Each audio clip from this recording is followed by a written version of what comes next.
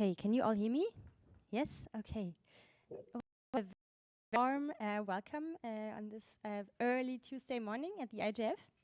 I'm very, very pleased to welcome everyone here in the room and also online.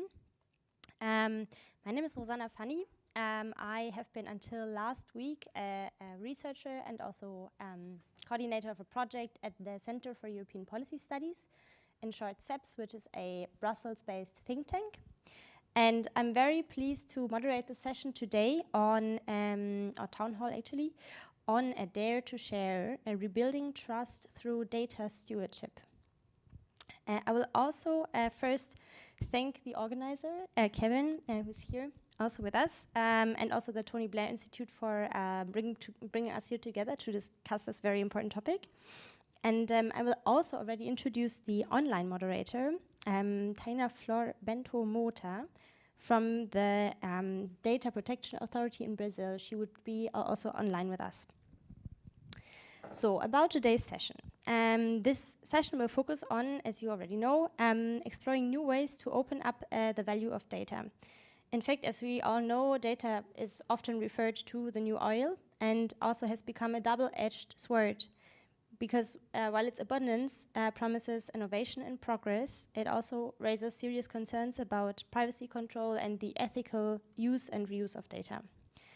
And when I thought about the session, it came to my mind that data sharing is actually a little bit similar to a dinner situation with friends. We all love to be invited to a dinner at our friend's place. The only thing we need to do is to find out how to get there. Maybe we can inquire what we can bring for dessert, but that's about it, right? So really nice. But on the other hand, I assume everyone also knows how it is to invite friends over and how much effort it takes actually to prepare a dinner. You need to find a special recipe, you buy ingredients, you have to set the table, you have to do the dishes afterwards. So quite a lot of series of things that you actually need to do. And I think with data sharing, it's quite similar. We all know about the value of open data and we think we need to improve the access and so on, but actually it's challenging to get a functional open data ecosystem which also respects individual rights and is compatible or open to various forms of data and also to various sectors. So actually not so easy when we think about it twice. And this is also visualized in the wonderful data map by the Open Data Institute that we're now going to show on the slide. And I will all invite you to actually check it out yourself online because it's a wealth of knowledge that is in this data map. Let's see if we can get it on screen. And then the link should open in just a second. Yes. And we can maybe also try to put the link in the chat later, or you can also find the map online if you Google Open Data Map, I think. Yeah. And here you can see what looks like a normal map, but if you zoom in a little bit, and we can maybe zoom in the collaborator big island that is in the center of the map, you can see that there are many descriptions, so to say, of what the collaborator island actually consists of. The collaborator island symbolizes, so to say, organizations or approaches that bring people together to collaborate around a shared component of data infrastructure. So, for example, data marketplaces, data exchanges, data trusts, cooperatives, and so on. This is what we are also going to explore today. When we maybe go a little bit more up, can we zoom a little bit in? Yeah, perfect. Exactly. We see the shared biome, for example, and the small series of islands here at the north of the collaborator big island, which approaches to research access schemes, for example, or also data philanthropy, so basically models that enable people to share data and to really collaborate on them through ecosystems. And for example, when we go to the Isle of Human, to the bottom right of the map, the Isle of Human, you can also see this is basically approaches that enable humans to share data amongst each other, and that incentivizes people to open up, so to say, their data sets. For example, through personal data representatives, data lockers, individual data donation, and so on. And there are also some interesting other areas. For example, you have at the bottom left center the private cove or the forbidden isle. So the pirate cove is consists of approaches that actually are illegal, so hacking, theft, which is, however, also a form of data sharing, unfortunately. And you have also the sidesteppers, for example, which is a region that has a legitimate means of gaining access to closed data. So that approaches that aim to provide people or organizations with ways of gaining access to data that the current data holder or steward would otherwise designate off limits. So yeah, I invite you to explore this map further. I think it's a great piece of work, and it's also very nicely designed. So thanks again to the Open Data Institute. And with that, I think we're already right into the topic. And so I will just maybe quickly say that the session is structured around 3 key policy questions. And I will introduce each of the policy questions before handing over to our distinguished panelists. We have pairs of 2. And then at the end of the panelists, we have 30 minutes more or less for question and answers. Okay, so the first key policy question that we would like to answer today or get an insight on is about the role of data governance stakeholders. So we would like to ask what should be the respective role of data governance stakeholders in promoting responsible data sharing. For example, stimulating experimentation and innovation in data governance design, monitoring and evaluating different data governance approaches. And for that, we have 2 distinguished speakers. Jack Hardinges, who is, one. Yeah, okay, so sorry. So we have 1 speaker on site, Asta Kapoor from the APTI Institute. And thank you so much for joining us such an early hour, and the floor is yours. Yeah.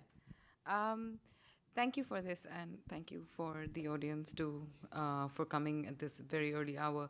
I guess to start off with the policy question, I think that we're trying to understand what we want to do here, and what we want to do here is to make sure that the value of data is realized at several different levels. One is between individuals or at the individual level. The second one is between individuals. So, if you want to share data with almost like a P2P transaction. The third one is within communities. So if members of a community want to share data between each other, then that should be possible. And then, you sort of build up to that. And at the moment, the regulation actually looks at individual data rights in their relationship with platforms and government. And so as we think about the systems that need to be built, both from the policy perspective, but also from the institutional perspective, I think that we need to think about it more from a bottom-up mechanism, and to understand how individuals interact with data when it comes to interactions with each other, as well as in the groups that we occupy. So just as an example, we do a lot of work with cooperatives, and what we're trying to understand as women who occupy these cooperatives is a couple of things. The cooperative, for instance, in the context of India, will incur agricultural labor together. They make decisions on agriculture also together. They will distribute benefits from the board to all the members, and those are all collective decisions and collective governance. But when it comes to banks seeking data from members of the cooperative, they break down these institutional boundaries and they interact with the individual only, because financial institutions that are defined by the, individual access to finance and individual data can only deal with them at the individual level. So the bank will then aggregate all of this and see, okay, fine, you as a group can get this loan or that loan, etc. And invariably, it doesn't reflect the meaning of the entire group. So we've been trying to, and also in return, what you get is products that are not meant for you. You get interest rates that are much higher than what you'd be willing to pay. Or what you also get, and this is an example that we've seen very many times, is that women also don't understand the data that they need to make certain kinds of decisions. So a cooperative that we work with needs to procure seeds, but they don't understand what the amount of seats that they need, etc. So they have no way of pooling demand from their members as well as a data question.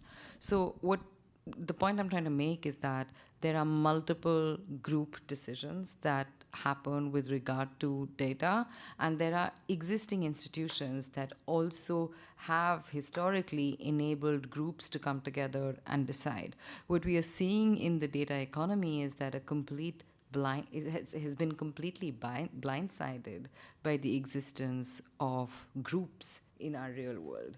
And these groups are not just offline groups like the ones that I mentioned, but whether it's Facebook, and everyone uses that example, but whether it's Facebook, what they also do is they put us into groups that we don't even understand. So there are groups of women with dark hair or women with light hair, and then they put out products for us on our platforms in the same as a group. They are not interested in individual level data. They're also organizing us in certain kinds of groups. It's just that we don't know how the algorithm has defined us. So as we start to think about data rights and what policy changes are required, I think that the idea of straddling some kind of group rights is definitely necessary. There's a lot of work that has happened on group privacy. There's a lot of work that has happened on, in particularly in bioethics around ideas of data banks and biobanks, because those are collective instruments and they need to be. But I think what we really need to think about is how do we codify this in existing laws. And you'll see it in the GDPR. I can speak for the India context, and several other legislations are looking at individual rights, and they're looking at the idea that individuals will consent, and that'll be the end of that. However, there are some legislations, or at least legislative conversations, that are coming up. I know that in one of the alphabet soups of the EU, I think it's the DGA, mentions data cooperatives. In the context of India, there was an interesting government report that came out a year and a half or 2 years ago on non-personal data, which had a problematic definition that all data that is not personal is non-personal. But what they were trying to do is also think about community rights, and to say that communities can be both harmed and helped with the use of data. And so how do we define communities? But unfortunately, while this island has very nice segregations, the human life is quite messy. And so, we don't have clear segregations around where communities end, begin. The individuals in this room are a community of individuals in this room, but then could also, when all the tech that we have here impacts us in some way. Voices are being recorded, faces are being recorded, but we also occupy multiple different communities at the same time. And so I, as an individual, might want to have a huge amount of control on the school community of my kid, which is, because I'm also a guardian for her data, whereas I may not want to be as involved in other kinds of data that I need. And in this context, different models of data stewardship become interesting, because what we are trying to solve for is greater pooling of data rights. And then the next step is thinking about what those institutional mechanisms that allow for pooling of data rights are, and also allow for a change of mind. Today I want to be involved, tomorrow I don't want to be involved. And there are some models that have been, discussed over time. There's data trust, which we've looked at quite extensively, and I think that setting up of new institutions is potentially hard to do. But I think the next set of questions is, how do we think about existing institutions, and I like cooperatives that can be made more resilient, that can be made more able to understand what these group dynamics are and how they can be actualized in the context of the digital economy. I think policy is a little way off because I think this is a complex question, and what we know from policy documents so far is that everyone goes after the easiest, least terrible thing to say. And so I think that we need to, at least in the couple of years that we have before this conversation really blows up, is actually start to see what those instantiations of these group rights are and how we can actualize them. Thank you so much. That was super interesting and already gave us a great insight into the current challenges that we see that the reality poses to a system that maybe is not fit for the current developments in data and how quickly it's produced and shared and then repurposed eventually. Okay, moving on to, you had already mentioned policy is a little bit off. So I think this fits perfectly to the next speaker who joins us online. His name is Tiago Moraes. I hope I pronounced it correctly. And he will answer to a second policy question, which is, there we see you. Hi. Good to see you. And then we will answer, I will ask you to address the second policy question, which is how different regulators could or should approach challenges related to data sharing. And Tiago is from the Brazilian Data Protection Authority, also, if I get it right. So we will be looking forward to hearing your insights on this topic. Thank you. Thank you. Can you hear me? Yes? Okay, Yes. so thank you, Rosanna. And I'd like to, first of all, thank the Tony Blair Institute for this partnership on organizing this session. Data sharing is definitely a very relevant topic, more than ever, considering all the developments that we have been having with not only in terms of technological innovation, but also these new trends for regulation that are coming over from different regions. And to answer this question, which of course, it's a very complex question. It would take way more than the 6-7 minutes that I have. I decided to go with a specific use case that we had in Brazil regarding data sharing in the context of GovTech. So I prepared a very small PowerPoint presentation. Maybe you could share it in the screen. Is that possible? Is it already shared? Luca, you, Kevin, you said? Yeah, okay. It's shared, yeah. It's shared. But okay. I think it's not yet shared because we don't see it on the screen. So I think. Should I share the one that I have with me or the one that was sent out to the organization?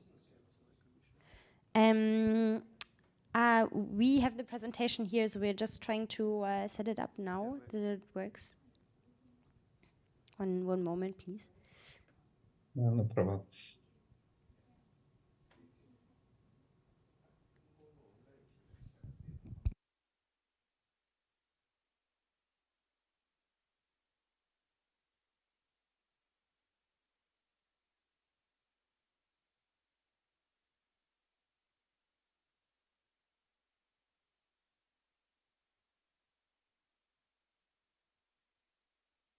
If that would make it easier, I can try to share from my Zoom screen as well. I don't know if that makes things easier or not. I think you can definitely try, at least if you have, I don't know if you have the correct rights, but if you, okay, that was great. Is it sharing now? Yeah, thank you so much. That looks great. Okay. Yeah, you can see the presentation. Okay. So yeah, well, that was the question that was asked for me to answer, right? And as I said, I cannot answer for all kind of regulators, but I can share a little bit of the experience that we had as a data protection authority, following supervising a case regarding GovTech in Brazil. So what we have in the executive branch, we have several ministries, and one of those ministries is currently engaged with innovation for the public sector, so GovTech initiatives and so on. And to support this idea of creating an interoperability system that would share data between public entities, because that was the main idea of the project that they were developing.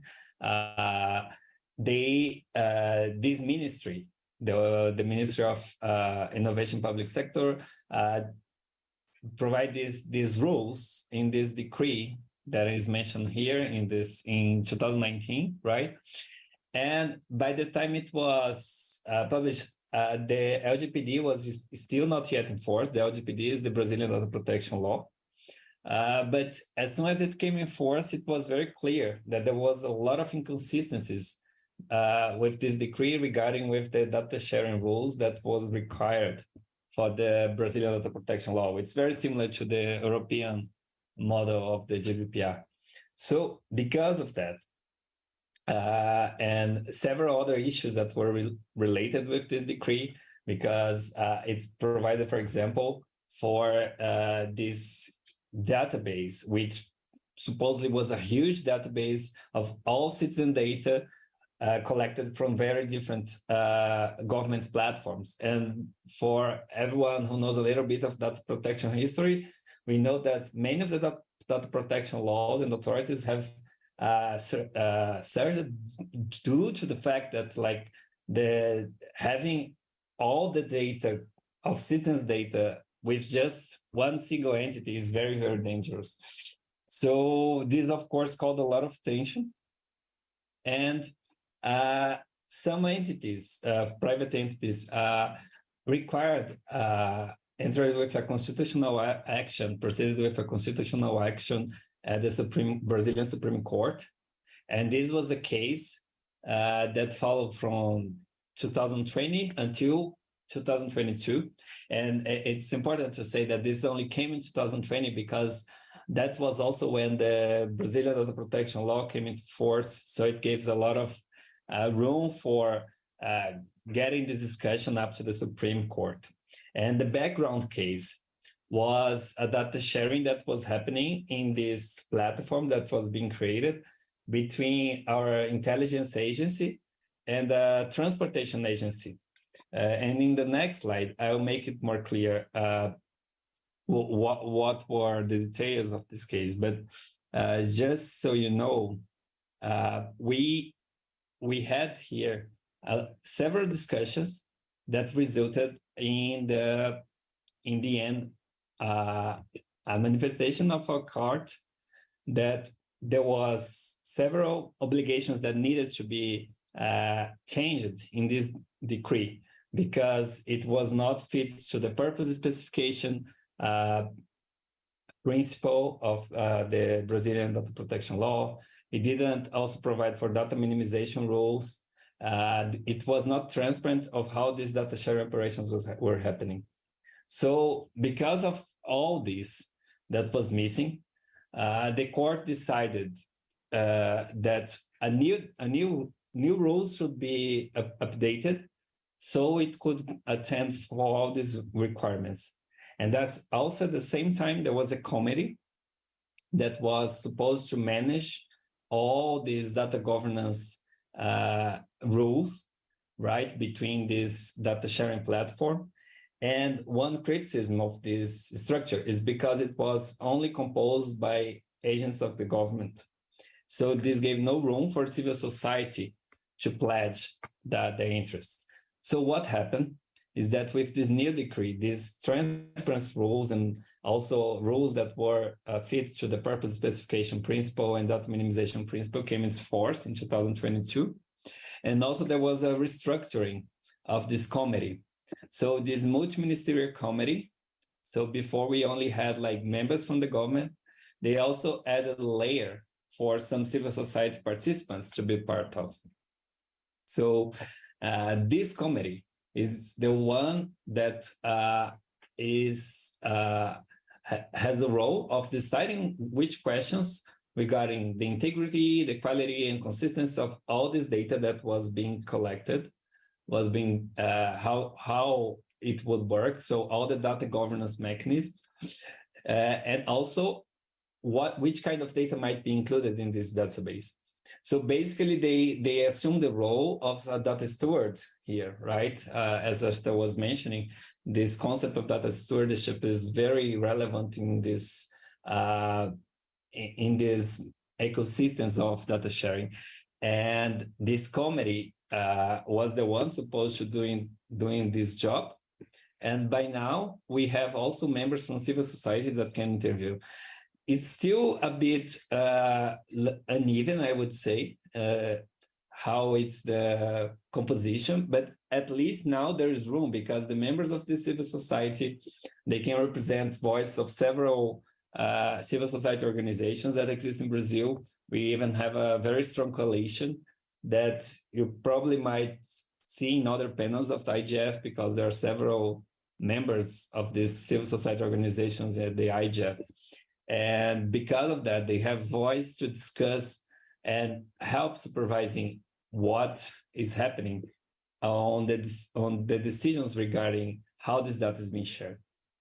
And the Data Protection Authority, although it did not have an active role in all of that because we were still growing maturity, in the background, we assisted the Ministry of Innovation Public Sector to approve this new decree that I mentioned that came with all these new rules. So we were helping them in the background to make all these rules more compatible with our data protection law.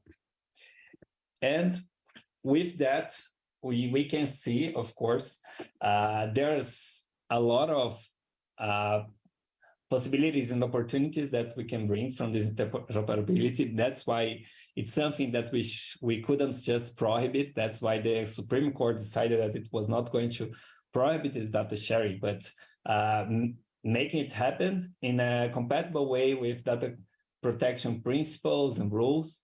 And as we can see here, just these G2G APIs that exist in the context of this platform has saved $500,000 in these last years because of the business, how data is being shared and the economy, the savings that it comes for having these interoperability services running.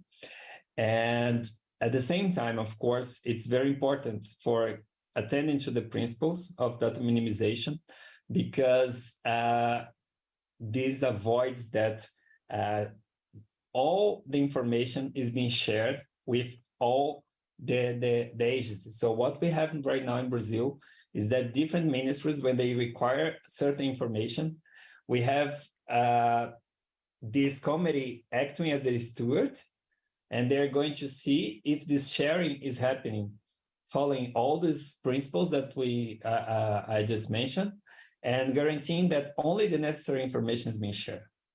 Of course, this is still a work in progress in the sense that there's still need to check how the committee is doing its work. But it's interesting to see that the case was so relevant that it reached the Supreme Court, and it came with the decision quite fast for what we used here in Brazil because of the relevance of these activities of data sharing for creating more efficiency to the public sector, but at the same time, of course, needing to respect all the data protection principles and fundamental rights.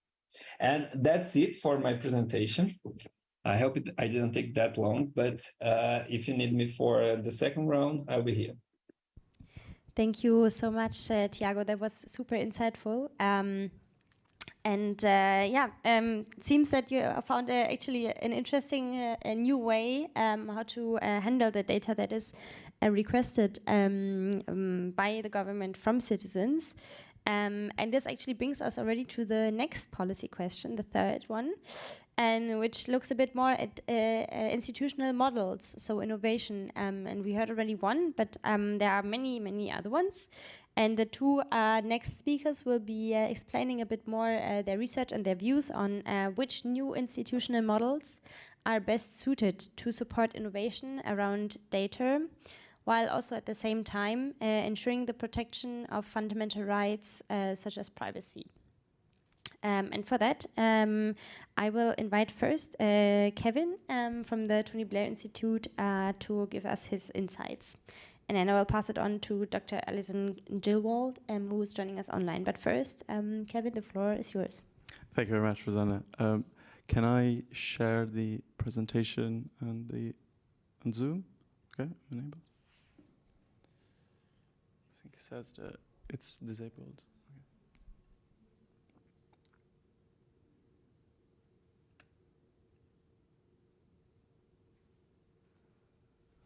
I also want to thank Thiago. I think at the Institute we will call your last slide the proactive public services, or in the context of the strategic state, meaning to exactly avoid this kind of waste of time for most citizens when we have to constantly fill forms. So good, lucky that Brazilian citizens are quite lucky that you guys are clearly on the right track. And as a side note, I will reach out to you to kind of have a more in-depth understanding of it. I'm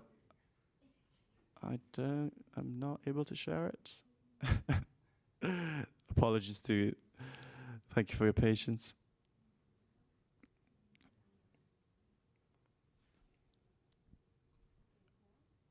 Okay, wonderful. Thank you.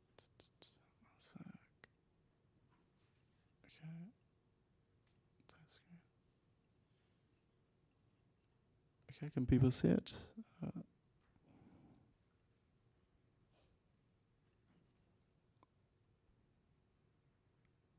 No. One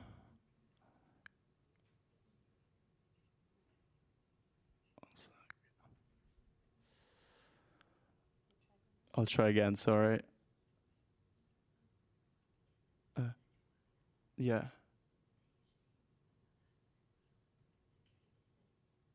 Okay. One sec. I know how to do it. I mean, one second. Sorry. Yeah, I'll just speak. Okay.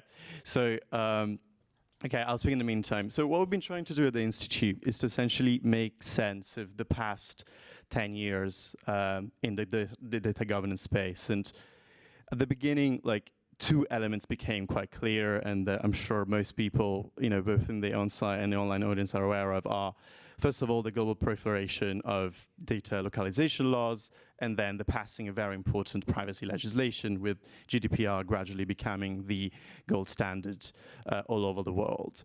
But at the same time, we also quickly realized that that was only one part of the data governance story, and that whilst these data localization laws were being passed throughout the globe, and whilst very important privacy legislation was being passed, a series of grassroots initiatives, such as the ones that Asta was describing, or Jack unfortunately couldn't join, but a series of sort of pioneering institutions that the Open Data Institute began theorizing were also taking place, and were not necessarily, especially around around the early 2010, we're not actually getting the right attention from most policymakers, but throughout the last decade, we gradually got there. There's been a sort of process of sedimentation where these grassroots initiatives have gradually got more and more attention.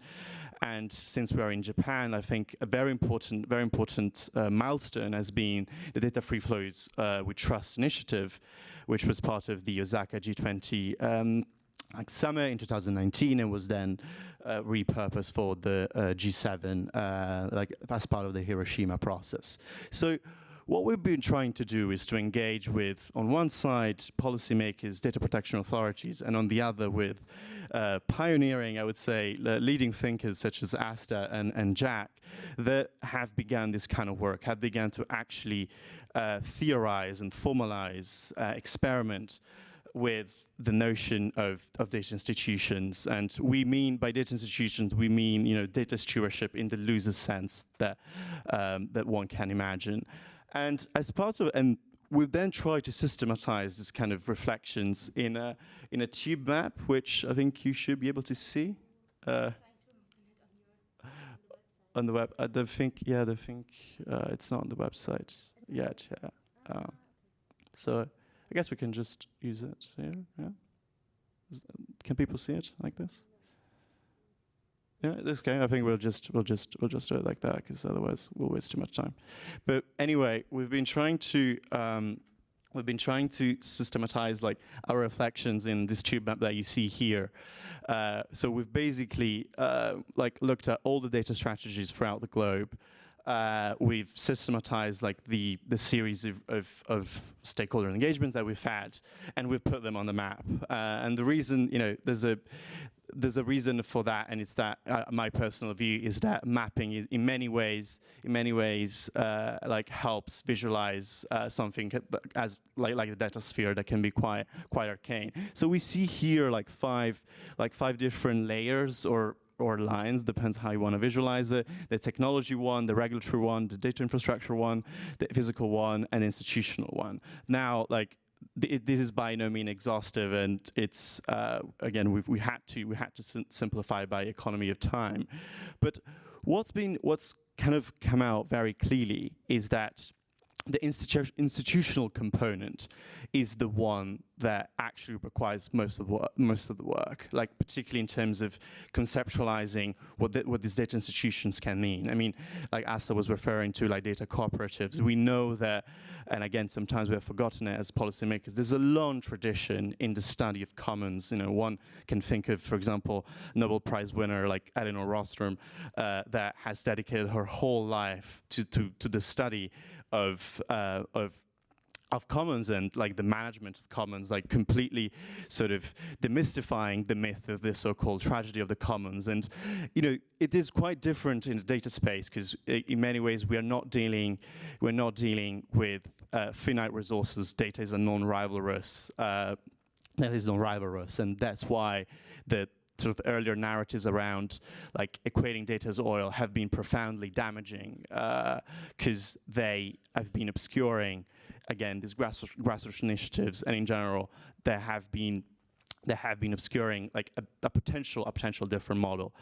And at the same time, I think that as part of the sedimentation process, the conversations that like Asta was talking about and was referring to, like gradually got to the policy level. It did take quite some time. I know some of my friends in Brussels, in reference to the EU data governance sector you were referring to, like kind of I remember one time we did have a debate about whether the EU was had arrived there too early or too late, and I definitely think it got there like too late.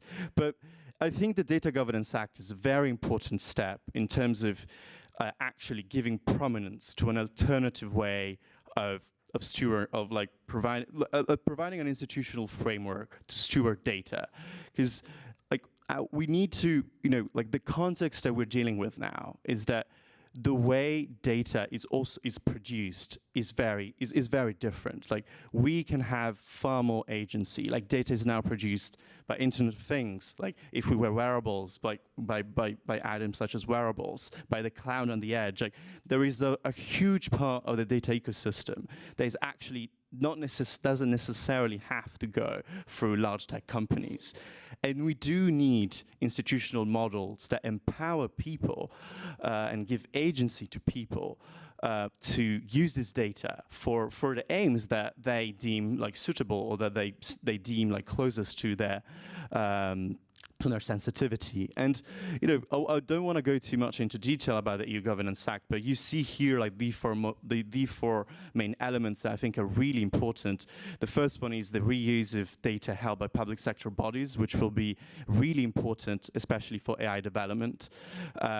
Being essentially, again, this covers a policy vacuum because the Open Data Directive of the EU was legislating very thoroughly about essentially known personal data, but at the same time, public authorities have a lot of personal protected data, and which could not be really used. And with the Governance Act, we will see how it goes. It will start to be applicable from this month onwards. So the panel is in quite good timing. We'll see how that's going to go.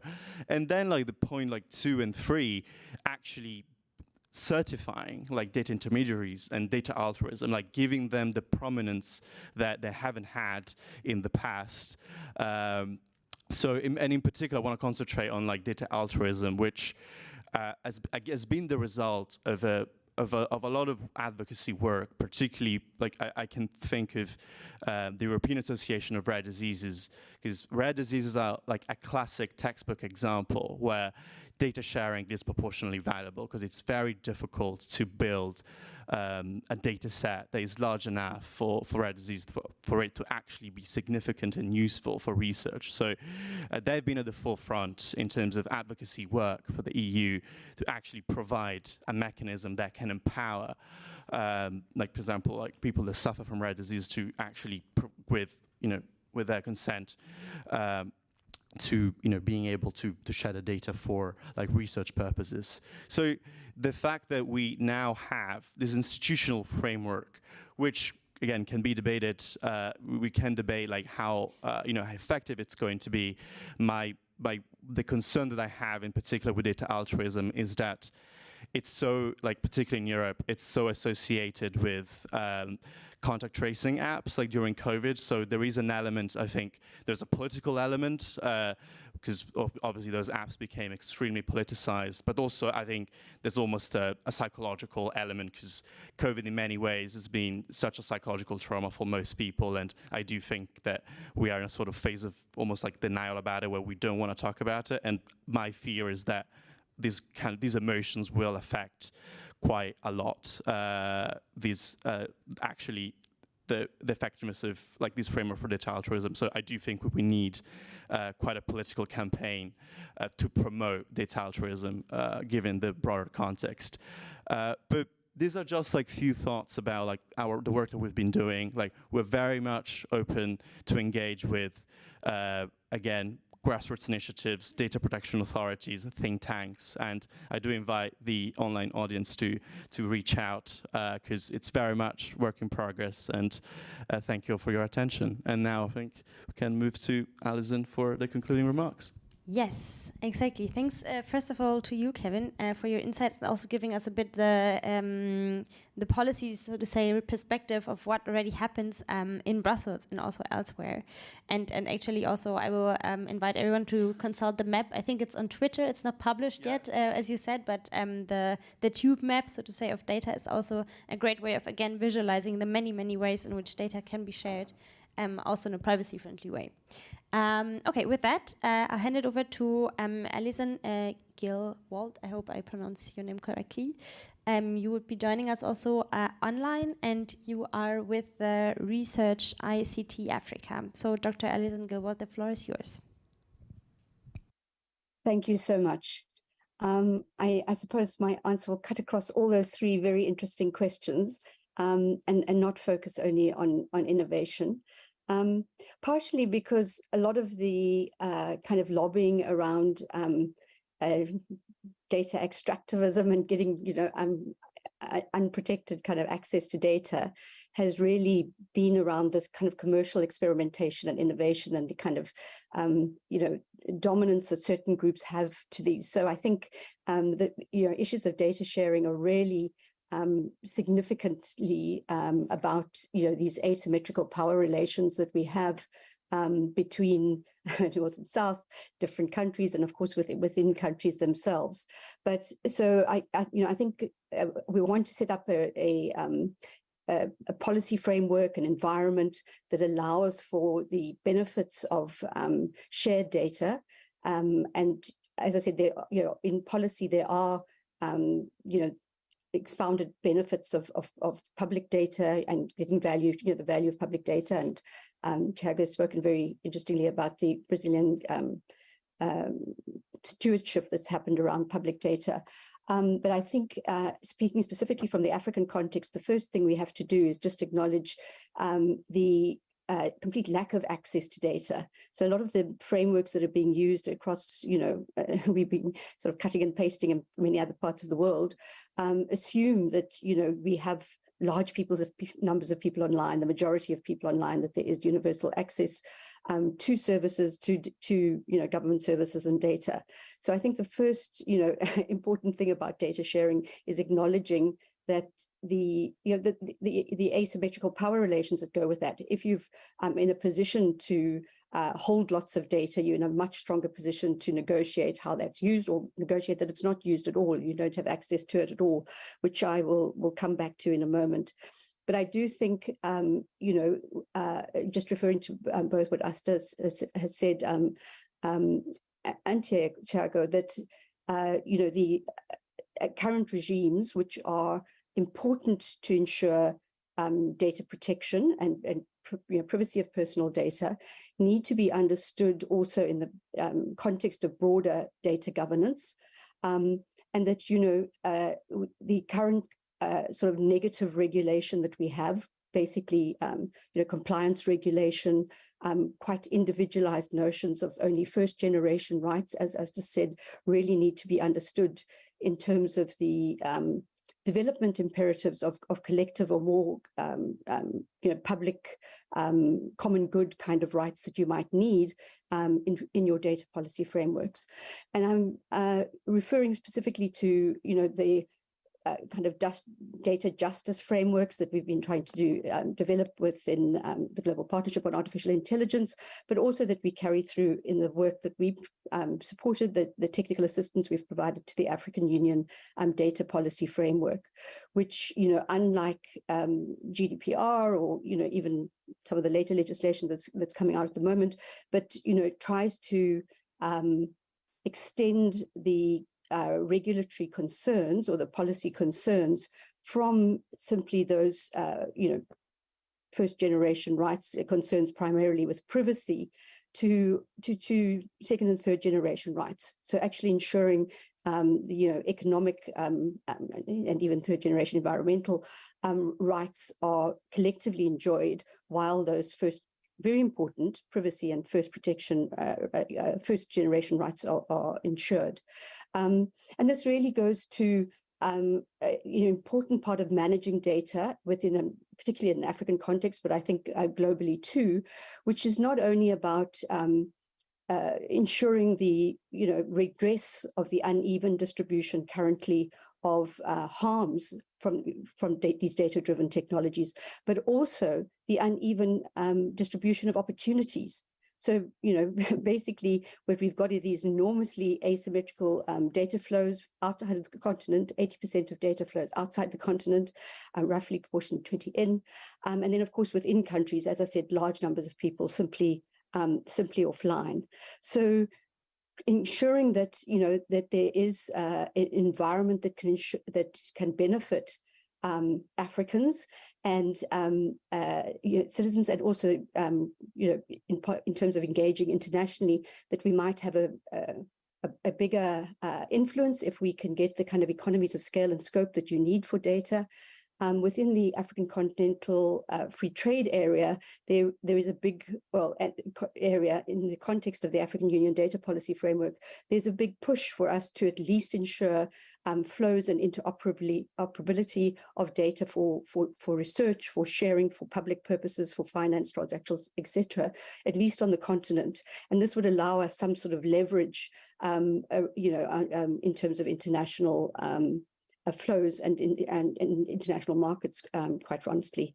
So these are sort of important considerations that I think we were speaking a little bit about, how at the moment it's a kind of governance framework and it's quite difficult to regulate. It's obviously very difficult to enforce.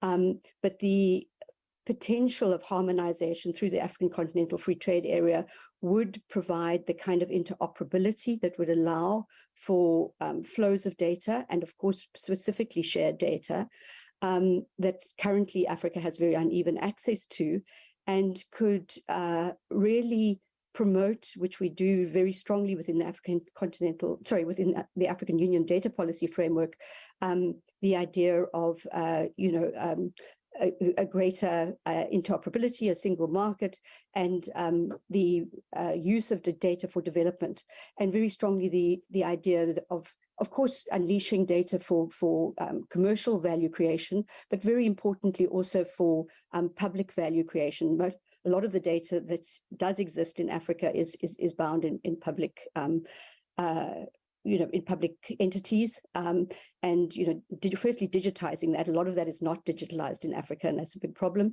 But secondly, enabling this data to flow for public value creation, as well as commercial value creation, is a quite important aspect of this. And so there are aspects of open data requirements, for example, within a protected environment, in the framework that are proposed.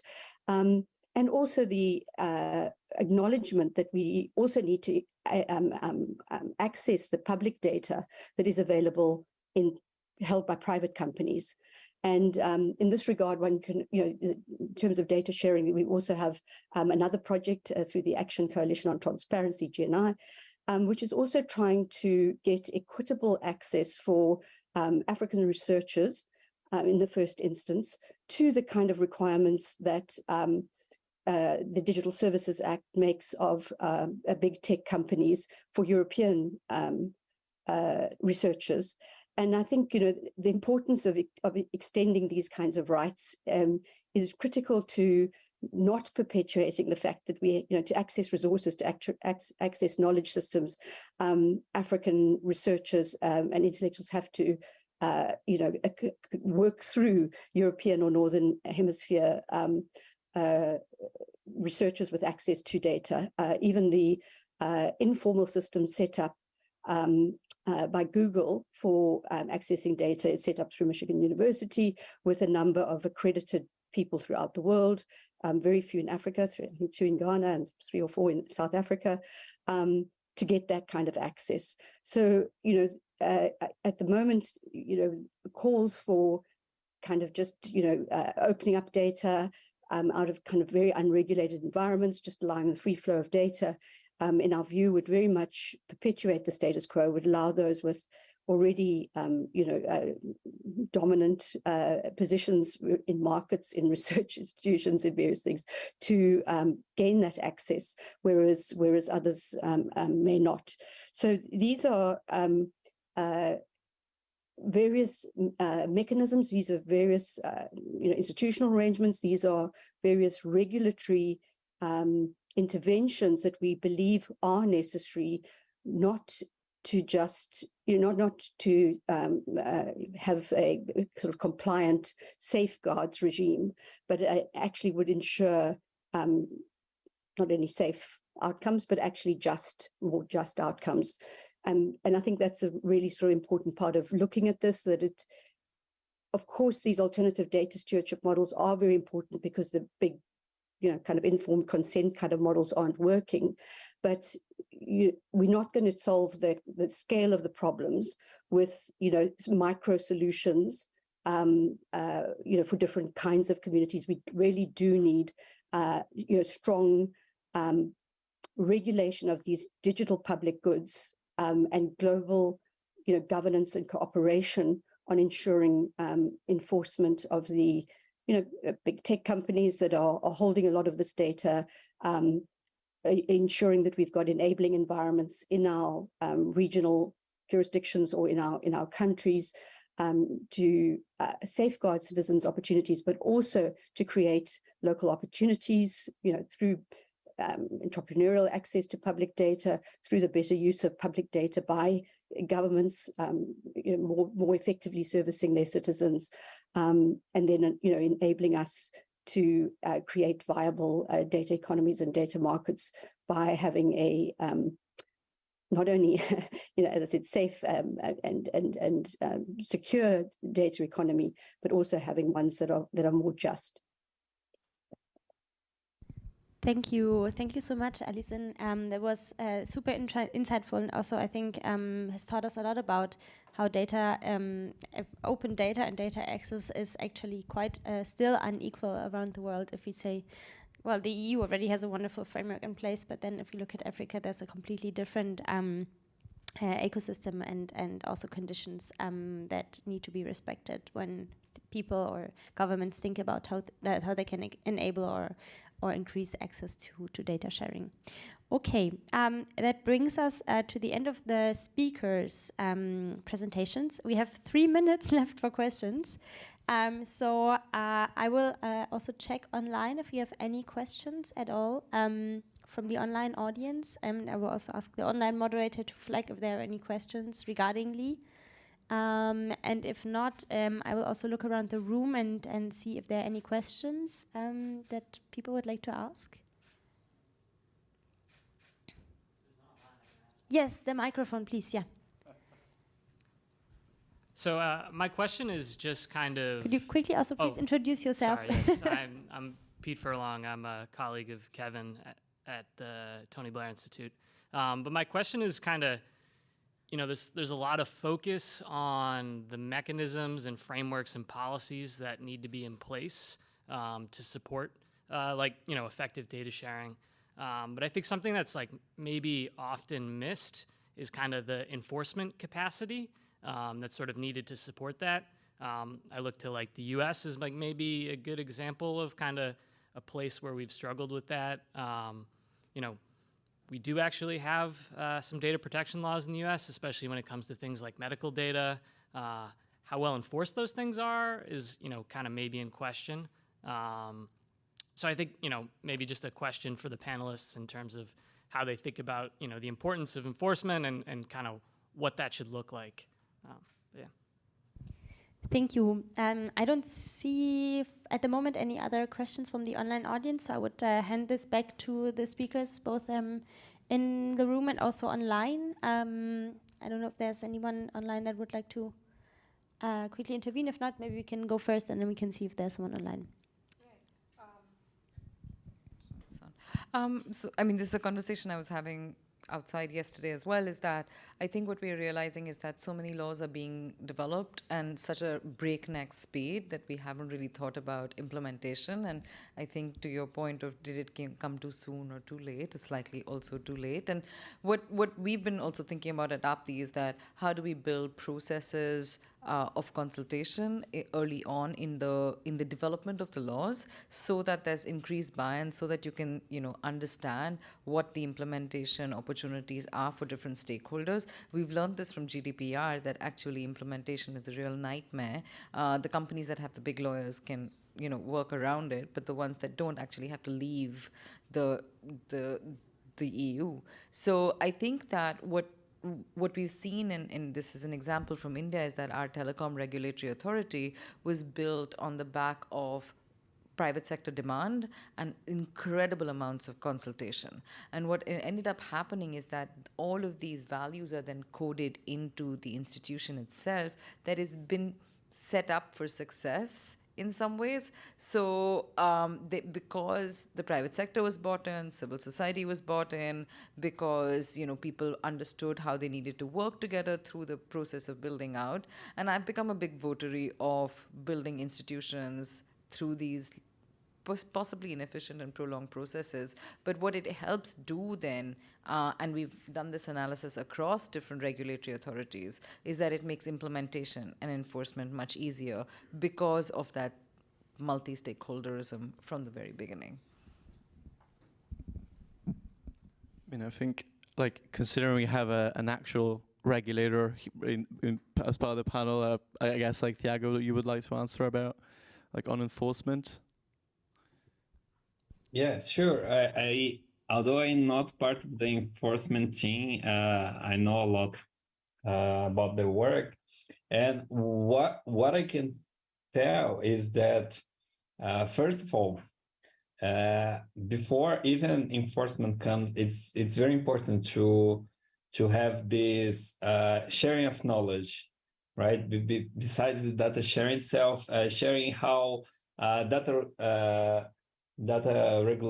protection regulation, data governance regulations in general work. I think it's very important first step. We can give our case as an example, because in Brazil, before the LGPD, not many people had heard, and I would dare to say that even today, there's still not as many as we would like to are aware about what are the data subject rights, what are the data protection principles, etc. So sharing this with the regulator, with the citizens, data subjects, etc., is very important. So people can be empowered about their rights, and the data controllers, processors are aware of what are the obligations, how they should comply to. After this happens, the work for enforcement, it gets way more easier, because after this knowledge is shared about how rules on data protection works, we have more easiness to guarantee compliance, for example, for notification of data breaches, for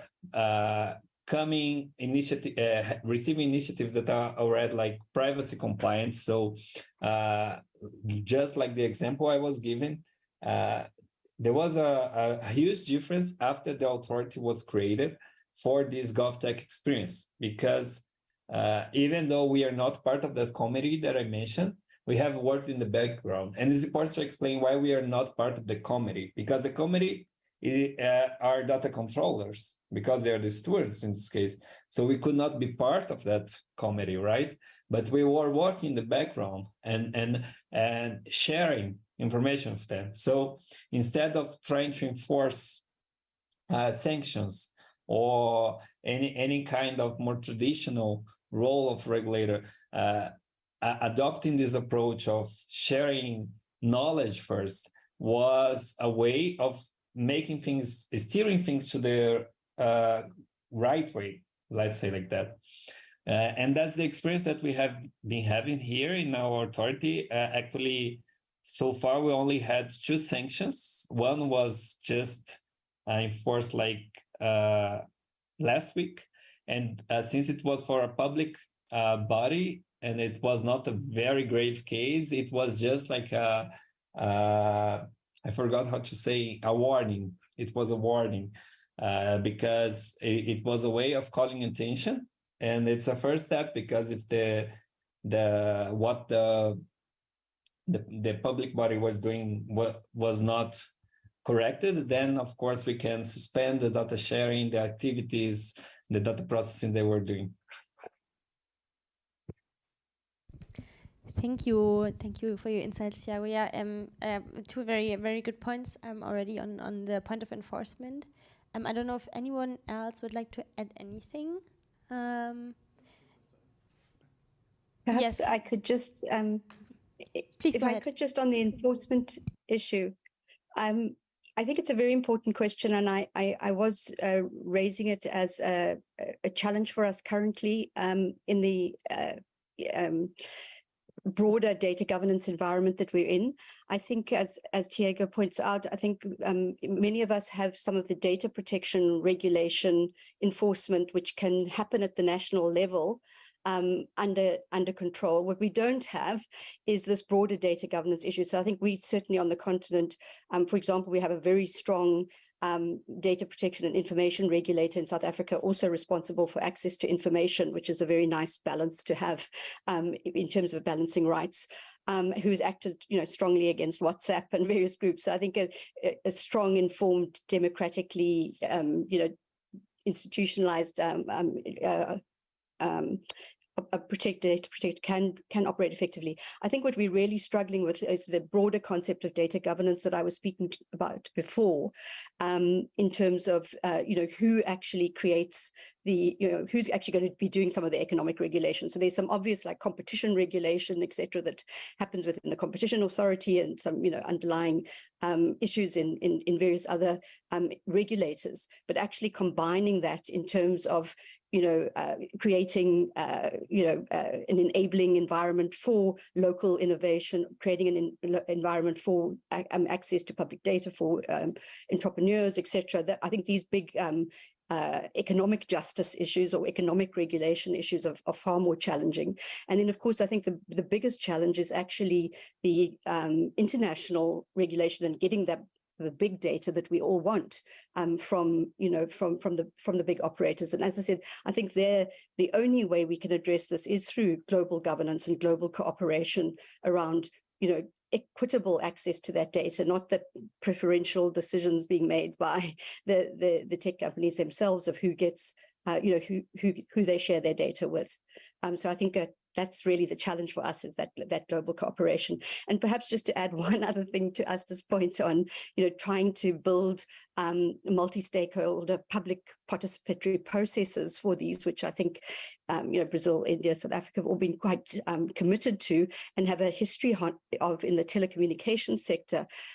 Firstly, don't translate it, certainly across the African continent. There's a absence of civil society participation in many of the public processes, and it's not required in terms of administrative law or justice in many of those countries. So it's very, very absent. And I think Asta would agree, and I think it was implicit in what you were saying, while it had opened up these institutions that were theoretically autonomous anyway, and able to get multi-stakeholder participation in them.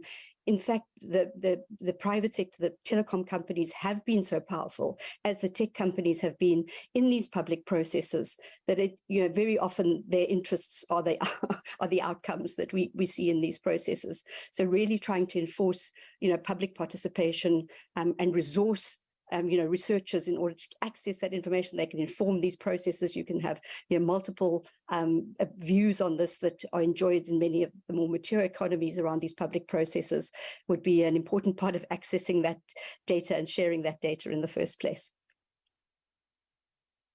Thank you, Alison. Yeah, that would have also been one of my questions, but unfortunately we're already 8 minutes over time. So I think that just says that we had a very good discussion and very insightful points that we were able to exchange today. So I would like to thank everyone, especially again to the Tony Blair Institute for hosting us, and to all the speakers, both on-site and online, for joining us. As I also said, we have shared a lot of resources. Please do access them, and also please do get in touch with all the speakers if you would like to discuss this topic further. And for those present, see you around at the IGF, and for those online, see you the next time. Thank you so much, and have a wonderful evening/day. Bye.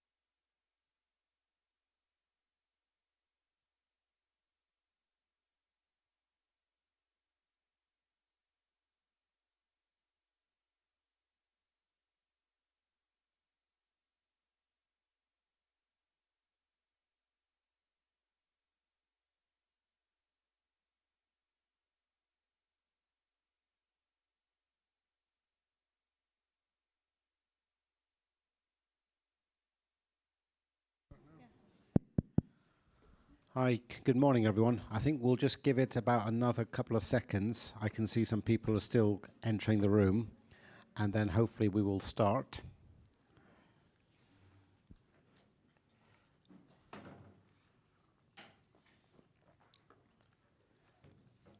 And just a reminder that this is a session on elections and the internet, free and fair and open. I hope that's the session you've come for. If you haven't, you're very welcome to stay.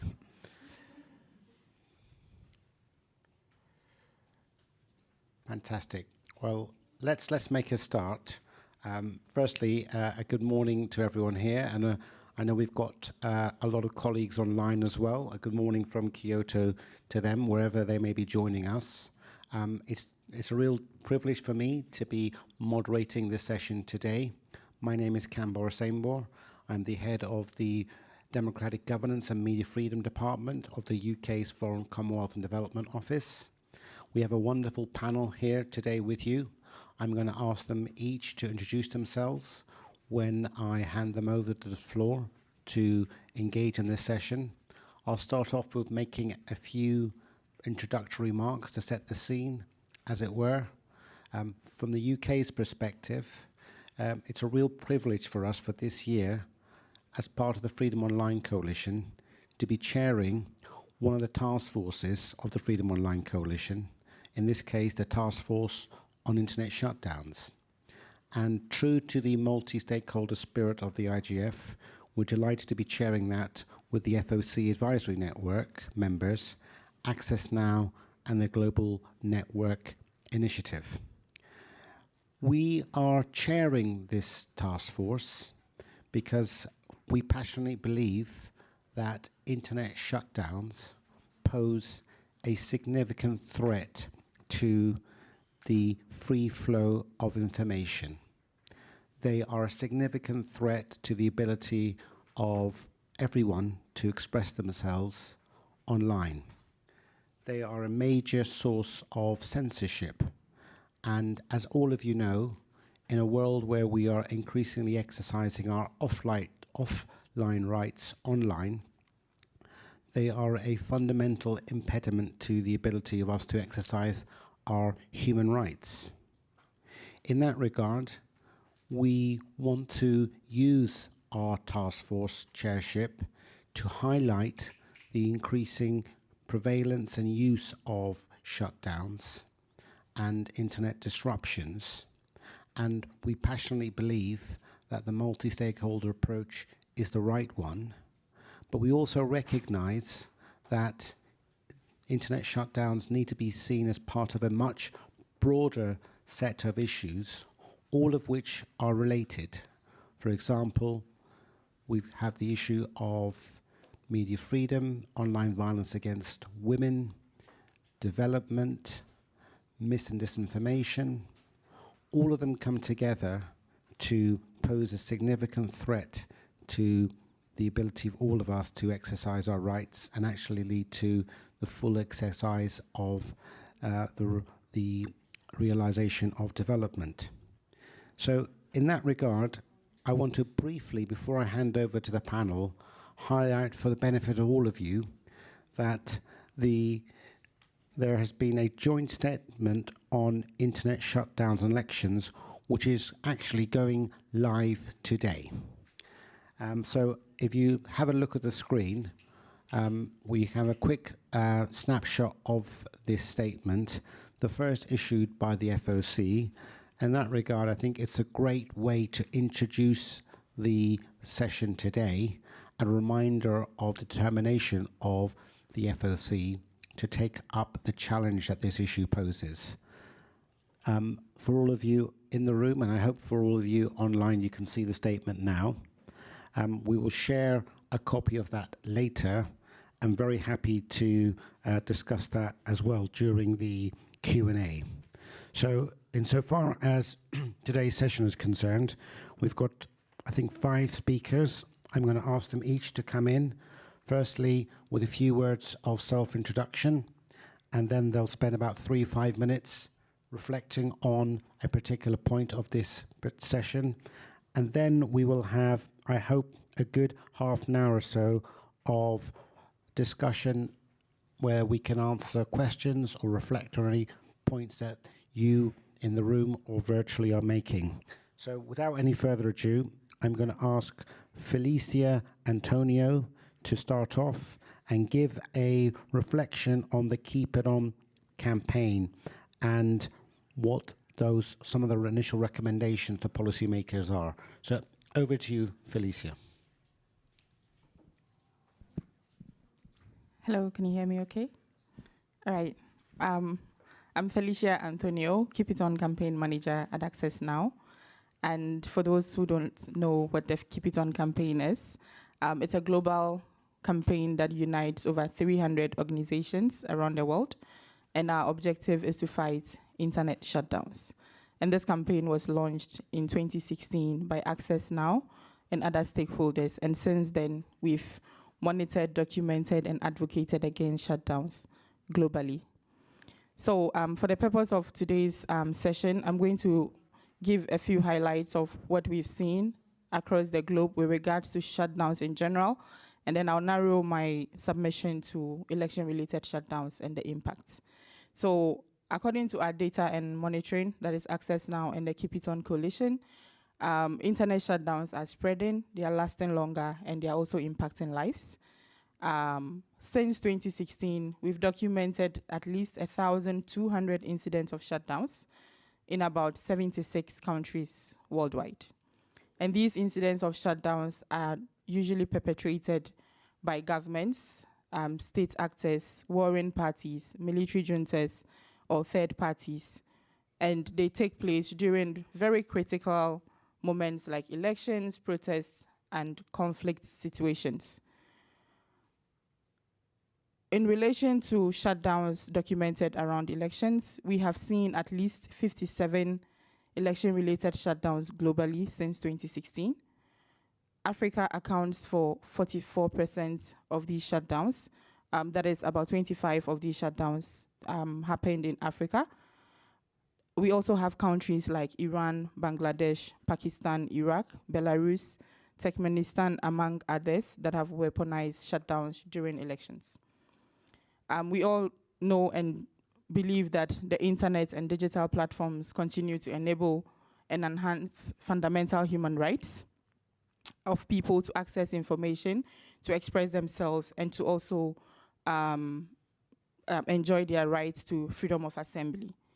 And so in times of elections, the internet plays a critical role in promoting free, transparent, and fair electoral process by providing political candidates avenues to reach their supporters or audience, as well as allow equal access to communication channels for both the incumbents and the opposition to debate and highlight their political manifestos and policies. And for voters, keeping the internet and essential platforms on during elections enable them to actively participate in democratic processes, scrutinize policies put forward by political candidates, and also provide opportunities for people to hold their governments to account. Elections, particularly in growing democracies, are a critical time of transition, and active participation in the process contributes significantly to a credible democratic outcome.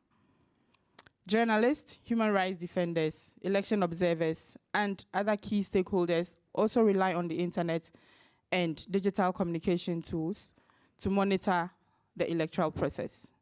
And shutdowns make it extremely difficult for all these actors to effectively monitor the electoral processes across the globe.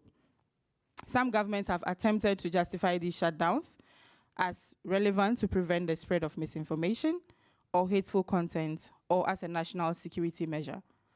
However, the opposite is true. When you shut down the internet during elections, it results in chaos, in the sense that it blocks alternative sources of information verification channels and seeks to benefit only the incumbent governments.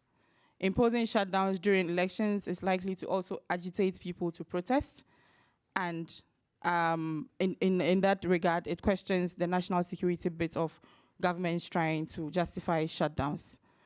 And according to a study that was done in 2019 by the collaboration of ICT policy in East and Southern Africa, shutdowns remain a go-to tool for governments who want to hold on to power, with examples in Uganda, Belarus, Republic of Congo, and most recently we saw this happen in Gabon when the internet was shut down, and then the incumbent was announced as the winner of the elections, but there was a military coup which overthrew him. And so if that hadn't happened, we would have the incumbents in power for the next term of elections. And then I think that although the number of elections around the world have reduced over the past few years, with some authorities in countries like Ghana, Kenya, Nigeria, Sierra Leone, among others, making commitments to keep it on during elections, I think it still remains a crucial priority for all actors working to advance democracy around the world. And so next year we have, or next year has been described as the year of elections, with at least 50 or so elections, 50 or so countries scheduled to go to the polls. And so given the direct interference of shutdowns on electoral processes and the outcomes of elections, I think it's important for all stakeholders, including governments, regional and international bodies like the United Nations, the African Union, European Union, the Freedom Online Coalition, among others, to support the Keep It On Coalition, other stakeholders to ensure that governments do not normalize shutdowns during elections.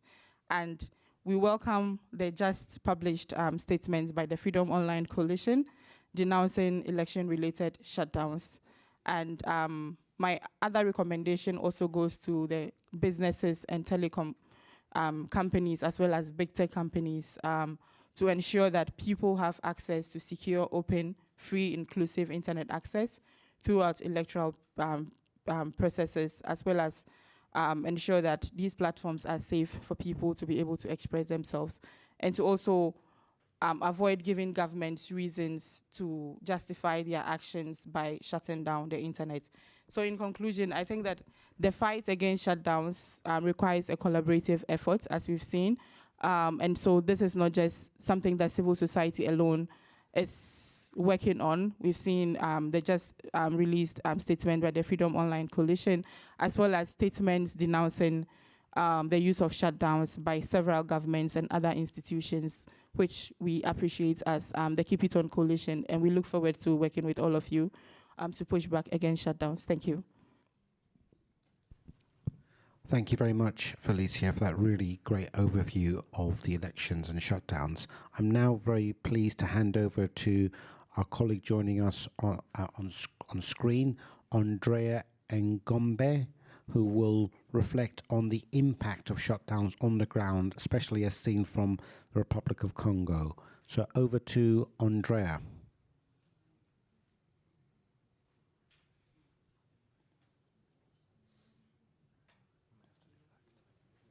Hey, Can you hear us, can you Andrea? hear me? Yes, we can hear you. Yeah, I can hear you. Yeah, we can hear you. Okay. Please continue. Thank you. Okay. Let me start the video. Okay, it's okay. So thanks for having me. I'm Andrea Gombe from Republic of Congo, leader of Sasufi Collective, which is an organization based in Paris, but working on democracy and human rights in the Republic of Congo. We started just for human rights and democracy, and then we extend in many topics as anti-kleptocracy, and we really work with Keep It On campaign since 2015.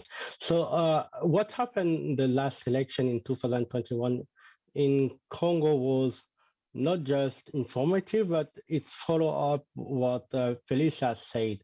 The narrative first is about safety, the safety of the public against foreign interference, against misinformation coming from the opposition, but never about the misinformation coming from the government, of course. And by using this narrative of fighting the foreign influence interference into the electoral process, they are able to sell the internet shutdown as something as, oh, we are so weak. We are a weak democracy. We don't have a tool to keep the internet on because we don't have the necessary tool to block that misinformation. And during that election, it was surprising that this narrative was even effective in the public opinion, general public opinion of the Congolese. And it goes on for about 1 week without phone and internet because they just not block the internet, they also block the telecommunication directly in the country. And with that narrative, they extended to the anti-terrorist activity. And my point here is to say that this internet shutdown is not just for the internet, it's also have impact directly on the people. Because of this new anti-terrorist and cyber criminality law in Congo, they're able to arrest militants from the opposition because of social media posts. Even if the internet was blocked, if you post something earlier about the election process, they can go and arrest you. And three activists from the opposition were arrested and put in jail for about 3 or 4 months because of this internet shutdown and the information they spread. And on our side as Sophie, and this is what I was trying to make as a point. We work with people from Meta to say that during election time in Africa, because of the behavior of our government, they need to step up. I don't ask for a full and permanent task force on election, but during election time, because of the spread of hate speech from the opposition and from the government, someone need to be in the middle and like a referee for the competition on the free flow of information. And we were able to secure a tacit way to work with Meta, and they put up something called Congo Fact Check to check on the information putting out during that special time.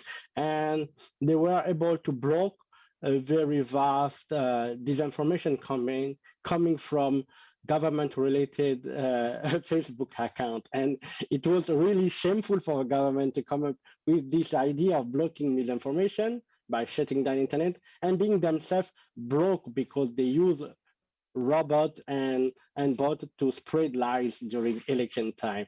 So this is what was happening, and because of that, I also think that the next move of this internet shutdown in Africa is not just about internet shutdown, it's about control of the information coming in the country. So because they are not able to have the newest technology, they use the internet shutdown. But in the coming years, and in the perspective of Congo Brazzaville, they are trying to have a set of tools coming from the Republic of China, People Republic of China, so they can have this kind of firewall and secure themselves from any kind of information coming from outside the world inside the country. So this is what we need to be focused on, not just the regular internet shutdown, but this next step they are trying to make to block any kind of information coming from outside inside the country.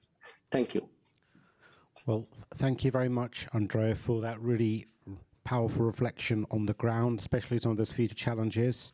Also, thank you for staying on time, and a special thanks for joining us. I think it's 1 o'clock where you are in Paris, so we're very grateful that you've dialed in. Much obliged. I'm now going to hand over to Ben Graham-Jones to reflect on shutdowns and freedom of expression. Thanks ever so much, Kamba, and thank you, other colleagues. My name's Ben Graham-Jones. I am an elections consultant, work on many elections every year, and an advisor to the Westminster Foundation for Democracy, a UK public body.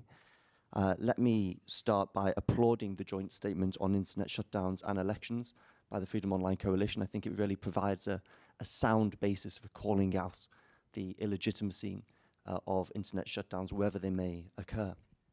I'm going to make 3 brief points today, and really, the first is that I would like to, I'd like you to imagine, if you would, a situation where you have an election, and at some point during the election process, perhaps on election day, or perhaps as the results are being counted and tabulated, 10,000, okay, 10,000 journalists are locked up by government authorities. How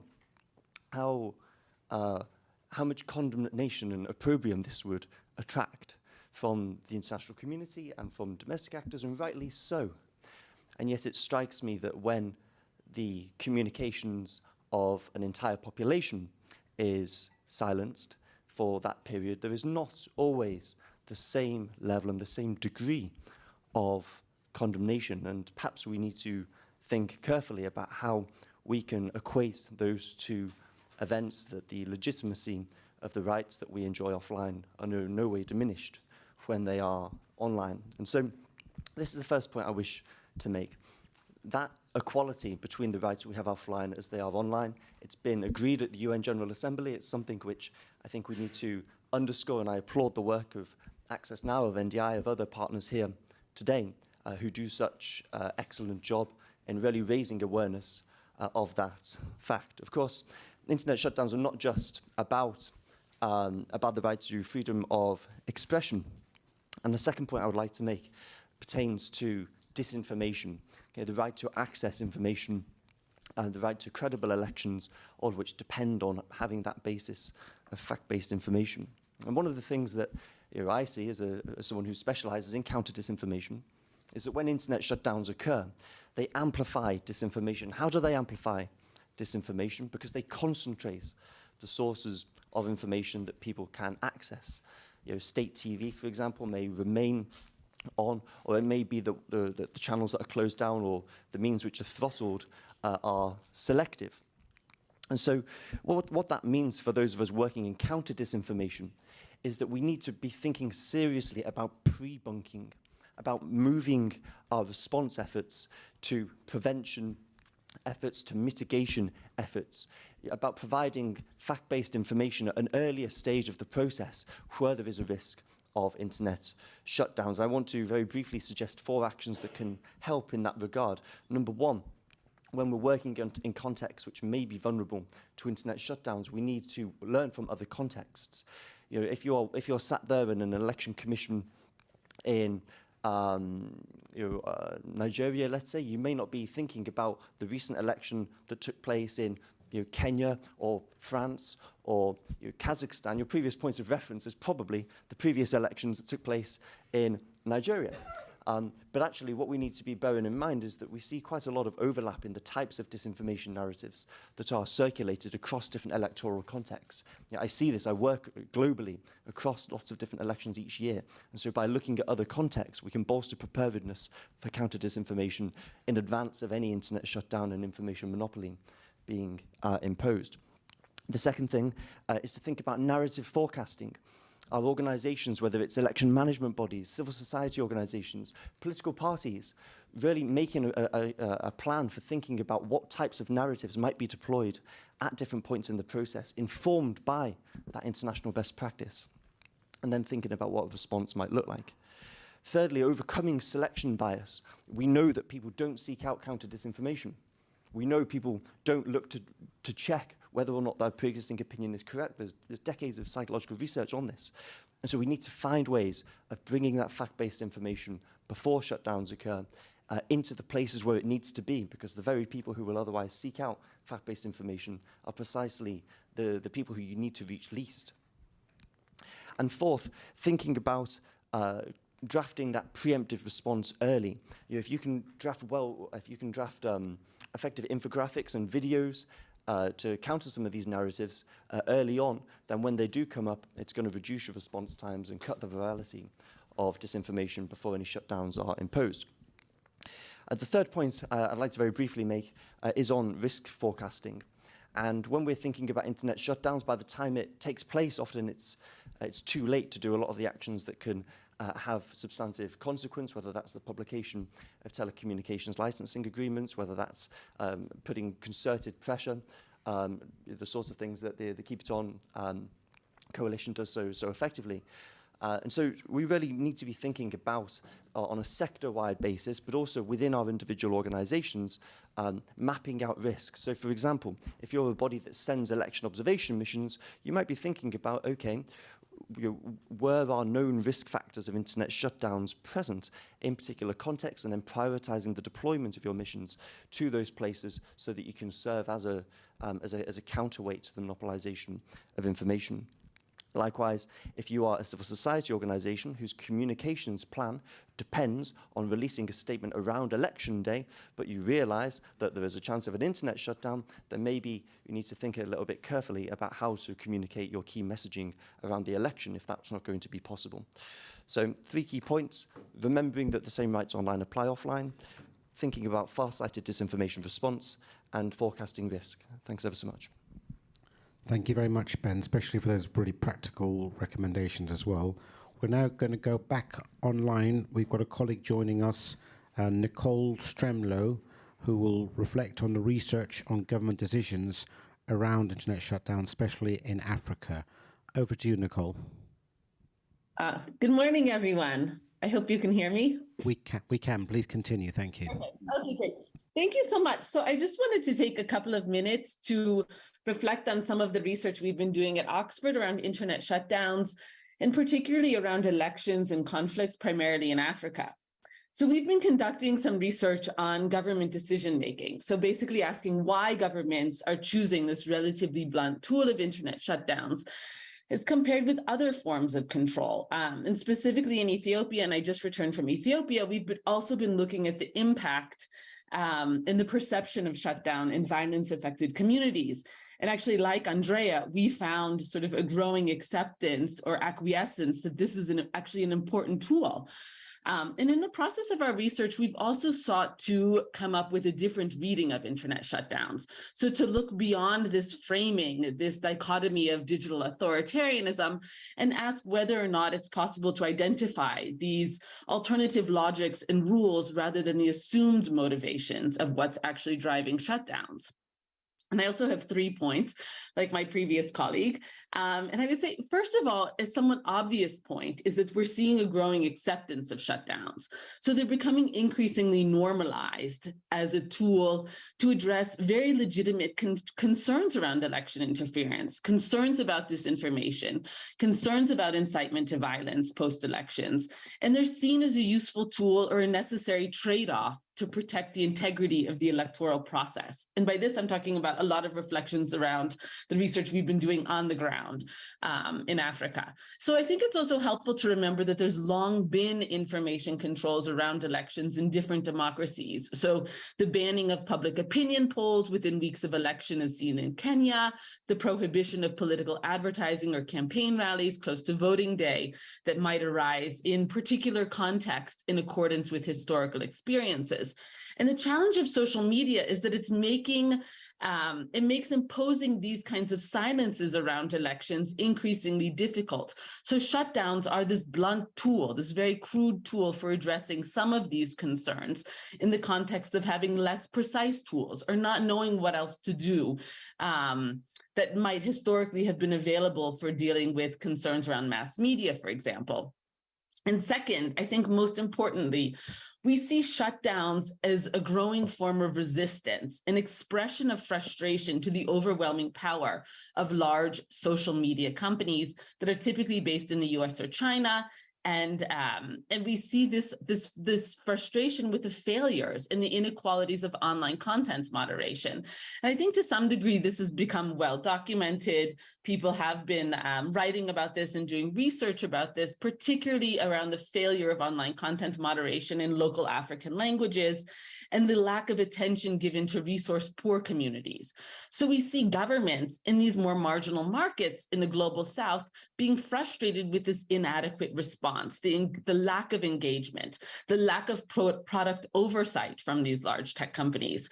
And so shutdowns are seen by some And it's not always explicit, but is a way of expressing sovereignty, is a way of pushing back against what is often seen to be these arbitrary responses of incredibly rich companies deciding good and bad actors from a distance. And the frustration also with the rules that are being written in far-off countries according to certain logics that local authorities feel powerless to engage or really to challenge. And so like Andrea, I agree, there's a lot of discussion and debate about what more can these companies do, not necessarily in Kenya, but more in the Central African Republic, for example, or the failures of what's been happening in Ethiopia.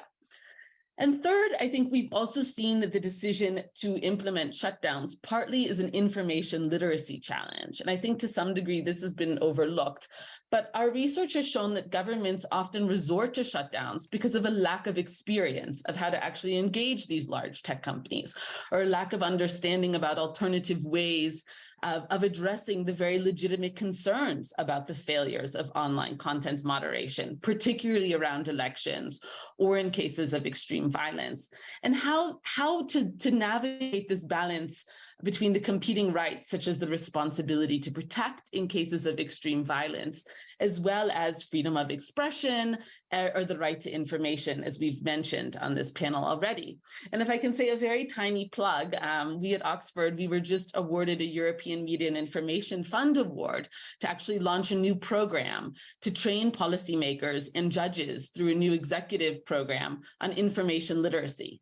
And we're specifically going to be working on how to improve understanding among these key influencers on how to address these really very real challenges that information disorder poses, particularly in the context of generative AI, but really how to do so through a human rights framework ahead of elections in context of extreme violence, and hopefully reducing the need or the turn towards these blunt, crude tools of censorship that internet shutdowns are. Thank you. Thank you so much, Nicole. Really helpful there, and also grateful for you joining us. I know it's a difficult time zone where you are as well. We're now going to go to our last speaker. That's Sarah Moulton. Before we open it up to you, the audience, for Q&A, Sarah will be reflecting on the multi-stakeholder coordination challenge. Over to you, Sarah. Thanks. My name is Sarah Moulton. I'm from the National Democratic Institute. I'm the Deputy Director of our Democracy and Technology team. NDI is a nonprofit, nonpartisan, non-governmental organization based in the US, but we work in about 50 countries around the world. And we come at this from an implementation angle. NDI works and supports democratic processes, strengthening democratic institutions, and provides a lot of on-the-ground election support for many of the elections that have been discussed already. And primarily, we do a lot of work with domestic observation groups, independent groups on the ground who are deployed in advance of an election to report back on what they're seeing at the polling station and reporting on the process and the results. And obviously, for us, from a practical standpoint, it's really important for the internet to be working so that they can transmit their findings and what they're seeing throughout the day, and then allowing the observer group to then report on, make a statement about the process that they're seeing, and hopefully verify that it was indeed democratic and properly run. That's not always the case. However, what we're seeing often these days is that these disruptions are making it more challenging for groups on the ground to do so. There's definitely been a lot more concern about what might be happening and trying to plan in advance for potential shutdowns. And so one thing that we've really explored is how do we better utilize this network, which can often include thousands, maybe up to 2,000 in some cases, observers deployed in all parts of a country, and how do we take advantage of that distribution in order to collect better data on what we're seeing across country in terms of whether there's a shutdown, whether there's just a disruption, or there's throttling, perhaps censorship of particular sites, that can lead to better data collection on that process. So how can we feed that data to the wider network of stakeholders that we've been talking about? This is, our topic here is multi-stakeholder collaboration, and how do we share that data with those who can perhaps do that more direct advocacy with individuals maybe across at an international level, but also even domestically. Our concern with that particular group, obviously there's higher risks to observers these days. We've been seeing in a couple of recent examples, Sierra Leone, and perhaps Zimbabwe is the more difficult one to talk about. But seeing observers arrested for simply the process that they're doing, an independent analysis and verification, sometimes in the middle of what they're doing on election day, in the case of Zimbabwe. And so we have to look at, how do we protect these groups who can collect this data, but also enable them to do so, because there's a lot of opportunity, there's a lot of tools out there now, in order to take these measurements and then report them up. The other thing, like sort of the other side of this angle, is NDI also works with politicians and policymakers.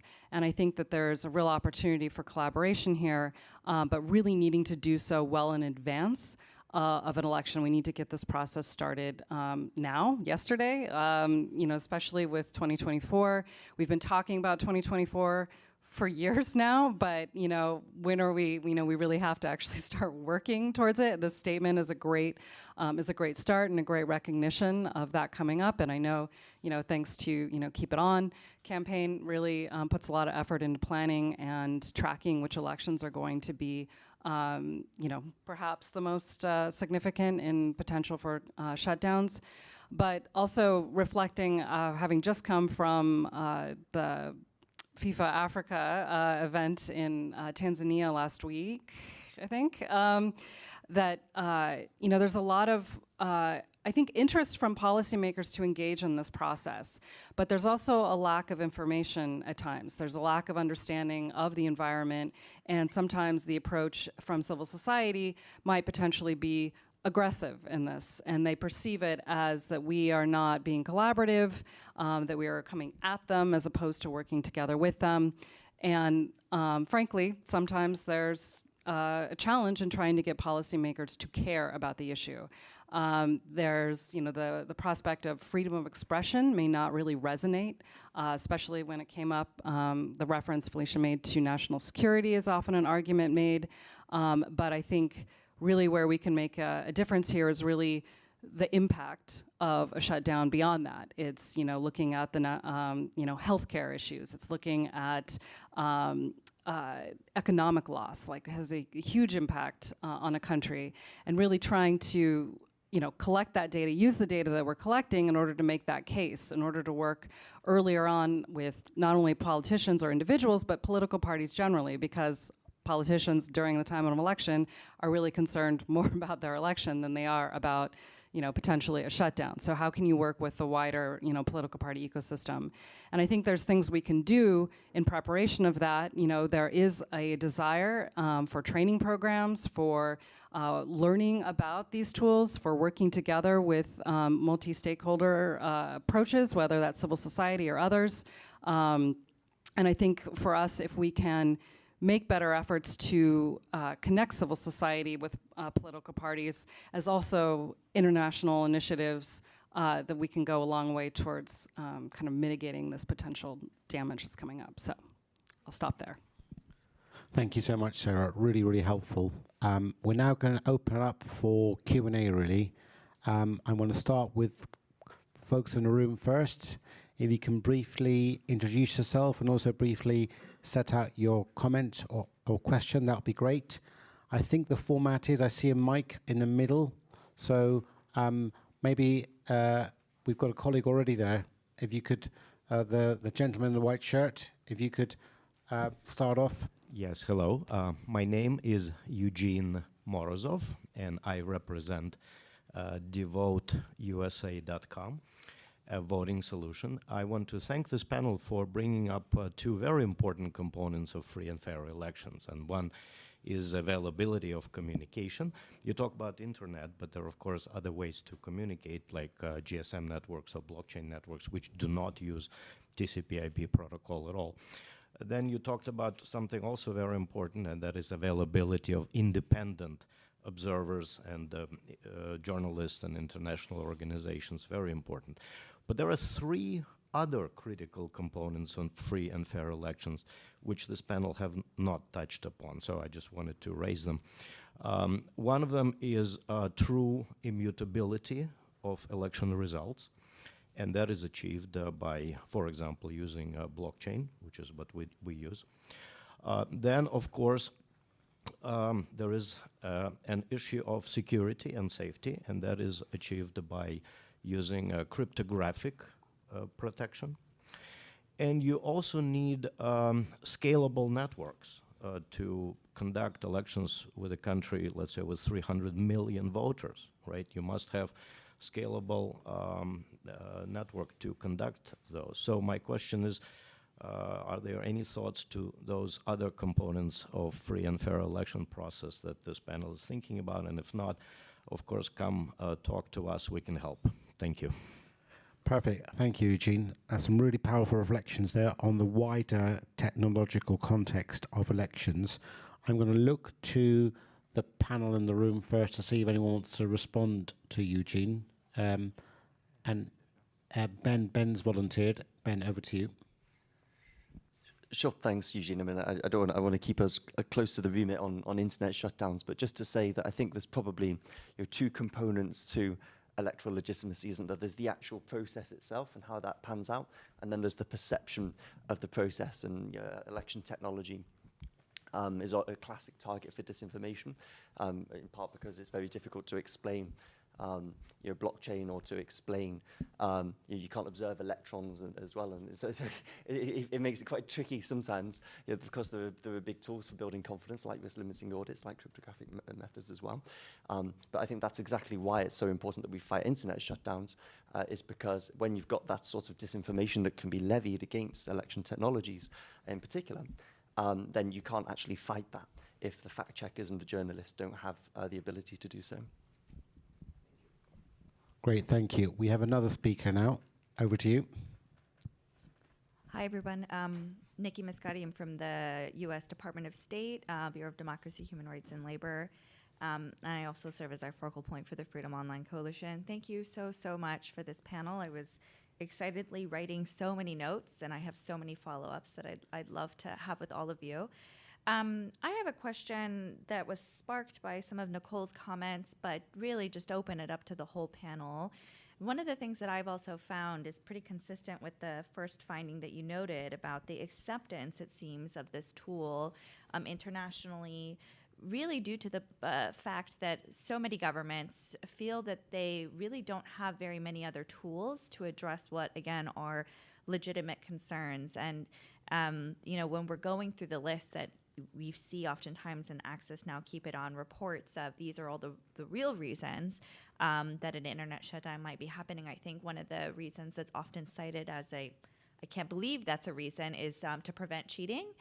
And so I am a little bit curious, just across the board, what are some of the solutions that folks have been thinking about to address what is really just seen like as a institutional frameworks and sort of like structural issues within governments that lead them to be unable to address some of these, again, legitimate concerns that are happening within the country, and then turning to the internet to then just bluntly just use that to try to address everything, and then creating so many other additional concerns that just build on top of the original legitimate concerns. Thank you.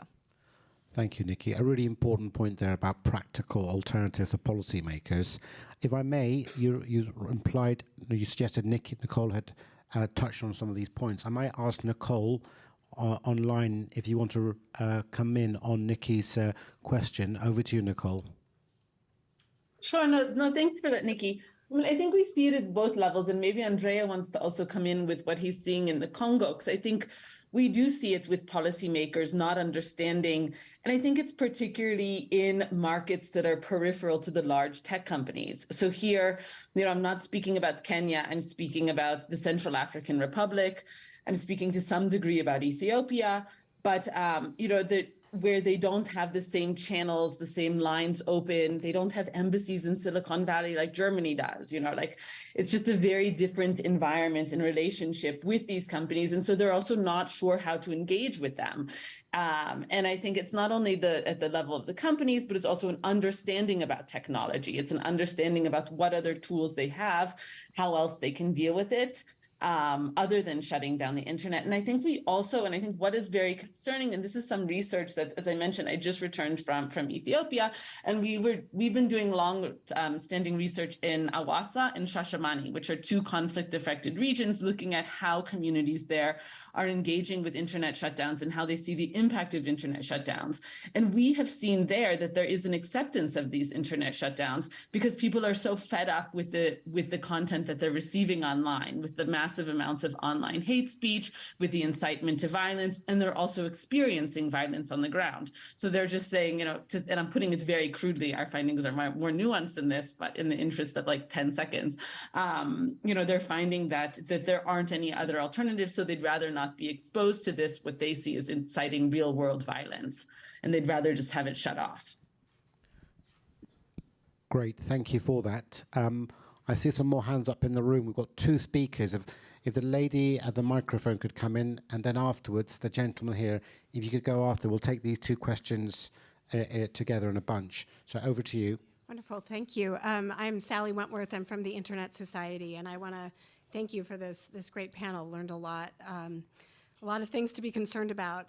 We at the Internet Society, we are a more technical organization, and we've thought hard about what role we can play to support the work that many of you are trying to do to support freedom and to support democracy and free flow of information. And where we stand is we like to look at it from, what do we see in the internet? And is there information that we can see on the internet about shutdowns, about data flows, about cross-border connectivity, and make that information available in sort of digestible ways that you all can use in your advocacy and promotion of democracy and free elections.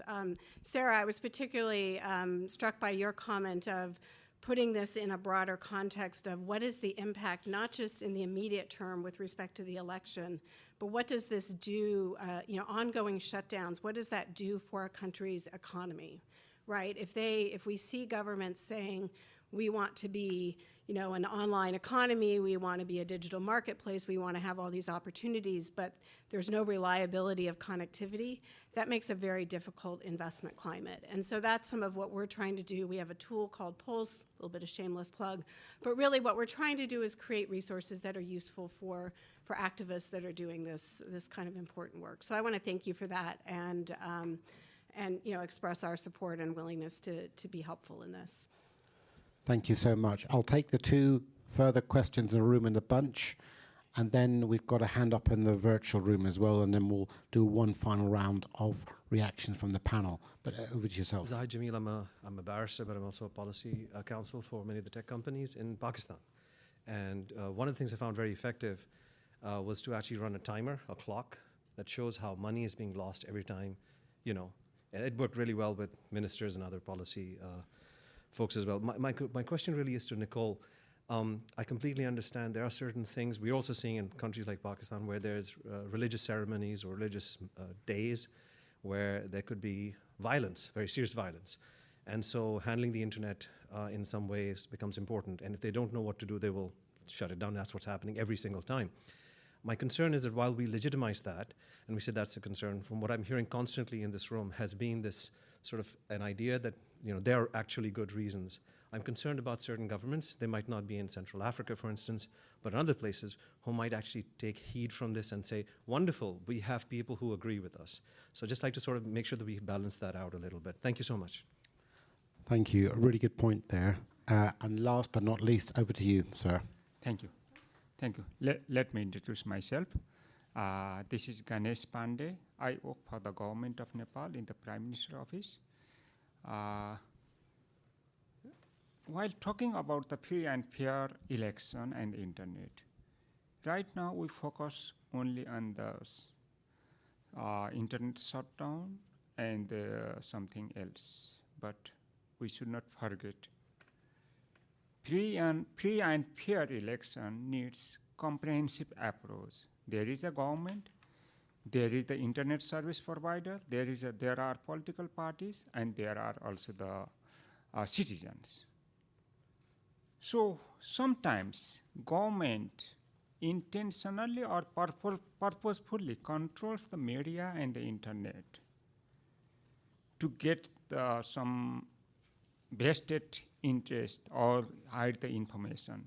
In that way, how we can make the government accountable. Sometimes the public make the criticize of some of the leader or the candidate of the elections. If that is disinformation, within 1 hour, it is spread so fastly that the image or the trust of that leader goes down immediately. And we don't have the access to the internet service provider to control or to check or restrict that disinformation or the disfame of that is the false information. So how the internet service providers we can make responsible through the use of AI or any tools so that such kind of disinformation should not be spread in the social media or something else. And the second thing is that how we can make the government more accountable and responsive through the use of digital technology. This is also very important. Thank you very much. Thank you very much. Some really important reflections from a policymaker's perspective.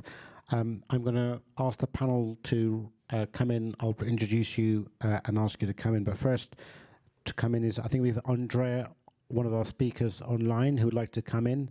So, Andrea, did you want to come in on any of those points or another point? Yeah, thank you.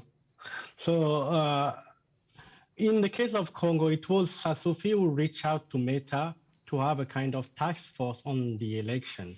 And it's not that we are trying to justify the reason of the government. We are identifying a pain. The pain is there is hate speech from opposition and government. There is misinformation from every side. So as a civil society organization, we need to be the referee in the middle ground. And if we can, as a takeaway for the group, have more civil society organizations reaching to those big corporations and doing this online moderation in the local level, because those companies won't do it themselves. We need to push them. And by doing so, we will erase that argument of a government that internet means violence, because we will have this local civil society working against the hate speech, working against the incitement to violence. And if we are more of us doing that work,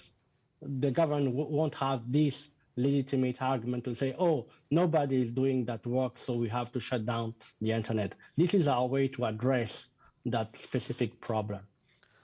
Thank you, Andrea. I think that addresses one of the points made just now about how to engage with internet providers and content platforms. But I think we had a question from the Internet Society around data and economy and making that argument. Maybe if I could ask Sarah to respond to that. And then we had a comment made from our colleague based in Pakistan about the dangers of potentially giving some arguments to those states who don't have, put bluntly, the best of intention in this area, and the unwitting sort of power we might hand over to them. Maybe I can ask Felicia to respond to that. So Sarah and then Felicia.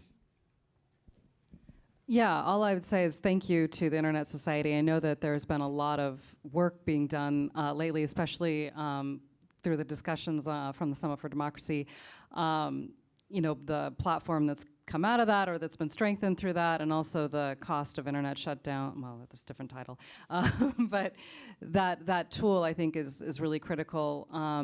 And it's really getting it into more hands, and how do we make sure that that data is accurate or reflects the local context, because that's the other situation that we face. If we're going in and speaking to a particular policymaker, they want to make sure that it reflects their situation and their context. And I think maybe, as I said, my main point is these conversations, this work needs to start now, particularly for the elections coming up. How do we, I think sitting down and collaborating and figuring out what data you have, and that we have from on the ground, and how do we, this is still my question, is how can we, have this collaboration point in advance to make sure that we're all sharing the information that we're collecting and working with the right, whether it's policymakers, whether it's civil society or ISPs or the tech platforms or strategic litigators, all of these components, or international, FOC is like, this is very critical for, raising the alarm, and all of this data comes together to make the case. And so, thank you for that. I'm not sure I'm not sure if I'm answering this particular question, but I just want to note that the importance of that platform and how much we value it. Thank you. Over to you, Felicia. Yes. Yeah, so for us, at the Keep It On coalition campaign, we haven't seen any evidence of shutdowns contributing to resolving crises that governments tend to cite. When you shut down the internet during conflict in response to dangerous content being flagged online, it only escalates the crisis. It endangers more people. It provides an opportunity for governments and perpetrators to actually commit heinous crimes against people with impunity. And so for us, we believe that what needs to be done is that, yes, there is violence content on platforms. Big tech companies need to be responsible in taking down violent content or hateful content or dangerous content in order to keep people safe. And so I just want to emphasize that the Keep It On coalition denounces all forms of shutdowns. We haven't seen shutdowns as a solution to any form of violence anywhere around the world. And if anything, what shutdowns do is that, as I said, it provides an opportunity for governments, warring parties to perpetrate heinous crimes against people around the world. And so I just want to make this very clear on behalf of the Keep It On coalition. Thank you. Thank you very much. We're really reaching the end of it. I've got the unenviable task of trying to sum this up in about a minute or two. 3 very quick points from me. Firstly, a big thanks to our speakers for coming in and setting out this very complicated issue for us. And also a big thank you to all of you, both online and in the room, for engaging in this. Secondly, I think for me, this is a reminder of the importance from a principles-based perspective.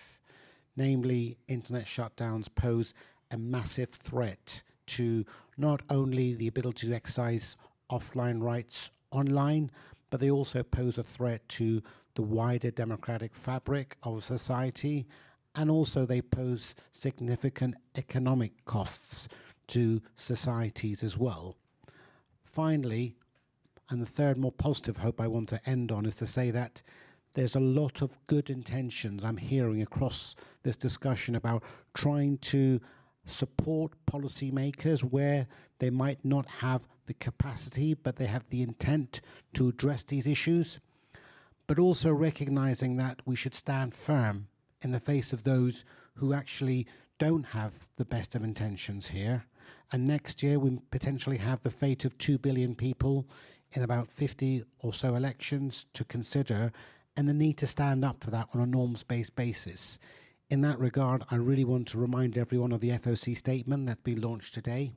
That's a start.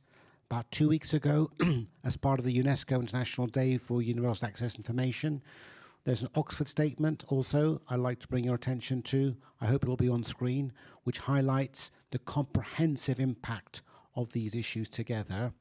And finally, we hope through the FOC and the Task Force Internet Shutdowns, we can, through a multi-stakeholder approach, bring all the expertise together, the data together, to come up with some practical measures to try and address the significant challenges that are not only happening today, but also will be facing collectively next year as well. So thanks again to all our speakers and to all of you for this session.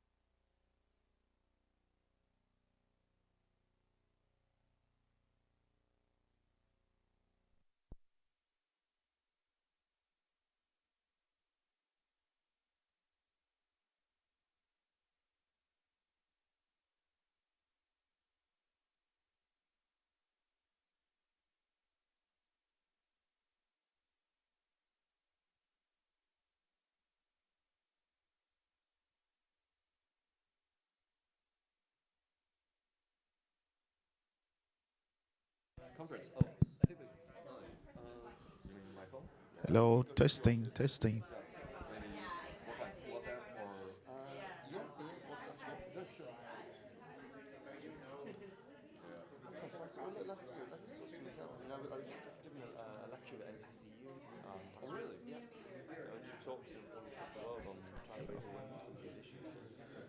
Well, actually, there's, do you know the meta advisory board or the oversight board? There's actually one member are from Meta. We are getting ready for the next session. Actually, I don't know, do you know about it? Why would they not mind it?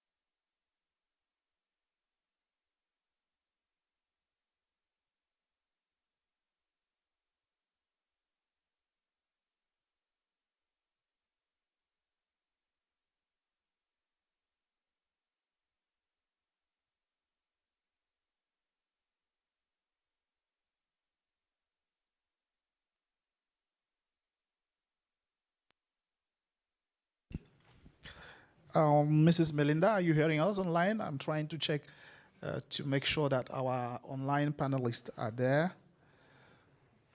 Yeah, loud and clear. Okay. Am I coming loud and clear? Yes, yes, thank you Thank very you. much. I'm also checking on Neil. Neil Butcher, are you hearing us?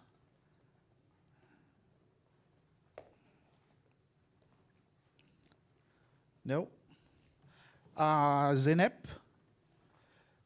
Is Zeynep online?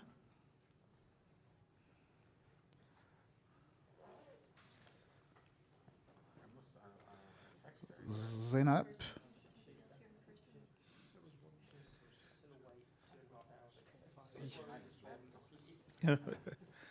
So on site we have Lisa Pretudis. Yes. Thank you. Dr. Stephen Weber. Thank you. And Patrick Paul Walsh. Yep. Thank you. And Tel Emil. Thank you.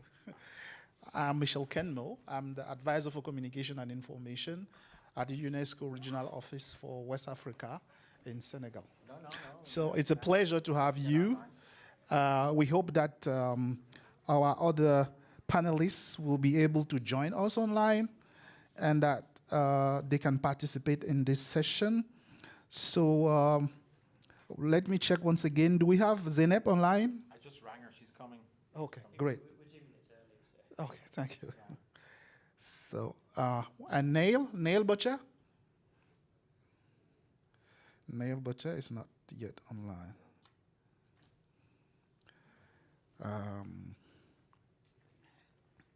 Yeah. I hope while waiting for them to join, why don't we give us 2 minutes for each of you to introduce yourself? Let's say 1 minute. Not two. Okay. This isn't part of our funding. Yeah. No. Yeah. 1 minute. Hello, my name is Lisa Petrides, and I run the Institute for the Study of Knowledge Management in Education, and we build OER libraries, and we do professional development, and we do a lot of research around the impact of OER. Hi, my name is Tel Emil. I'm a professor at the University of Brasilia. I had the UNESCO Chair in Distance Education, and we had the Open Education Initiative, which is an activist research group for open education. Thank you. Over to you. Yeah, you have. Yeah. Hello, everyone. So my name is Patrick Paul Walsh. I'm a full professor at University College Dublin, but on secondment to the UN Sustainable Development Solutions Network as Vice President of Education and Director of the SDG Academy. Thank you. Thank you very much. And my name is Stephen Weiber. I'm Director for Policy and Advocacy at the International Federation of Library Associations, which is sort of the global peak organization for libraries of all sorts. Thank you very much. Dear participant, we want to wish you a warm welcome to this session on the transformative role of open educational resources in digital inclusion. We are going to start the session by listening to an opening remark from Mr. Taufik Jelassi, who is the Assistant Director General for Communication and Information.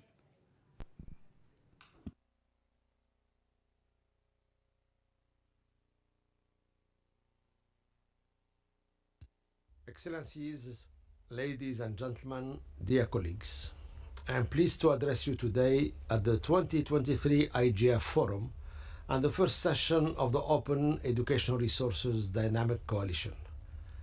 This year's theme, The Internet We Want, brings together policymakers, experts, civil society, and businesses to tackle the challenges and opportunities in our evolving digital landscape.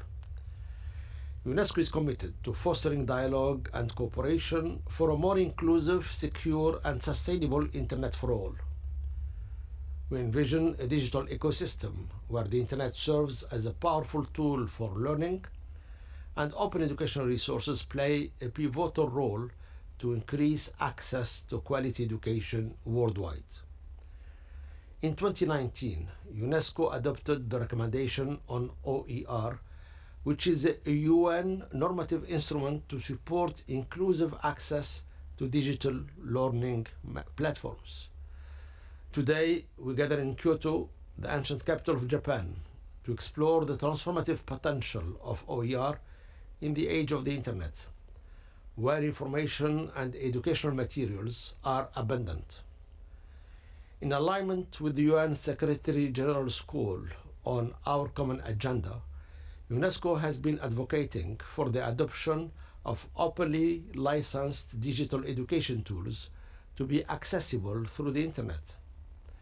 The 2019 OER recommendation guides our efforts towards an open, accessible, and equitable education future.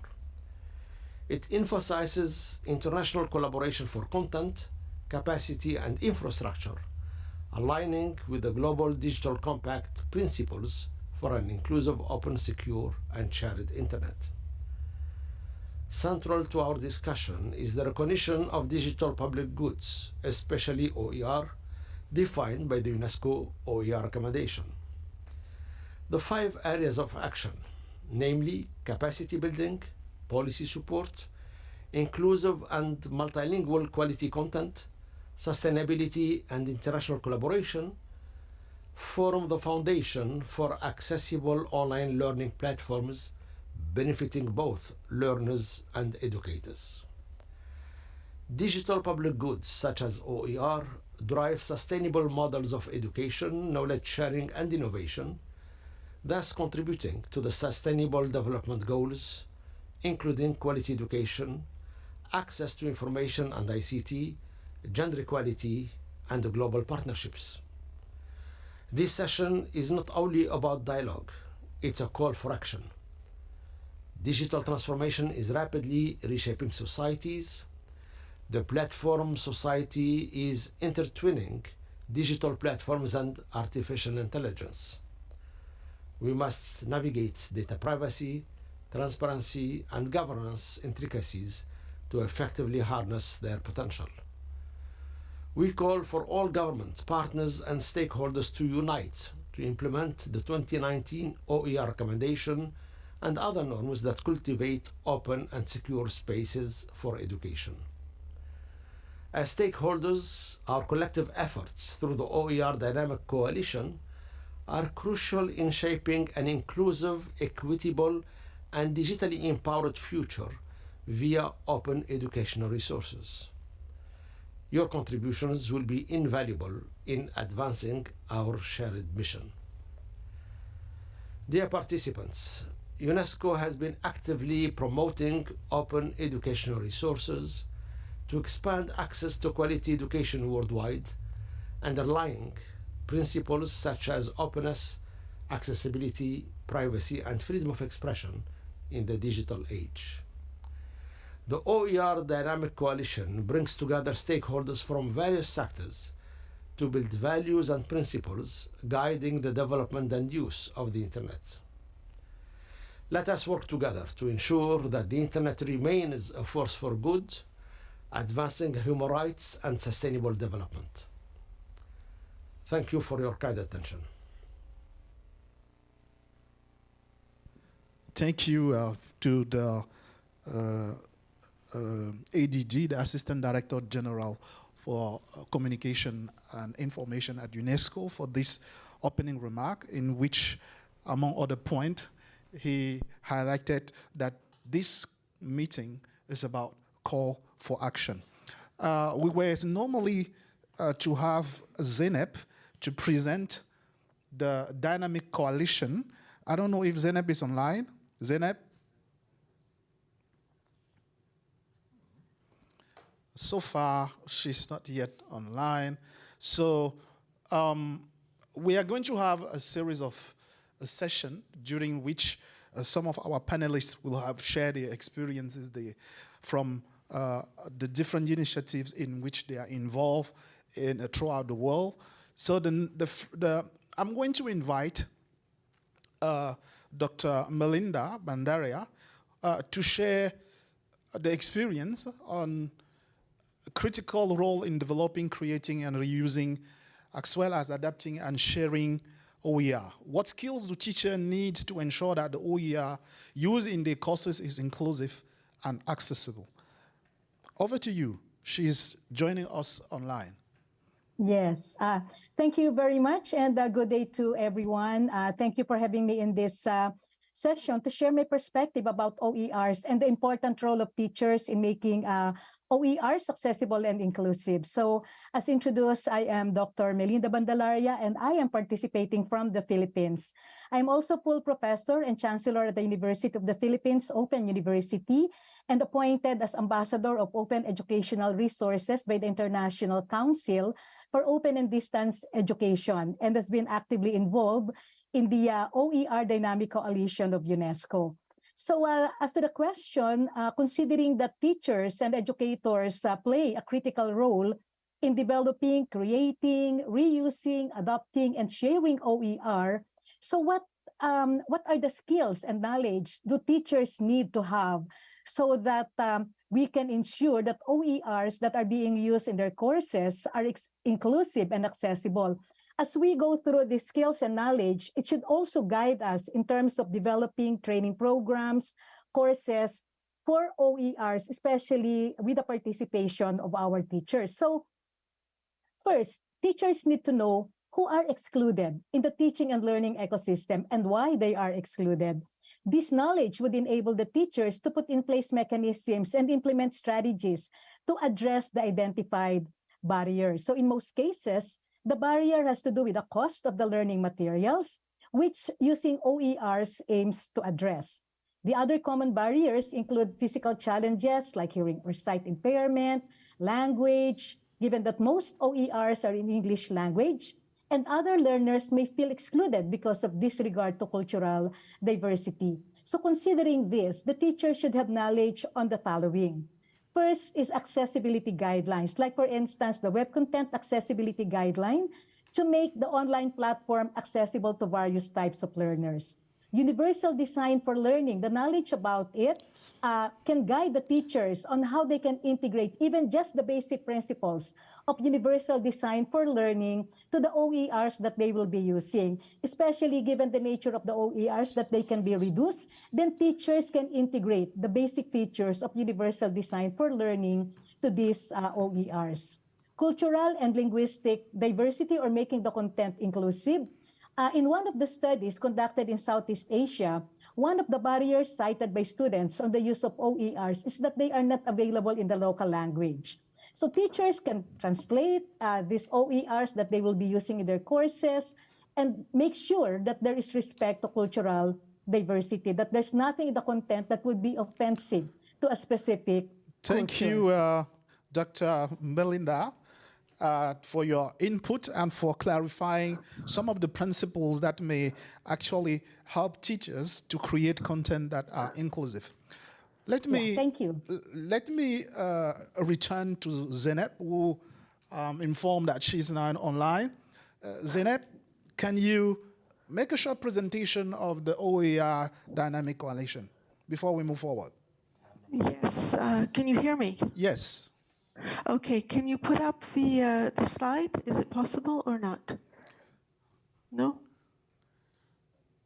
If it's not, it's okay. I'll keep the slide. PowerPoint slide. It's the second slide. Otherwise, I'll just go on. It's a great pleasure to be here with you today. I'm very sorry there's something wrong with the camera, and I will try and fix it during the course of the session. I would just like to present you very quickly the OER recommendation 2019. This recommendation was adopted by all member states by consensus in 2019, and it basically has a very clear definition of OER, which explains to you exactly what OER is and what it is not. And I will read it out to you right now. The definition is that it's any learning, teaching, or research material in any format that resides in the public domain or is under a copyright that has been released under an open license that permits no-cost access, reuse, repurposing, adaptation, and redistribution by others. And there is a clear also definition of open license. I would invite you to go to the website of UNESCO, look up the name of the OER recommendation 2019 to have the full text. There is 5 areas of action, and we'll be going through each of the areas of action in this presentation. And the first one is capacity building, the second is policy, the third one is on quality, inclusive, multilingual OER, and the fourth is on sustainability, and the fifth one is on international cooperation. And the international cooperation is the basis of this OER recommendation, of this OER Dynamic Coalition, which brings together the panel before you. I would just like to also point out that the stakeholders in this recommendation are the entire knowledge community. So we have the education community, we have libraries, museums, and we have also publication. You have on the screen in the chat, if you're online, you have the text of the recommendation there. We have a very full panel, so I will stop here and give the floor back to you, Michelle, to continue. Thank you, Zeynep. Can we stop the presentation, please? Yes. Okay, thank you. I want to check to know if Mr. Papaluga is online. Has he joined us or not? Papaluga was to share the experience on how learners can draw from the various cultural, linguistic, and socioeconomic background to create inclusive OER content. If he's not online, then let me check if Ms. Jian Osman, is he online?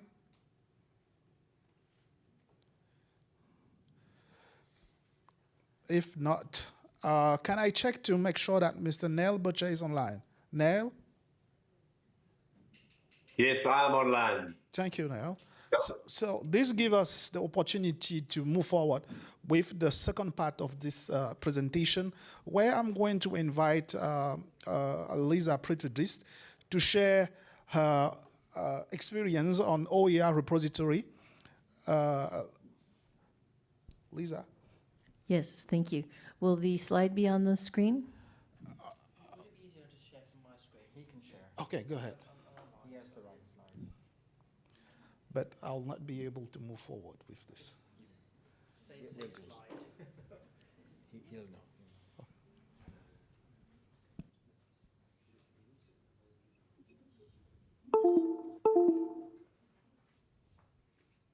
Great, thank you so much. So I want to talk about really the sharing of knowledge and what that means in terms of OER libraries and repositories. The repository is really the underlying infrastructure of libraries. They're vast and diverse. They're across the world. They contain often metadata description of how content is created and used and adapted, which is extremely important. It's not enough to have platforms where these content reside, but it's equally as important to know, have very good descriptions for both the educator as well as the learner who is going to be using these resources. It's not enough just to have a whole library if we don't really understand what's in it and why we might want to use it. Just like the librarian in a physical library, that person is probably one of the most important people in terms of their function, in terms of the search and discovery. So similarly, in the online content, we rely on the metadata and often librarians behind the metadata creation to guide us through that kind of content. I want to just talk about this through the CARE framework, which is something that you can look at careframework.org, because it's what it is the CARE framework is a way to show what is good OER stewardship and how to become OER stewards of OER. And so I thought it might be an interesting way to apply the CARE framework to platform and tools and how they can be designed in a user-centric way. So the first part of CARE, so its contribution is the C, attribution, release, and empower. So contribution is about advancing the awareness, improvement, and distribution of OER. And what this means specifically in terms of platforms and metadata is that we really have to focus on portability, interoperability, and the ability to adapt or localize. In terms of attribution, we're talking about conspicuous attribution. And what I mean by that is if we don't know the provenance of the resource, where that resource came from, how it's been used along the way, we really lose the ability to describe and build a transparent knowledge base. And as you heard Zainab talk about in the OER recommendation, what we're trying to create is really a commons, the knowledge commons around OER. The third piece, 30 seconds, did you say? No?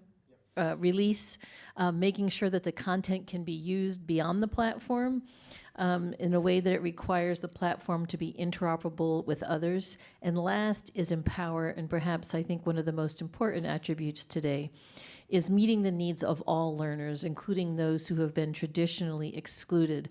So this requires content that is culturally relevant, inclusive, and accessible to those with disabilities. And again, when we think about the metadata that's describing this content for search and discovery, I think that the CARE framework really helps to illuminate what those factors are. Thank you. Thank you, Lisa, for sharing that on the importance of metadata and also OER repository. I'm turning now to Stephen to ask about the importance of collaboration, how to make this possible, collaboration between educational stakeholders to support OER initiatives. Thank you very much, Michelle, and thank you for the invitation to be here today. I think just as an introductory point, there's a lot of talk at the moment about digital public infrastructures and digital public goods, and OER is such a powerful example of this and is so often overlooked. So it's really important that we're having this session here today. So I think at risk of repeating Lisa's points, but without an attractive acronym to make sense of them so that everyone can take notes, the roles that libraries tend to play, often it is, I think, as you said, supporting with discovery awareness. And as we know, the fact that something is available on the internet does not necessarily mean that it's actually accessed or used. There's an awful lot of shouting into the void online. And libraries have proven effective in so many cases, and actually then updating their original roles of putting people who need knowledge in touch with knowledge, raising awareness of the possibilities. I think combating some of the assumptions there are that because OER is free, it's worthless. And there is always this sort of human tendency to believe that unless you've paid for something, it's not worth it. Wrong. Overcoming some of the ideas, some of the prejudices that doubtless exist about OER as resources. I think Lisa's already covered the point about curation, but I think curating in a way that responds to need, actually, again, bridging the materials that are out there, the resources that are out there, working with faculty, working out what's actually there. So again, there's that bridging role in there. I think, once again, working with educational stakeholders to take a critical overview, and I'm conscious, again, I risk echoing Lisa in this point, that clearly, I know, the landscape of OER that's available right now is primarily from some parts of the world. There's an awful lot coming from the parts of the world that have produced traditional textbooks and traditional materials. But given the training and given the experience they have in trying to evaluate the whole of knowledge that's available, librarians can have a really powerful role working with stakeholders to think, well, what's missing? I don't know, what are we not seeing as opposed to what we are seeing? And actually then, once again, working to make sure that we're coming up with OER that fits. I'm going to jump to the last point, but also in that role of encouraging. I think librarians can have a really powerful role too in giving guidance about how do you use rights, what are the options, what are the channels for faculty, for education stakeholders to feel sufficient agency, sufficient empowerment to produce their own, which really does require. So to work with materials that are there, to produce their own materials, to share them, to really actually deepen that knowledge commons. And then I think the final point is please do count on librarians as allies in pushing for legislative and regulatory frameworks that are favourable, that have decent educational exceptions in copyright, so that you're not unnecessarily held back in using materials for educational purposes. Okay. It fits within the recommendation, but it's an ongoing fight. Thank you very much, Stephen, for this sharing this. I'm going to turn to Patrick. When we are considering stakeholder engagement, I think the private sector can play a key role in this. So, Patrick, what are the strategies that we can put in place to engage the private sector? Yeah, so the answer, just to say, the question I prepared is the broad partnership, which is a partnership between government, academic, libraries, intergovernmental system, and the private sector. So it's the whole comprehensive partnership. So we have signed, or we're working with UNESCO, SDSN, and a joint committee to implement the UNESCO OER recommendation. And we have a partnership agreement that we're going to run what's called a open education resource overlay platform or repository or journal, whatever way you want to think about it. And basically, we basically want to have courses submitted to us that we can quality assure and referee, that we can put into archives that are properly metadated, open license, etc., quality assured, and then they can be used inappropriately in government for education and training, or corporates, or schools, or academia in their courses. And of course, the whole reason for demonstrating this on the SA, for example, if we did it with SDG Academy courses, which are up on edX, is to really show a community of practice that, how you'd actually do this with guidelines and kind of playbooks that people could actually apply this, in other contexts. But just to give a sense of the partners and what's going on. So one, people should be able to submit their LMSs or courses, and they'd be refereed, and not just refereed from the point of view of academic and science content, but also adherence to, say, UN policy or UN legal frameworks, etc. So they're quality assured and published in the normal academic way. When they go into the repositories, they will follow fair, care, and forest principles. So thank you for explaining the care principles. But basically, you know, this stuff has to be findable, accessible, interoperable, reusable, but there has to be, you know, what I call good citizenship or stewardship of it, and also good governance of it. You do need quite a lot of ed tech, and I've actually listed all the kind of ed technologies that you'd have to use for this type of, let's call it publication or e-publication, in terms of, you know, the open journal systems, or the way you would do your copyright licensing, or the way you would manage your indicators and metadata, and so on and so forth. But just to give you a sense that, and just 2 seconds then, so where the partnership comes in though, when we're developing the metadata and how it's archived, we have to talk to the users, and the users are governments who have training in their LMSs, the corporates who have their HR training, the academics who are, and schools who are doing their curriculum and their courses. And in a sense, you have to have what we call the diamond engagement. So it's not enough just to do diamond publication, which is free to publish and free to use, but you actually have to work with the curators and then the users to get the whole system working effectively, or else it's not going to work. Thank you. Thank you very much for the three of you for this session, during which you have shared your experience on how to achieve a multi-stakeholders approach into the development of OER, and also on how to engage the different stakeholders in academia, the private sector, in the realization of inclusive OER. I'm going to turn to Zeynep for the next session, the next panel. Zeynep? Thank you very much, Michelle. We have the pleasure now to look at now and forever, about sharing resources within a policy framework and within the framework of sustainability. Our first speaker is Neil Butcher, who's going to look at issues related to national education policies. Neil, the floor is yours. Thank you very much, and greetings everyone from Johannesburg in South Africa. As you can see here, I'm focusing on national education policies. I think what we've seen in the world of OER is that sustainability really depends on governments developing and implementing sustainable policies. There's a lot of OER policies. Unfortunately, many of those policies exist in paper, but are not really being implemented in practice. And I think in the context of the discussions on accessibility today, it's important just to recognize that 15% of people around the world have some form of disability. So governments really are the key agency that are going to be responsible for ensuring that the good ideas that we've heard about in the previous presentations are implemented and sustained and financed. So we've spoken about the importance of content accessibility, the application of critical principles, the repositories that are available to support web accessibility, and so on. And so in the bottom bullets, what I've just tried to unpack is some of the important things that are critical for national policy.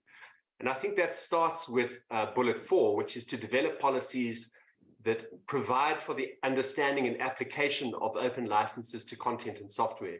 This may seem like an obvious point, but if our intellectual property and copyright policies nationally are not providing for and enabling government agencies to use open licenses, then it's unlikely that that will actually ever be done. We also then need in our policy to unpack the meaning of digital accessibility and its practical implications for policy.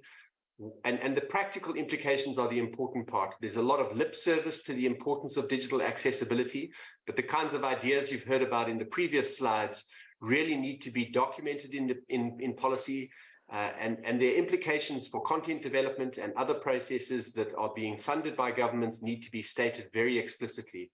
So these explicit requirements about digital accessibility need to be contained in the policy, and they need to be binding in the sense that when governments are spending money on content development, there needs to be an obligation that this is built into what government agencies are expected to procure.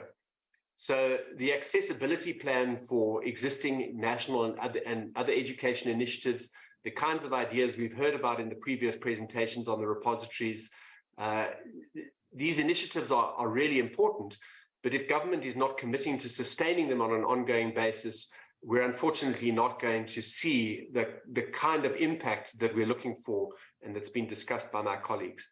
And so that will bring me to the last point that I consider to be the most important, is policies need to be explicitly stating what the accessibility considerations should be for content creation projects, for educational projects, and how those need to be embedded in the procurement processes. So I think this is the key hurdle at which we tend to stumble, is that we have a lot of good principles and ideas often documented in policies or contained in guidelines. But when we get to the point of procurement and when there's urgency to move ahead with, say, procuring a content creation policy for the development of educational materials at national level, unfortunately, the procurement processes don't enforce obligations for the service providers to make sure that their content they're creating adheres to accessibility guidelines and making sure that that's a condition of payment for the services being received. So unfortunately, what tends to happen is the contracts are executed and this critical consideration of accessibility is left on the sidelines. So I would say of all the things that we can do that would be most important, we lead up to this one. If we don't include some references to the importance of accessibility and making sure that there is accountability for delivering those obligations in the procurement process, all of the other excellent work that we might have done will unfortunately have been for nothing. So I think those are some of the critical guidelines at the national level we need to consider. Thank you very much. Thank you very much, Neil. It's a very clear presentation on the national policy issues. Colleagues, I'd also like just now to ask Melinda Bandelaria to kindly come back to the point that was started at the beginning, which was on bringing this national policy into the classroom in terms of institutions. The colleague who's kindly taking care of the slide, if they could go to the second slide, you'll see the slide from Melinda. Melinda, the floor is yours. Yes, thank you very much, Zeynep. And as I mentioned earlier, the skills and knowledge that the teachers should have so that they can make OERs more accessible and inclusive should guide the policies and also in developing training programs for teachers. So I have mentioned already cultural and linguistic diversity, and also the knowledge about copyright laws and licenses that are associated with OERs. So about the skills that should also be integrated into the training programs for teachers. Of course, teachers should know how to convert their open educational resources materials into alternative formats such as audio, braille, or even simplified text to cater to students with different needs. They should also have the skills to provide captioning and transcription for hearing impaired learners when reusing OERs and be able to provide descriptive text for hyperlinks and alternative text for images, especially for those who are screen readers. And of course, the technological skills will be very handy so that they can make sure that the OER platforms and materials that they are using are compatible with the assistive technology that the learners, different types of learners, will have access to. And the most probably, we are not very much conscious about this, is for them to determine about the text readability of the materials that they are using, and knowing how to determine, like using different mechanisms like the PAG index measurement. So at the end of the day, it is also making use of the technology platforms to make these materials, open educational resources materials. So what I'm trying to emphasize here is that our training for teachers should not stop with them developing, sharing, knowing the licenses appropriate for the materials that they are producing, but also acquiring these different knowledge and skills, which are essential to make the open educational resources that they are using more accessible and inclusive to the various types of learners. So I think that's all from my end. Thank you very much for allowing me to finish my presentation and contribution to this forum. Good day to everyone. Thank you very much, Melinda. Thank you very much. So there's a very concrete response to policy which is put into action at the national level and at the institutional level. And with that, I'd like to turn the floor now to Michel. Michel is a communication information advisor from UNESCO Dakar, and he will talk about a successful example of an OER initiative at a regional level, which can serve as a model of good practice. So Michel, the floor is yours. I think it's further on.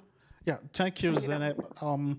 As part of our initiative for implementing the OER recommendation in West Africa, we started by conducting research with the different stakeholders, the academia, the teacher training institution, to understand what are the shortcomings that may prevent the adoption of OER.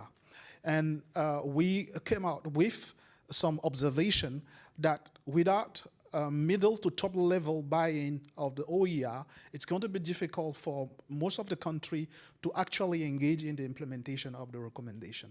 So we turn out to raising awareness among decision makers, the Minister of Education, Minister of Youth, and Minister of Higher Education, and also all the middle decision makers within the education sector, and also to explain to them the importance of OER and how OER can actually contribute to quality education within the country. And this led to what? This led to commitment from many of the countries in West Africa to develop a national strategy for OER. So we start with Burkina Faso. So we were successful in actually developing with the Ministry of Higher Education a national OER strategy, and that is yet to be validated. You know, the country has been into some troubles, and then this has halted the progress toward the adoption of the OER national strategy. We also succeeded in convincing the Senegal to engage in the elaboration of its own OER strategy. So today, we are working toward the validation of the national strategy. It was a collective effort with multiple stakeholders involved in the design of the strategy. And it's covered all the dimension of the OER, actually contextualizing with the reality of each country.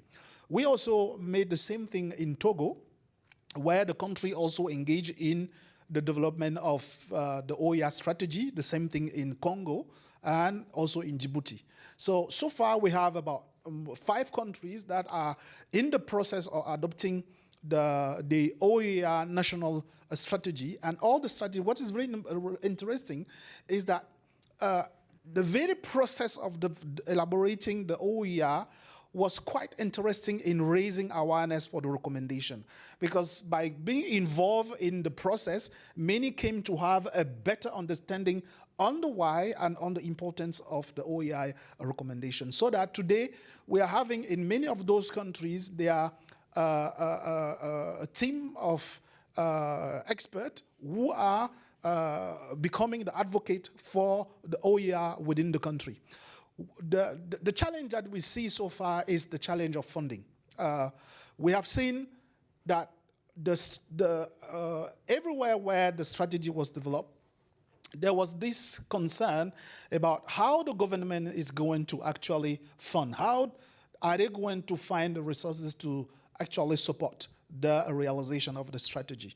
And one of the suggestions was that government can actually ensure that from now on, whenever there is a project with donor involving the production of educational resources, government should ensure that at least part of the project support the production of open educational resources within the country. So we hope that with that experience, we are still in the process of the adoption of the OER strategy, but the strategy in all those countries has already been elaborated, but still to be validated at the national level. So this is what I can share regarding the experience that we have in West Africa. Thank you.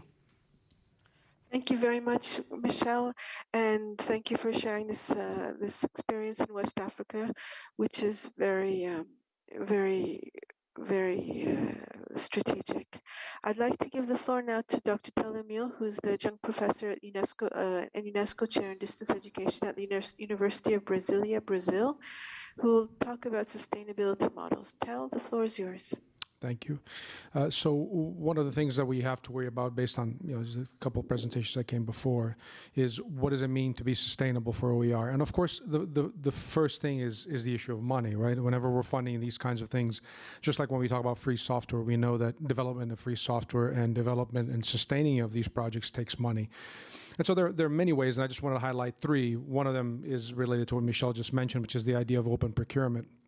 So many governments around the world, one of the ideas that we push the most is this idea that if you're using public funds, you should have public assets, public goods.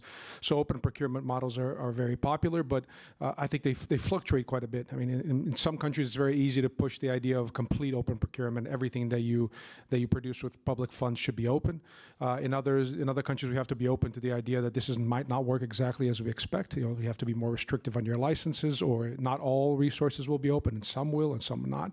I like to think of open procurement as a transition, especially if you're going from an all rights reserved model. You have to kind of to try different ways of making this work until maybe eventually you'll get complete open procurement. But there are other ways to do this. Just like with free software, we have models for open with added value. So you might provide the resources for free, which is a key stone of OER. The resources must be free, but then services like customization or training and all these kinds of other things can be by cost. And then also something that doesn't last forever, but is good to get things started, particularly in new projects, whether it's in a government or an institution, is partnerships and donations from foundations. I think people are very keen on funding these kinds of things for openness.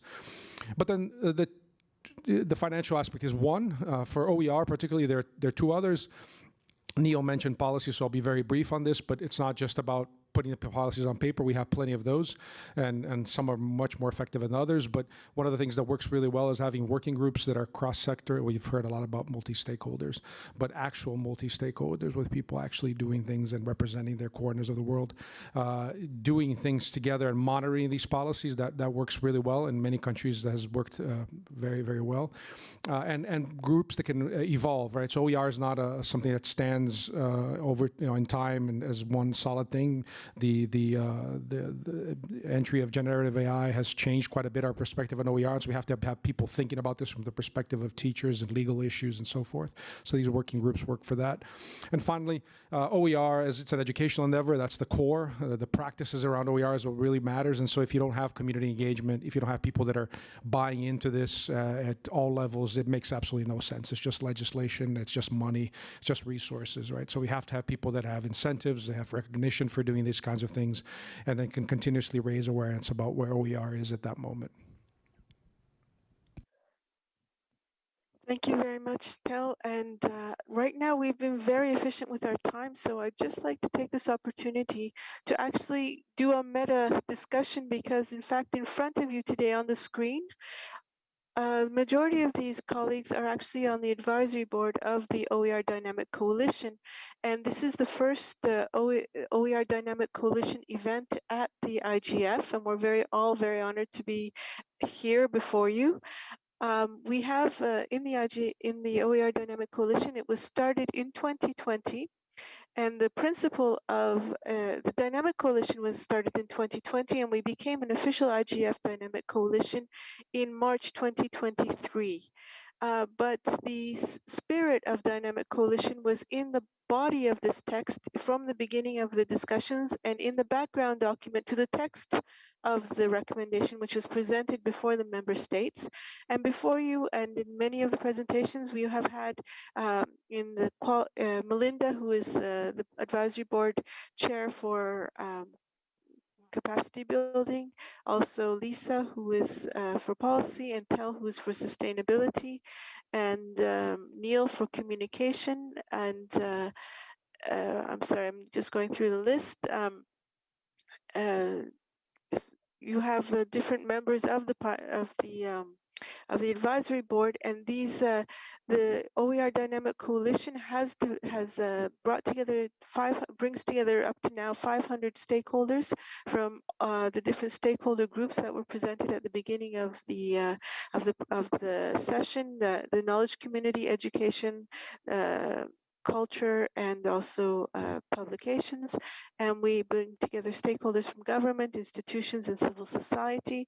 And it focuses on knowledge sharing and collaboration in the implementation of the recommendation.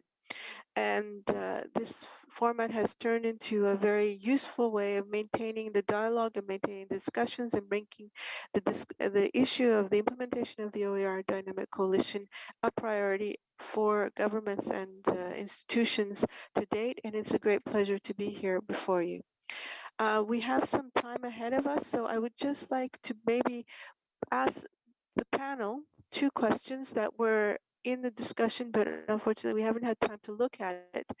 But I will just perhaps put it to the panel for the moment. The first one is how OER can be tailored to diverse needs of learners in terms of cultural, linguistic, and socioeconomic backgrounds, fostering inclusive learning. And this goes to the area of the recommendation which deals with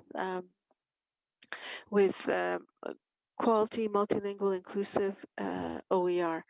Could I ask perhaps if there are anybody, I don't want to put anyone on the spot, but I will nonetheless do so. I hope you don't mind.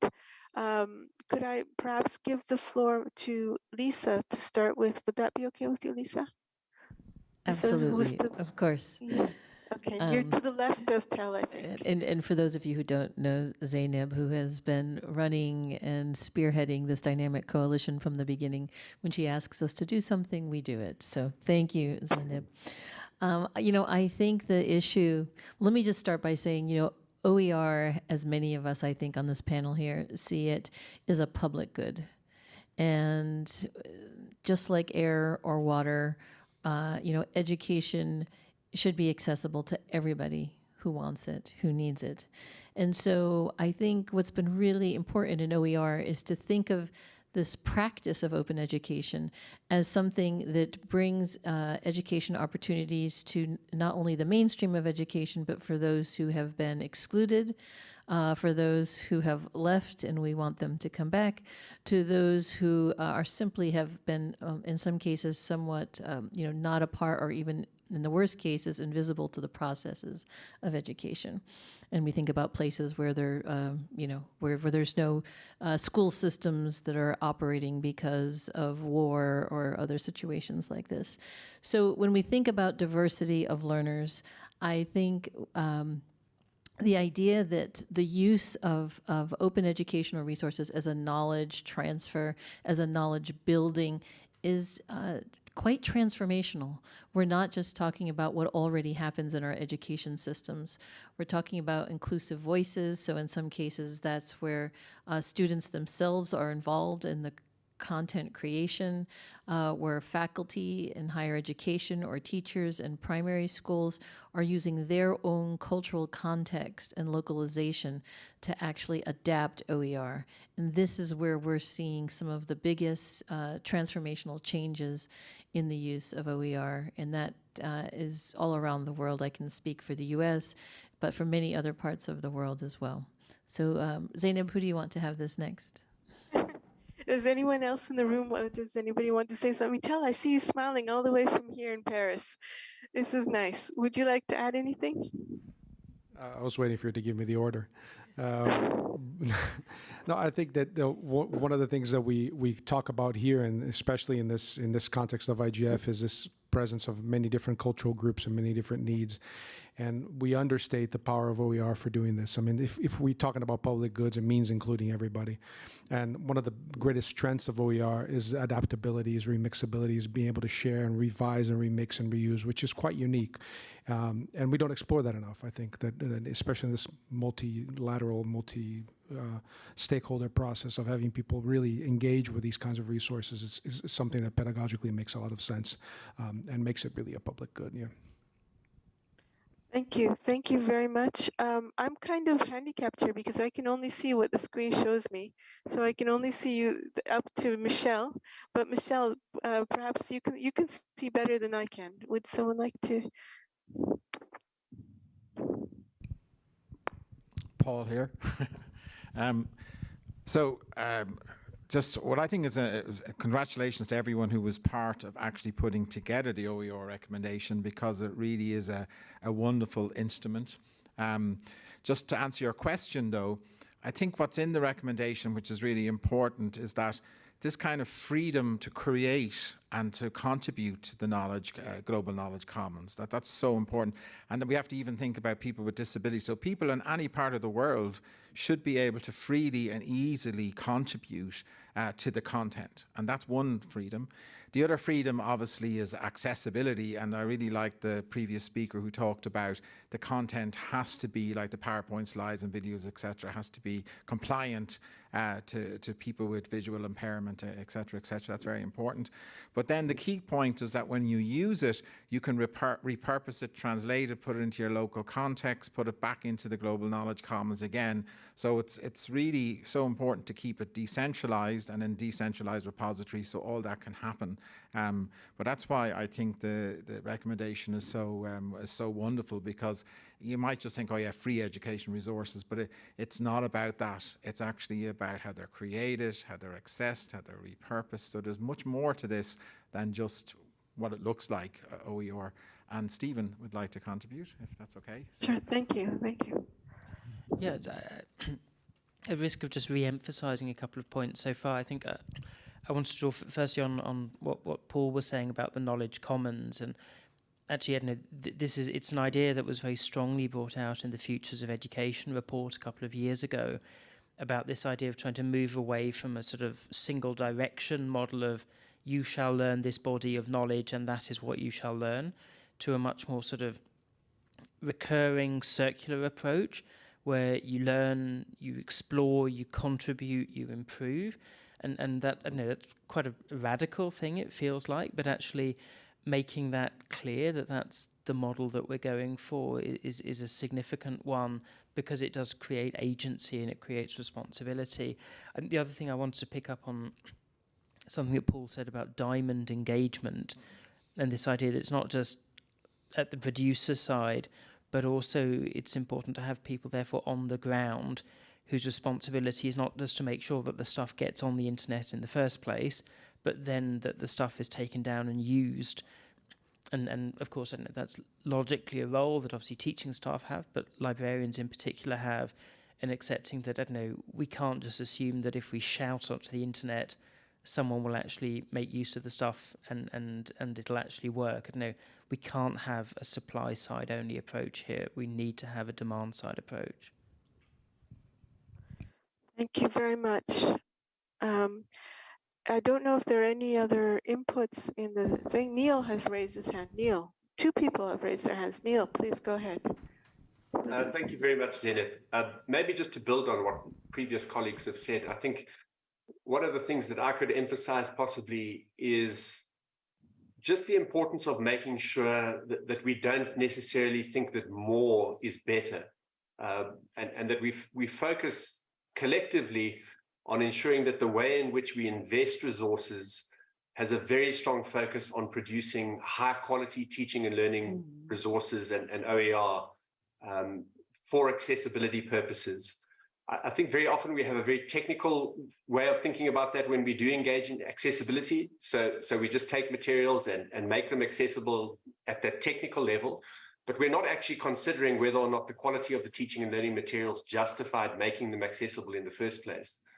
The internet is flooded with content, and the more flooded it becomes, the more I think that carefully curated collections of resources that we can feel confidence are encapsulating high quality teaching and learning experiences of the kind that we just heard about. Stephen gave some really good examples, I think, of how that might look in practice. We just need to make sure that we take the time to invest properly in what we're doing, and not just rush the process of taking a whole lot of content and making it accessible. I think that's doing a disservice to learners rather than helping them in the long run. Thank you. Thank you very much. Melinda, would you like to add anything? Yeah, I just would like to support the points raised by Neil, and saying that we have to make sure that what we are using are quality OERs. So it is very important that we have this quality assurance framework, which we can integrate in evaluating the open educational resources that especially the teachers are using for their courses. So that's one point. And the important role of the teachers, the important role of the universities in making sure that these OERs, that's what's being circulated in the web, in the internet, are quality materials that are being reused, remixed, translated into the local languages, and shared alike by the teachers, by the universities who are into it. And of course, the more important thing is putting in place the policies that will support or provide the conducive environment for the OERs, the use, the development, and sharing of OERs to flourish. So if it is not possible for a national policy to be there immediately, then probably institutional policies can start the work, can do the work, and make sure that we have these things or the 5 action areas on the OER recommendations can be undertaken. So role of universities and policies, even at the institutional level, and then the national level policies. Thank you. Thank you very much. Thank you.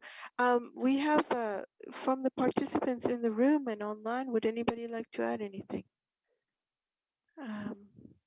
It's a very funny thing to have moderation online and in the room, because you can only see so many. I see now only Melinda's face, but I'm sure there's a lot of people behind Melinda, but I can't see them.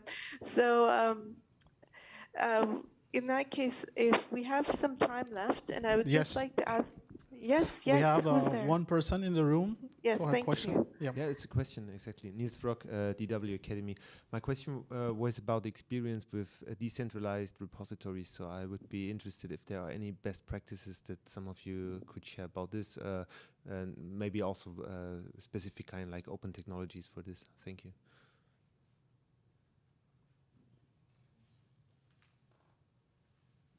Yeah, so the basic idea, ironically, I think a lot of universities who are engaged in getting up the rankings on, let's say, commercial or branded journals, right? They want citations. That's part of, impact factors. It's part of the whole reason why you get ranked as a university. But ironically, the way to gain citations or to get a citation dividend is to make sure that on your research portal or your profile, that actually you link a preprint or an open paper in some way to the actual citation, because that will actually, if you put it in the repository, the local repository in your local library, it's more findable, and you put in a keyword and people come to you. They don't have to go to the branded journal. They come to you through the search engines, right? And if your metadata is really good, they'll find you really easily, right?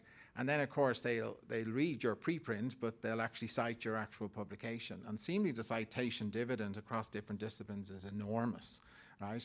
So there is actually quite a bit of work, on, let's call these learning objects like PDFs, to put into repositories, okay? So what I'm talking about here, though, is that I know, particularly during COVID, that on our LMSs, we all have kind of folders of digital objects, you know what I mean, like videos and homeworks and so on and so forth. And the idea is that if you standardize how that LMS is structured, and that also can be archived in a local repository, right, that you're able to, again, through platforms to actually point. So for example, eLife do it for biology, and they have it's an overlay of repositories of the researchers, and they publish their papers. So the idea of our platform would be actually to highlight LMS folders that you could just click, go to a repository, and then you can pull it up into your own LMS, right? This is basically the idea, and it's a network of learning objects, multimedia kind of learning objects, right?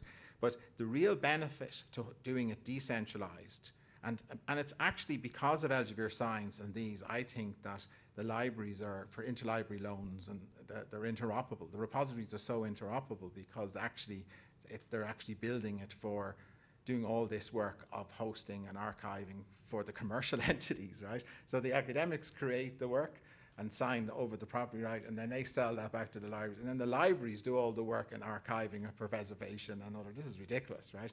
So we have to try and get rid of the middle person and entity, And we have to try and just work, librarians, academics, and others, just to work together to make that happen, right? But what was the point I was trying to make was, I've lost the point, but the decentralized system, you're getting the, oh yeah, the key thing is that you can update your course locally. You can repurpose it locally, or like others can take it, translate it, put it back into the system again, right? So in other words, rather than just giving away your property right, giving away a PDF that you can't edit, that goes, you know, into a library that you can't edit, that's just nonsense as well, right? We should be able to update what's in our repository. So my course, I might change 10% every 5 years, you know, but you see the idea that you would update it, and that it becomes a kind of a real-time repository rather than something like, you know, 2005 publication in Nature or something. Yeah. Thank you very much. Any other question from the room or online? Any comment, contribution?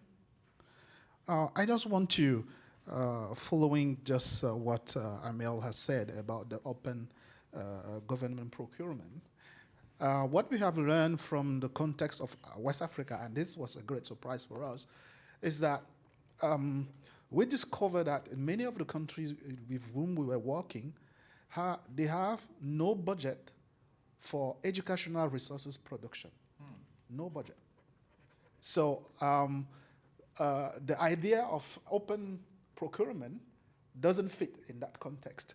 So we had to, as part of the OER strategy, to raise awareness on the importance for the government to actually engage in the production of educational resources, adaptation and remixing, supporting initiatives related to this. So we should not take for granted that countries already are committed to produce educational resources. It's not the case. And we have this, and I'm saying all the 5 countries with whom we were working, they have no budget line to produce educational resources. I'm not talking about open education, but educational resources. They have no budget line. So this is a key challenge in such context, and the importance of raising awareness of the importance of a country to actually engage in the production of educational resources here. Yeah, thank you so much for making that comment. I think that if we think of the origins of sort of the teaching profession, that the teacher or educator was the person with the internal knowledge. And over time, we've developed a system where, in fact, there are experts out there, all the way to the textbook publishing company, and this whole industry has started, and this is where the money and the procurement happens. But in fact, the native knowledge is around the educator, and it's also around the learner who is living, breathing, working in a community with a lot of knowledge and understanding. I mean, we found early on when we were going to certain places to talk about OER, people were seeing what we had done in our library, OER Commons, and they would say, that's nice, but we have oral histories here, or we have other native or indigenous, languages here. The knowledge is there, and if we think about having, it's sort of rethinking what teaching means and who teachers are and how teachers are trained, but we've gotten so far away from the idea where the educator is actually the expert in their knowledge. And that might be some kind of perspective, that is brought there as well. Thank you. This was a very insightful exchange. At the beginning of this panel, the Assistant Director General for UNESCO invite us to use the opportunity of this discussion to lay out key action to undertake in order to advance the agenda of OER recommendation. So I'm going to turn to each of you. Let's say 2 minutes. Okay, 3 minutes. Yeah, and what is the takeaway, and what are core action that we need to consider for the future of the implementation of OER? I'll start with Emil. So I think based on the experience that we've had in Brazil for like 10 years developing policy on this is give people serious responsibilities for OER, make it a serious element, and give them the responsibility to do it, and expect things to happen from people. So create the policies, get people involved, and then give them serious responsibilities for taking care that it's going to be implemented. Without that, I think that if we don't have people actually involved in this and around this with the incentives to stay, it just becomes another piece of legislation that doesn't move forward. It's an agenda item that people talk about, but nothing ever happens around it. So that would be I think the biggest takeaway for me. Thank you. Stefan? So I think I'd probably underline, and this is probably sort of a takeaway, a recommendation for the sector I represent, the importance of trying to get ourselves to the same stage with OERs as we are with open access. And a point I would have made to the colleague from DW Academy is that there's already a lot of really good work around how do you get interoperability to happen between OA repositories through organizations like COAR in Canada. Can we apply that same logic to OER repositories? And then just come back to the question you were actually asking me now, how do we mainstream, how do we do an end run around the development process here and make sure that librarians are seeing in just the same way as they provide materials that they really feel confident and they feel responsible for helping their faculty, for helping students make the most of OER so that they feel agency in order to help other people feel agency. Thank you. Melinda, online? Yes, thank you very much. My key takeaways, of course, I'm very much focused on capability building as one of the action areas in the OER recommendation. So initially, we were so much focused on the just raising awareness, ability to use and develop and share OERs. But this discussion really brought us back to the essentials of making OERs more inclusive and accessible. So we have to go beyond in these capability building initiatives. And of course, I just would like to go back to what was also contained in the OER recommendation, and it will also bring us to that discussion on the lack of resources to produce OERs. And part of the OER recommendation is invoking that the public funds can be used to produce OERs, and if we use the public funds to produce these educational resources, then we are morally obliged to make them open access materials. So I guess this is something that we should be doing, our advocacy, our commitment to making OERs more popular in terms of use and development. And the incentive system, especially for universities, that's the sector I am representing, incentive system for the faculty members, for the teachers, when they use and create and share open educational resources to the community. So these are my key takeaways from this forum. Thank you. Thank you, Melinda. Lisa? Thank you. I have three quick things. One would be to resist this urge for strategies where one size fits all. I think the comment about decentralization was key, and we have to really keep working on that and what that really means to have localized control of knowledge. Yet, in a decentralized model, it filters up in a way where we really do build this knowledge commons. The second piece is to not be seduced by the commercial private partnerships that are becoming much in vogue today. They're wrought with a lot of internal problems that ultimately I fear will result in the locking up of knowledge, not to mention there are so many privacy concerns once you have commercial interests in terms of how data is used, who uses it, and data for whom. And the third one is a real positive recommendation or takeaway, which is we really need to build bridges across open. That's open educational resources, open pedagogy, open data, open science, open access, open publishing. Did I miss any of the opens? I think we've been operating in silos for too long, and we really need to start connecting those for real. Thank you. Patrick? Yeah, so I fully endorse just what Lisa said. Excellent. So just to come back to so my big thing, and of course I'm gung-ho to implement this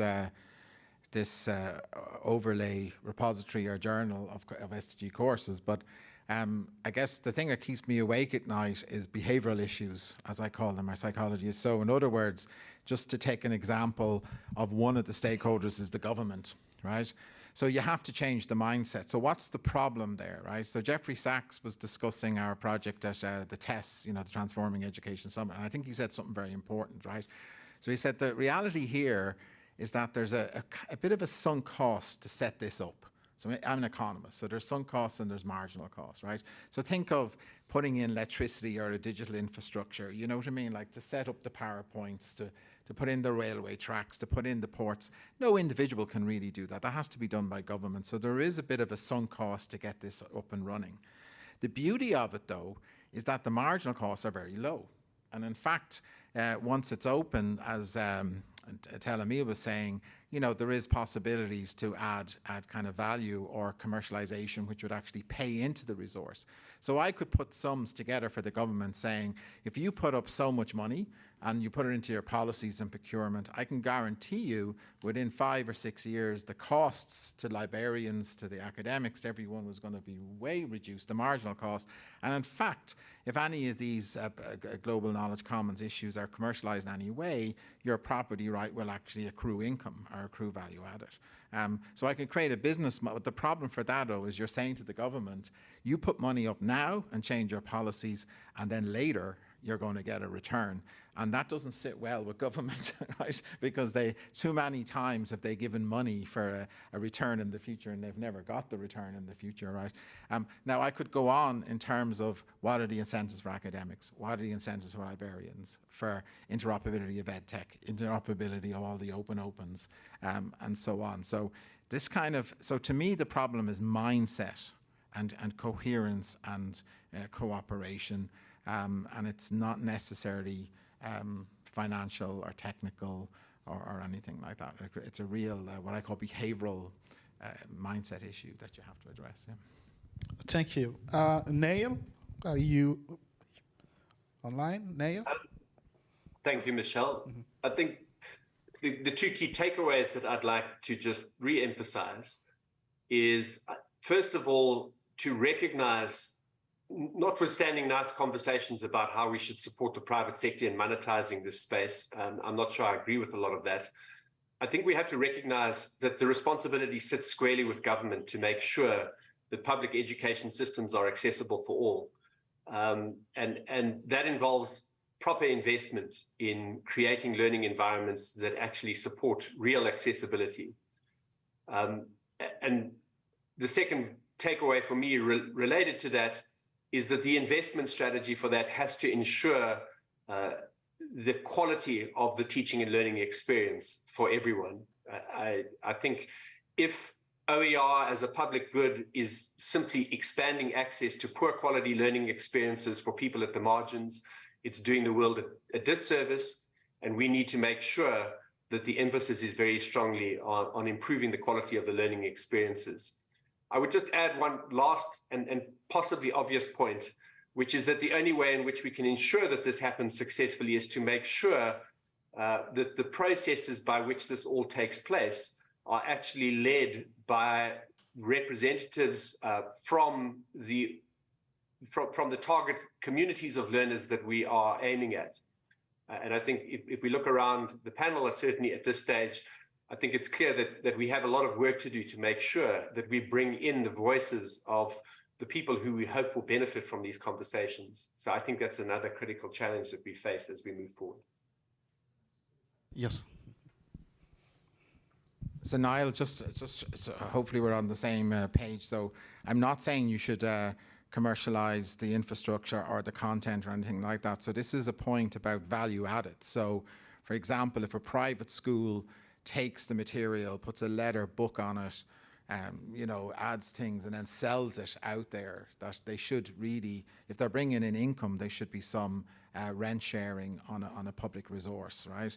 Or if a commercial company takes it and actually is doing kind of upskilling and training, and again is charging money to do that there should be kind of rent sharing. So it's commercialization on the margin, if you like, but it's not on the infrastructure or the open education resource at all. That has to be publicly owned or stakeholder owned, as you say. So I hope that's okay. And you mightn't like the idea of the value added either, but just to be clear that it's not commercialization of the platform or the actual resource. Thank you. Zeynep, do you have one last comment?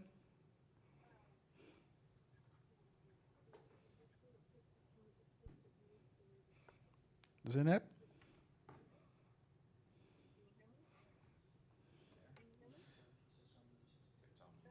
Oh, she's on mute. Zeynep? Oh, she's online. I think that she's online.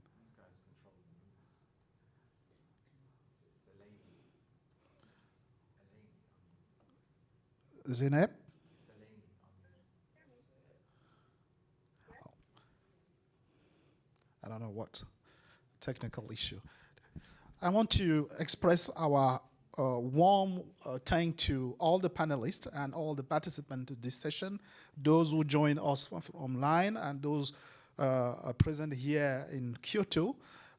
Can we give a round of applause to all our panelists and the participants, please? Thank you very much. Yes, Zeynep? Yes, it works. Okay, sorry. It's been a bad technology morning. Thank you so much. I was saying that it takes a village to raise a child, they say, but it takes a whole world to make learning possible. And it's through open educational resources that I think the knowledge can really be shared. The point of this recommendation and the point of this panel, the point of this discussion is about sharing knowledge openly. And I'd also like to thank very much all the panelists here and online.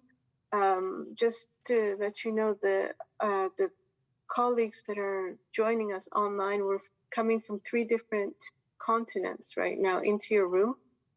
And it is a great pleasure to be here. We would all very much like to be there in person, but unfortunately it hasn't been possible. But thank you very much to all of them. Thank you, Zeynep, and have a great day to all of us. Thanks.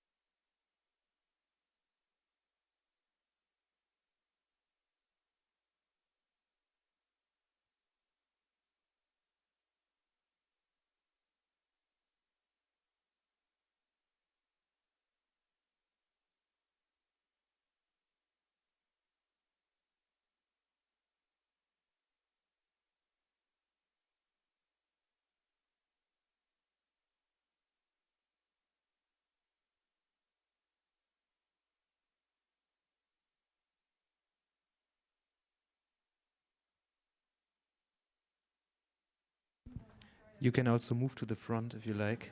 There are some empty seats here. We want this to be an interactive session. We'll have a big Q&A from 2 p.m. onwards, so yeah, feel free to fill up the front rows as well.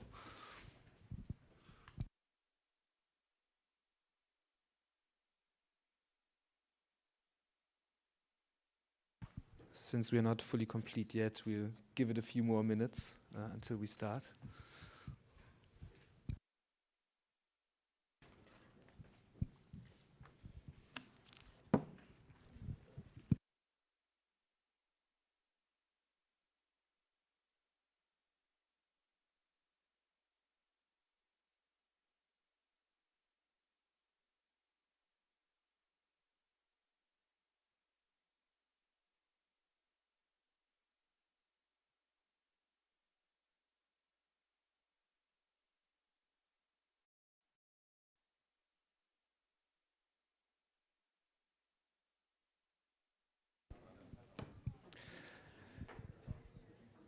All right.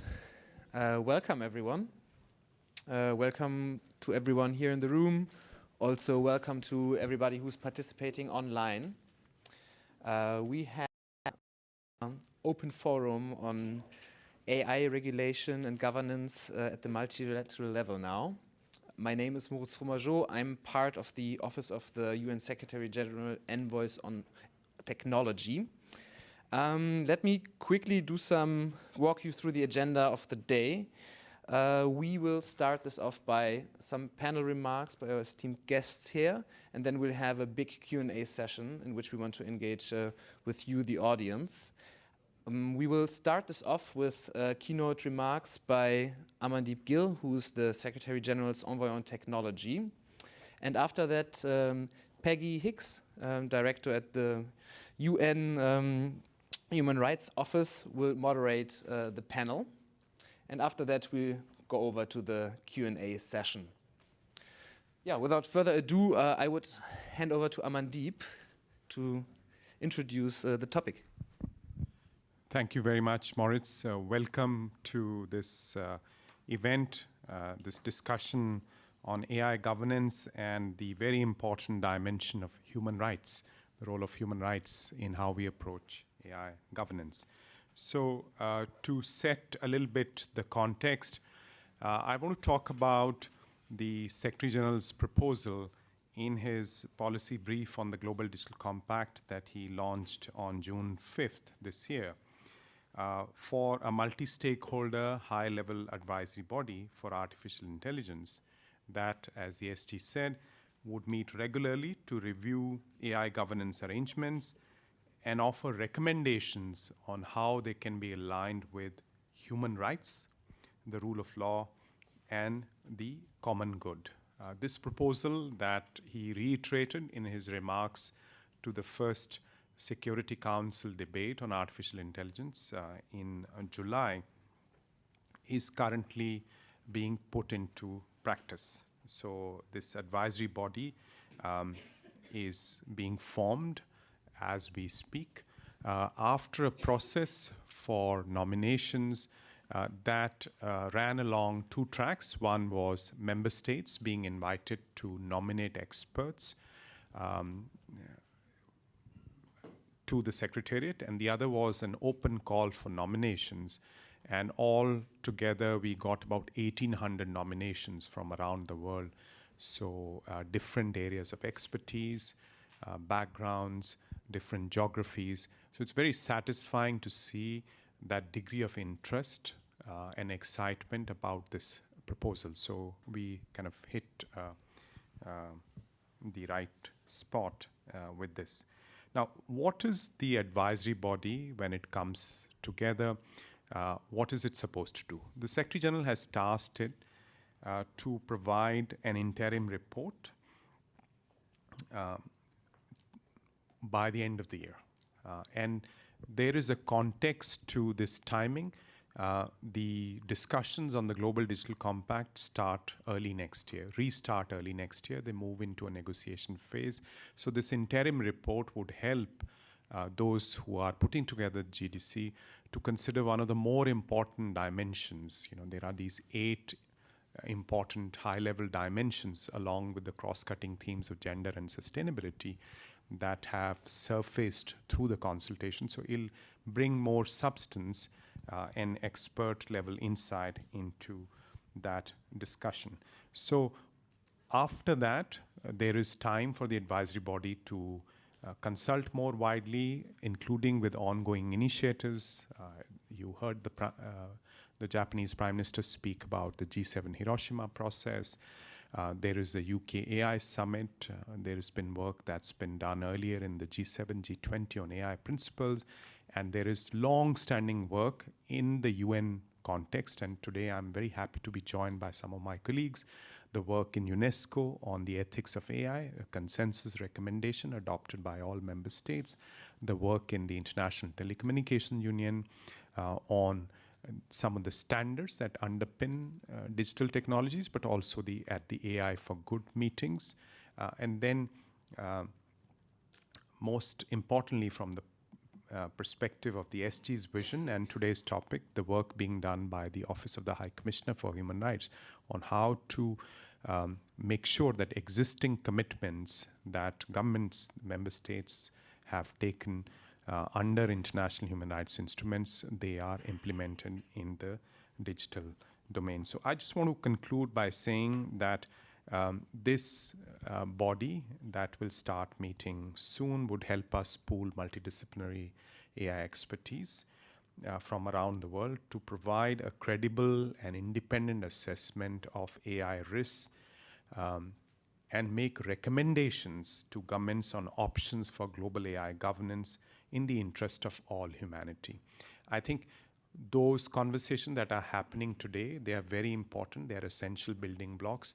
But if this is an issue that concerns all humanity, then all humanity needs to be engaged on it through the universal forum that is the United Nations. The risk discussion can often be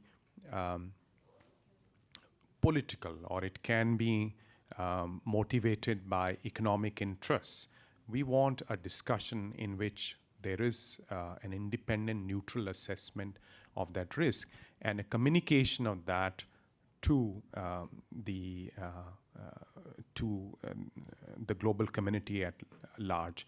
At the same time, we also need to make sure that the opportunities and the enablers that are required for AI to play a role in the acceleration of progress on the Sustainable Development Goals, they are also assessed, they are also presented in a sober manner to the international community. So looking at the risks and the opportunities in this kind of manner allows us to put the right governance responses in place, whether they are at the international level or at the national, regional regulatory level, or at the level of industry where there may be self-regulation, co-regulation schemes to address risks, including through the kind of initiatives that the Japanese minister shared yesterday. So I'll stop there and hand it to Peggy for moderating the panel. Thank you, Peggy.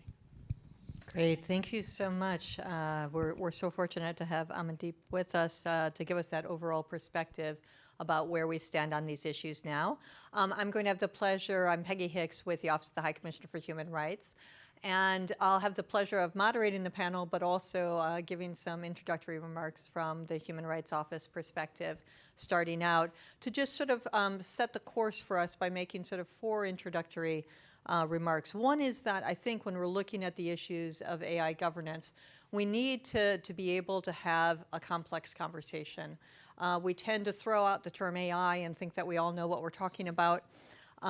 We tend to talk about existential risk, near-term risk, short-term, mid-term risks, with no real definitions on the table. We need to break the conversation down. We need to be aware that there are areas that are already existing. AI that's in use, being used in human rights sensitive and critical areas like law enforcement, where we don't have any question about what needs to be done. We just need to implement the things that we already know. Recommendations have already been made about the guardrails that should be in place, for example, on mass surveillance technologies, to protect privacy and in other places. We need to move forward on that, and we don't have to wait to do that.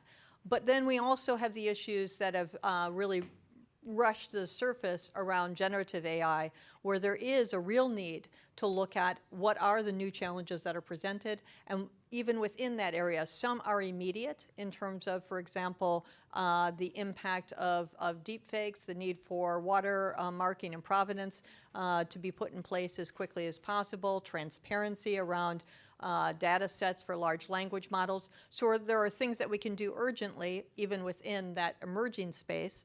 But then we have to also be able to look forward at the same time to what are the risks that are in our future that we see, and to be able to do the hard work of putting in place the governance mechanisms and approaches that will allow us to make sure that we're tackling not just what we already know, but what we foresee for the future. The next point I want to emphasize is that that is a global challenge. And as much as we appreciate all the different efforts at the national and regional level, we need to be able to come together in a global way to address these issues. We need to be able to learn from each other. We need to recognize that the solutions won't work if they're only solutions that are adopted and taken in one place. And for that global engagement to work, we need to create a level playing field. And that means that there needs to be much greater investment and resources and engagement with the global majority that may have more difficulty being part of these policy-making conversations going forward.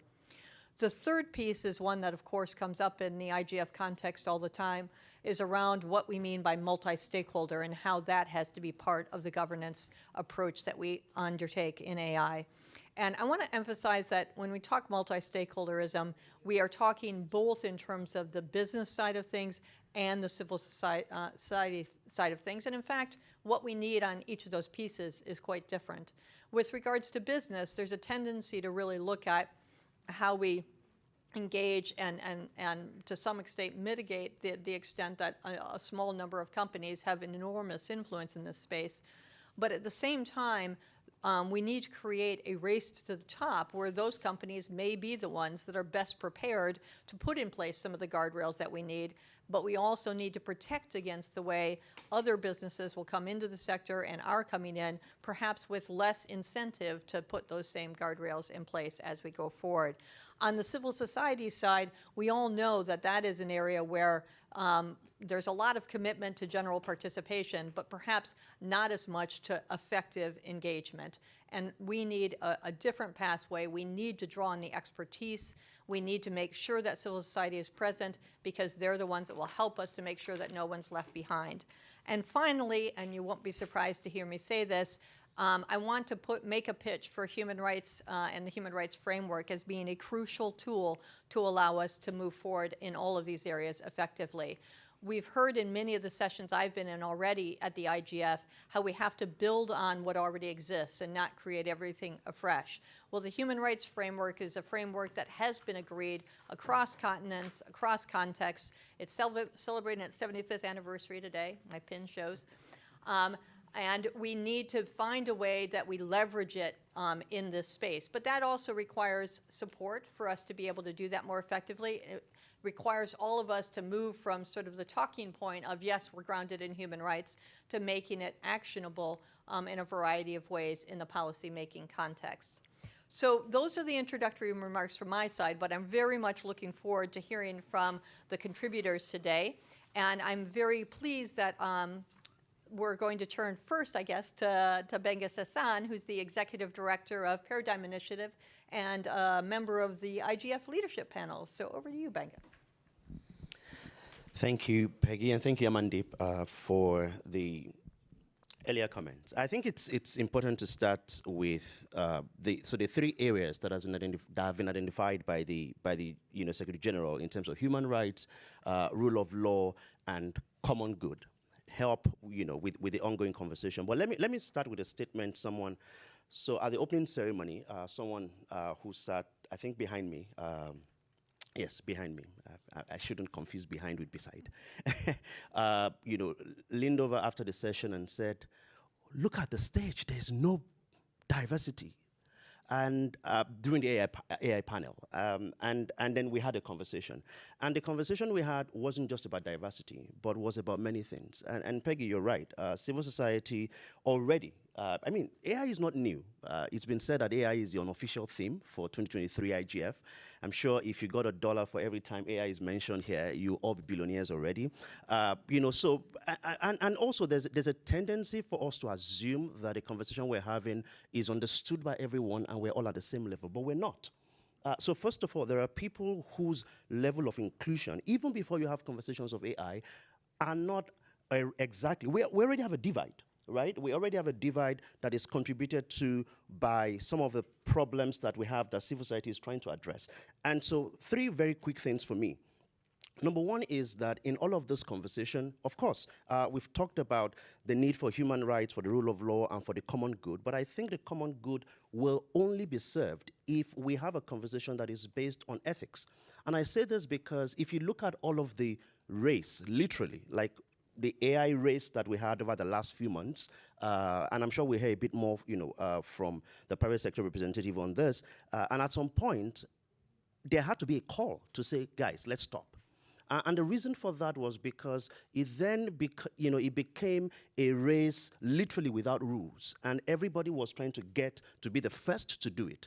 Of course, there are many reasons for that. There's the economic incentive, and there are other, the first come advantage and all of that. But these conversations must be built on ethics. And thankfully, we already have many frameworks around human rights that can guide us in this. So we're not creating new principles. We're not saying that, the ethics should be based on new inventions. We already have principles for that. The second is on data protection. And I say this particularly because we've had many conversations about the need for data privacy and protection, but there are many countries where there are still, for example, majority, so we do a Paradigm Initiative, we do a report every year on the state of the internet on digital rights across the African continent. And one of the major challenges that we have is that there are many countries that do not even have data protection frameworks already. And not only are they now talking about just collecting biometric data, but they're also talking about AI. They're talking about massive, data projects, and that is important. So ethics, also data protection. And I'll come back to the first point that I made about diversity. Not just diversity in terms of conversation. It's great to have a panel, and at times I think with tokenism you can solve the problem, but we need to go beyond the tokenism. I think that the importance is not just in the conversations, but also in the modeling. I always give the example of my very first experience with an AI demo, somewhere not too far from here. And I, stood in front of this machine where everyone was standing and they were testing, and it would tell you where in the world you're from and tell you a bit more about yourself based on the data you had been fed with. And then I faced this machine and I said, hi, and I said hello, and I said a few words, and the machine not only said I was from the wrong continent, but also said I was very angry. And I was like, wait a second, what is going on here? And by the way, that project was already being used by a country to determine who to arrest based on prank calls. So it meant that anyone who sounds, I sound like this all the time because I'm Nigerian. I'm from a country of 200 million people. You need to raise your voice to be heard. So when I speak, I need to raise my voice. So if the machine thinks I'm angry and all that, it's not because I am, it's because I'm Nigerian and I have to raise my voice. So I think it's absolutely important for us, not just in conversations, but in modeling and also in research. AI by nature is global. But global does not mean it happens in the global north. Global means that it has applications across the entire world. And if it has, then it means that diversity must be a fundamental factor in what we do. Otherwise, we're going to keep having many of the problems we currently have on social media, where platforms are struggling to interpret something that is understood within a context and means something else entirely once it crosses to another context. So ethics, data protection, and diversity. Thank you very much, Benga. Words to live by there, and I'm sure we'll go back to each of those 3 points. But I understand that Gabriel Ramos is now online and able to join us. So I'd like to introduce Gabriel Ramos, who's the Assistant Director General of Social and Human Sciences at UNESCO. Over to you, Gabriela. Thank you so much, Peggy, and I'm very sorry, but I got the wrong link. and I was with the very technical experts. Very interesting session, but it was not mine. Great to be here with you, and thank you. Great to share this panel with you and with Amandeep. And I could not agree more with what the previous speaker mentioned. I think that ethics is a good guide, because it's not only about the challenges we are confronting now, but actually the challenges that might be posed to us with these very fast moving technologies. And we are now probably questioning all these issues brought by the generative AI. But AI is not good, no new, and we know since how many years AI has been used to take decisions that are substantial and relevant for all of us. We know the application of these technologies in the distribution of benefits in the welfare system, the health system, the education system. We know how much facial recognition has been used, and now is being debated how much we can rely on it to take decisions in the public sector. But the public and the private sector have been taking decisions based on AI for many years. We tend to forget, but we know that having a vaccine to fight the COVID pandemic was actually allowed because of the analytical capacities that the technologies could put together to understand how the virus work. So it's not new, but the questions that we ask, of course, are much more relevant given the pervasiveness and also the fast speed at which these developments are advanced. So it's very important that we have the right frameworks.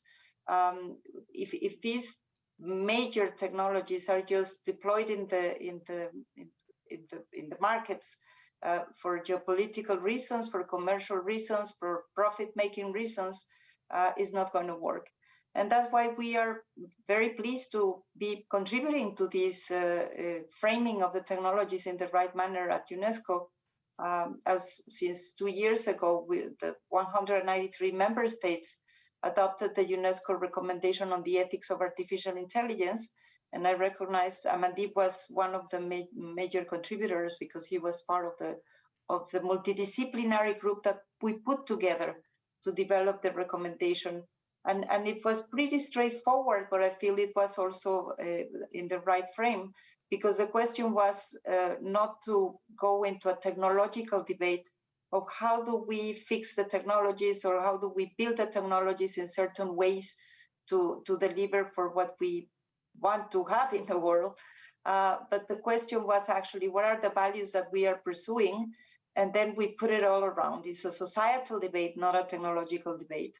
And the values, we know them. The values that the technologies should serve are the human rights and human dignity, are the fairness, inclusiveness, protection, privacy.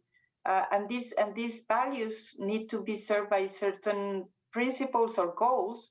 And you know them because these goals are of accountability, transparency, proportionality, the rule of law. These principles are part of the equation that have been advanced by many players in the artificial intelligence ecosystem. But these principles need to be translated from our perspective into policies, because policies is what will make the difference. Yes, the technologies are being developed by the private sector mainly, but this will not be different as many other sectors that we have in the economy, where governments need to provide with the framework and the right framework for them to develop according to the law. And at the end, it's not that the governments are going to go into this every single AI lab to check that we have diverse teams, that the quality of the data is there, that the training of the algorithm has the adequate checkpoints, not to be tainted by biases and prejudice.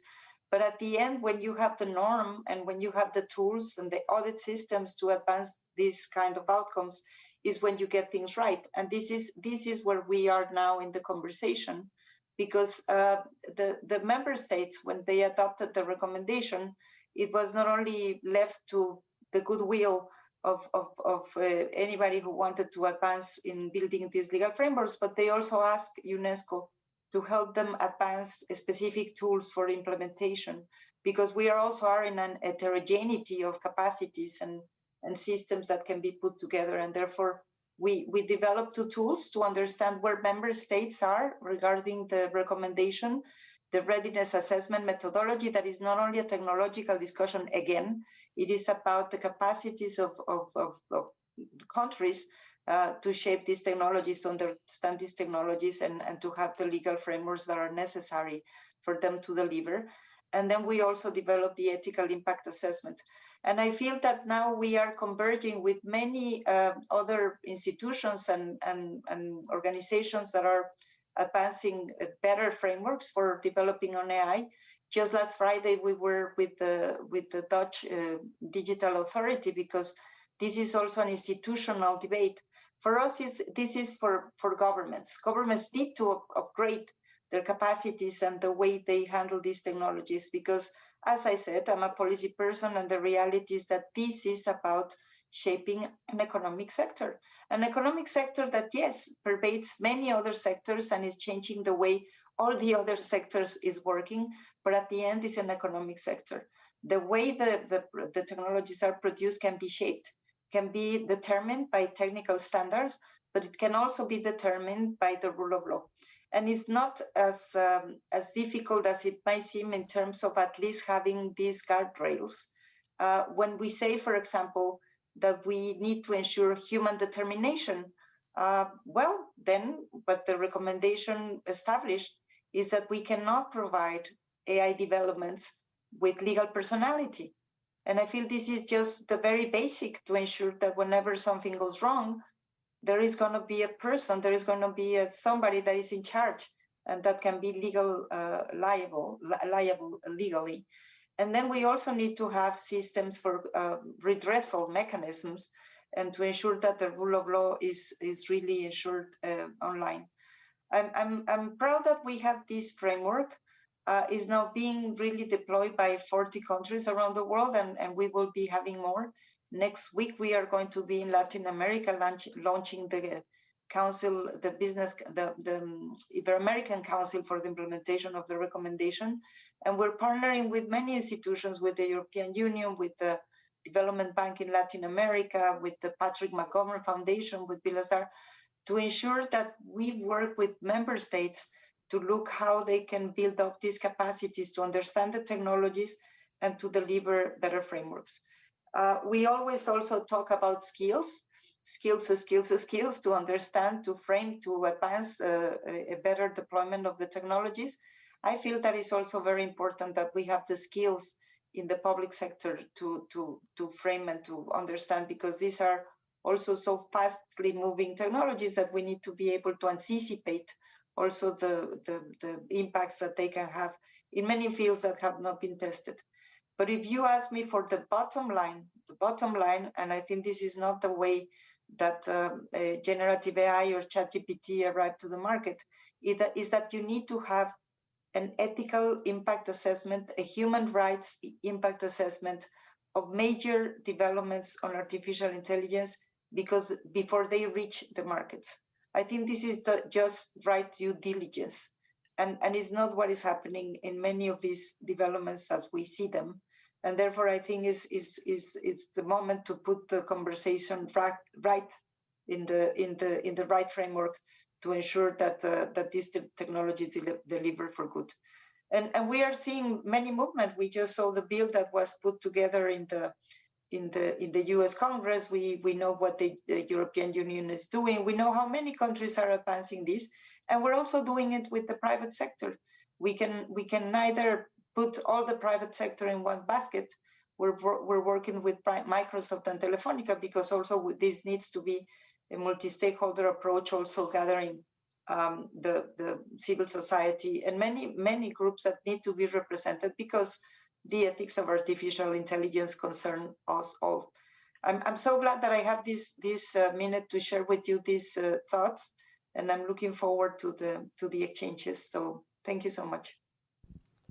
Thank you very much, Gabriela. It's wonderful to hear your comments based on the experience of UNESCO and the ethics of AI development, but also its application, as you said, and the work that's being done globally to move forward on these issues. And I think the point that you make around human rights impact assessments and the need for them to be done before things reach the market is one that we'll come back to as well.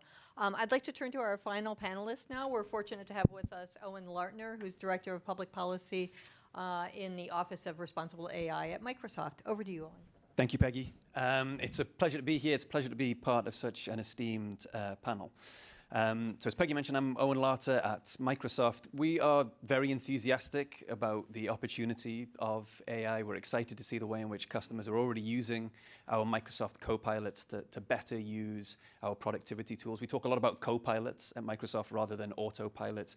The vision for Microsoft around AI is very much retaining the human dignity and the human agency at the center of things. And I think more broadly, we see AI as a huge range of tools that is going to offer humanity an immense amount of opportunity, really to understand and manage complex systems better and to be able to address major challenges like climate change, like healthcare, like a lot of what is being addressed in the SDGs. So a lot of opportunity, but I think it's clear that there is risk, as we have heard very well articulated across the panel. And so we need to think about governance. And I think as we turn to governance of AI, we need to think about governance globally. As it was said before, AI is an international technology. It is the product of collaboration across borders. We need to allow people to be able to continue to collaborate in developing and using AI across borders. It's also quite clear that the risks that AI presents are international. They transcend boundaries. An AI system created in one part of the world can cause harm in another part of the world, either intentionally or via accident. And so I think as we think about global governance, it's worth taking a little bit of a step back and sort of understanding where we are. And I do feel like an enormous amount more work is needed, but we've made a huge amount of progress in the last year.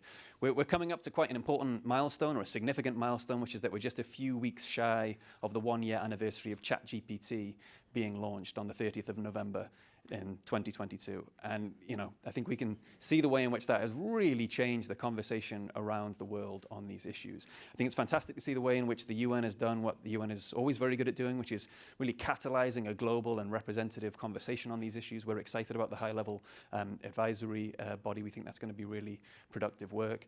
Really delighted to be working with UNESCO to be able to take forward their recommendation on artificial intelligence. We think that's a really important piece of work. And really exciting to see the way in which you now have concrete safety frameworks being developed and implemented around the world. People might be familiar with the NIST AI Risk Management Framework. This is from the National Institute for Standards and Technology in the US. They published their AI Risk Management Framework at the start of this year. It really is a global best practice framework that any organization can use now to develop their own internal responsible AI program. So I think we've sort of moved to a place where we have the building blocks of a global governance framework in place. I think now it really behooves us to take a bit of a step back and think about how we chart a way forward. And I think there's probably a couple of things that are worth bearing in mind as we do that. First is sort of having a bit more of a conversation about where we actually want to get to. What do we want a global governance regime for AI actually to be able to achieve? And then secondly, what can we learn from the many attempts and the many successes around global governance in other regimes? So I'll offer a few thoughts in closing. I think as we move forward, we ultimately want to get to a place where we are setting global standards that are being developed in a representative and global way that can then be implemented by national governments around the world. And I think there are great lessons to draw from organizations like ICAO, the International Civil Aviation Organization, part of the UN family. It does a great job of including pretty much every country around the world in developing safety and security standards for aviation globally. So I think there's more that we can learn from there. I think the other thing that we need a global governance regime to do is to help us develop more of a consensus on the risks of AI. A really important part of thinking about how we address them. So I think of organizations like the Intergovernmental Panel on Climate Change, which has done a fantastic job of developing an evidence-based consensus around risks in relation to climate. Actually a really effective job of then taking that out and driving a public conversation, which can lay the groundwork for policy as well. I think that the final suggestion I'll make is that we really need to invest in infrastructure as we move away forward. That's both the technical infrastructure so that we're able to study these systems in a holistic and broad way. It is very intensive to develop and use these systems, so we need to provide publicly available compute data and models so that researchers around the world can better understand these systems, can develop the much needed evaluations that we need going forward. I think the other bit that is just as important, if not more so, is thinking about the sort of social infrastructure. How do we really have a global conversation on a sustained way on these issues that is properly representative and brings in views from everywhere around the world, including the global south? I think it's a great start on that front. I think conversations like this and work that the IGF is doing is really important. I think there's more that can be done. One small contribution that we've made so far, and we want to do more, is setting up a global responsible AI fellowship. So we have a number of fellows around the world, including from countries like Nigeria and Sri Lanka and India and Kyrgyzstan, where we're bringing together some of the best and brightest minds working on responsible AI right across the global south to help shape more of a global conversation and inform the way that we at Microsoft are thinking about responsible AI. I think there's much more opportunity to do this kind of thing when we're moving forward. But I'll pause there for now. Great, thanks so much, Owen. It's been really helpful to hear your comments on what the global governance AI challenge looks like and what are some of the next steps we need to take. Just to pull together some of the thoughts, and then we're going to turn over for the question and answer. I mean, I think we heard very, very similar messages to some extent from our somewhat diverse panel, not as diverse as we need to be probably here either, Benga. But we all recognize the need for that global diversity. How we achieve it, I think we still have a lot of work to do. We can, commit to it in principle, but in practice, it requires a lot more effort, a lot more resources to make it a reality, I think. We also heard the importance of really putting in place guardrails based on what we already know in the space and moving forward on them. The governance conversation with regards to the best practices is there, but we also need to recognize that we do have some red lines, and those red lines ought to be part of the global standard setting process as well and moving forward. And finally, we also need to understand the need for greater transparency, greater ability for a global conversation to happen, and that means making sure that forums like this one are available to a much broader audience, but that we have, I liked Owen's comments about the social infrastructure that's needed, and that will require investment and commitment as well to move forward. So with that, I think I will close this first segment of the panel discussion, and I'm to turn over to Moritz, who will guide us in the question and answer. Over to you. Yes, thank you very much, Peggy. So we will now take the time for an extensive question and answer. So you'll all have the possibility to ask any question you might have. Unfortunately, Amandeep had to already leave the session, but our colleague Quinton is filling in. Also, I understood that Benga has to leave it in 20 minutes as well, so we might just prioritize you in the process. And I'm also seeing that we have the co-facilitators from the Global Digital Compact in the room. So do let us know if you want to participate in the discussion. For the on-site panel, for the on-site questions, you can line up behind the microphone over there. It's first come, first serve. We'll collect the first 3 questions and then answer them from the panel. And yeah, so feel free to ask anything regarding the session topic. Okay, that's a nice clarification. Hello, everyone. I'm Alice Lana from Brazil. I'm also a consultant for GRI, the Global Index on Responsible AI. And I have a question that I think has relations with everything that you said so far, because we've been listening in all the panels on AI that AI must be regulated through a global lens, right? It can't be just national frameworks. And we've also been listening that it must happen now, it's urgent. And these things, we know that global regulations are not the fastest regulations we have. So my question is, how do we balance these needs? Thank you.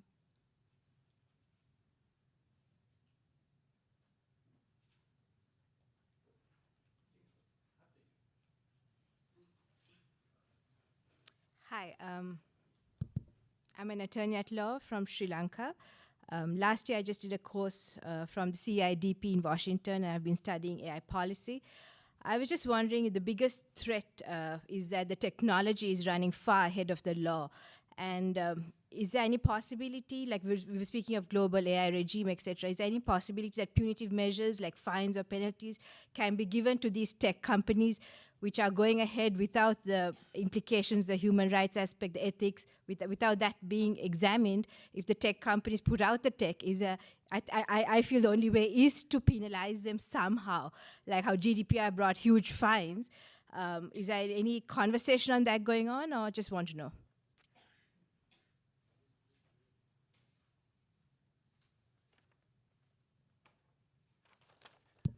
Hello, my name is Yves Poulet, and I am Vice Chairman of IFAP UNESCO program, and my specialty is infoethics, and I am chairing a working group on infoethics at UNESCO.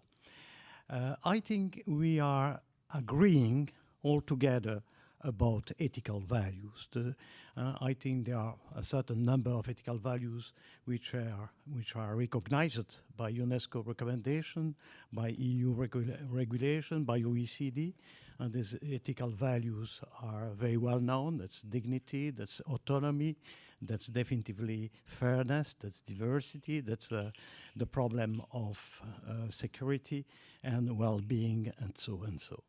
So the problem is not the ethical values. I think that Gabriela was right. The problem with ethics is not the problem of designing the ethical values, but the problem is to what extent these ethical values are met in a concrete situation. And that's another problem, and that's another difficulties. And that's why I think we need to have definitively a legislation imposing what we call ethical assessment. I think that's very important to have this ethical assessment. At a micro level, it means at the company level. And this ethical assessment needs absolutely to have what we call a multi-stakeholders within the company and perhaps the customer, perhaps the clients, and I don't know exactly which must be around the table, but we need to have this multi-stakeholders and multidisciplinary assessment to clearly enunciate the risk, to mitigate the risk, and definitively to try to avoid the main risk. And that's very, very important. I think if we have this ethical assessment at the micro level, I think that's the most important thing. At the global level, I think we need definitively to have the discussion about a very important issue like the increased demand. It is quite clear that bioethics and infoethics tomorrow will join together. It is quite clear that definitely we must have a certain number of reflection about AI generative system, especially as we get the problem of manipulation of people and all these questions. So my question is to know what's your position about this reflection. Yes, thank you very much. Just one suggestion. I think for the next round of questions, you could also say whom on the panel you address the question to. Then we can have it a bit more targeted. So, yeah, 3 questions. The first one on how to balance the need for quick action in the face of some of global processes that can take a little longer. Second questions on enforcement. How do we make sure that that the rules that we agreed on are actually applied? And yeah, the third one on the need for multi-stakeholder assessments on how to mitigate and also enforce the rules. So who would like to go ahead?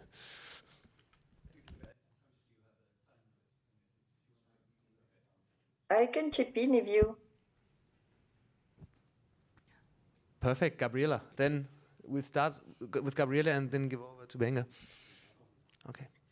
Well, thank you. I think these are very relevant questions, and it's true that the technologies are global, and therefore this transnational character needs to be recognized. And I feel that's why we are always referring to the interoperability, not only of the technical systems and the data flows across countries, but we are also talking about interoperability of the legal systems, because at the end, the kind of definitions that you have in one jurisdiction is going to be determining the kind of outcomes when you go into international cooperations for law enforcement. But at the end, the very basic tenet of all this construction is to have the enforcement of the rule of law regarding these technologies at the national level. And this is the emphasis that we are putting in the implementation of the recommendation on the ethics of AI with the many different countries with whom we are working, because at the end, governments need to have the capacity first to understand the technologies, which is not as straightforward as it seems. Second, to anticipate what kind of impact that they can have on the many rights that they need to protect, and then to have commensurate measures whenever there is harm. And I think that this is another bottom line. Whenever there is harm, there should be compensation mechanisms. And these are the areas where governments need to upgrade their capacities. Then, of course, we need international cooperation, because at the end, it would not work only if you have fragmentation, regulatory fragmentation at the national level. It's very important that we also have this kind of exchanges in a multi-stakeholder approach to ensure that that we learn from each other, and that we can also share what we know are the front-running developments in terms of the legal frameworks, and those that are lagging behind. But I feel, again, the role of governments is really important in trying to ensure that the rule of law is respected. But that's their task, and that's why they are paid for.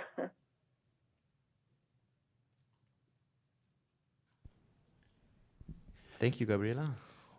Fantastic. I can jump in and give some thoughts and agree with a lot of what Gabriela said as well. I think on the sort of global piece, I think it's exactly right to look at these issues through a global lens. The risks that are presented are global, but I don't think that necessarily means that every single national regulation needs to look the same as each other. Exactly as Gabriela said, I think it's all about interoperability, and I think a big part of this will be developing some global standards in relation to how you evaluate these systems, for example, that different countries can then implement in a way that is sensible for them.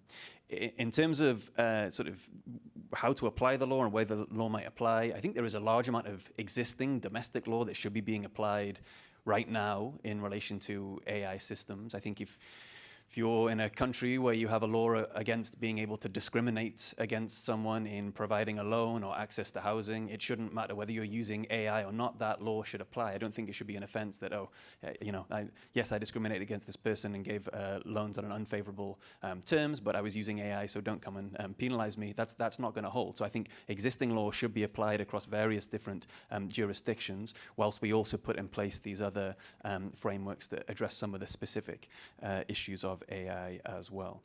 And then in relation to the impact assessment process, I think it's a great thought. We are very enthusiastic about impact assessments at Microsoft. It's one of the many things that we're very enthusiastic about in relation to the UNESCO framework. We actually have an impact assessment as a core part of our responsible AI program at Microsoft. So any high-risk system that is being developed, the product team has to go through an impact assessment. It has a number of human rights related elements to it in relation to making sure the system is performing fairly, addressing issues of bias. We think that's a fundamental sort of structured process to be able to go through. We actually have now started publishing the templates that we use for our impact assessment, and we've also published the guide that we use to help our colleagues navigate the impact assessment process. We think it's really important to share our working as we go as a company so that others can quite frankly scrutinize and build on it and improve it. So we'd welcome thoughts that people have on the impact assessment template that we're using at Microsoft.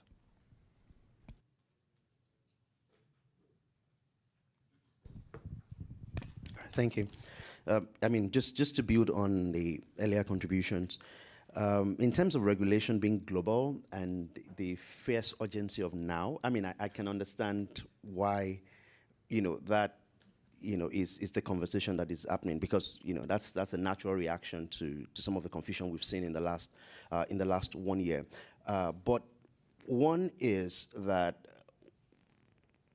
first of all, regulation, and I think it's really important to say this, is that regulation is about creating standards and not implementing necessarily control. And I say this because this is the same conversation we had about data protection regulation in many countries, where it then became an opportunity for certain governments to seek legitimate control over areas where they were supposed to create standards. So the idea was to control and not to create standards that they were also going to abide by.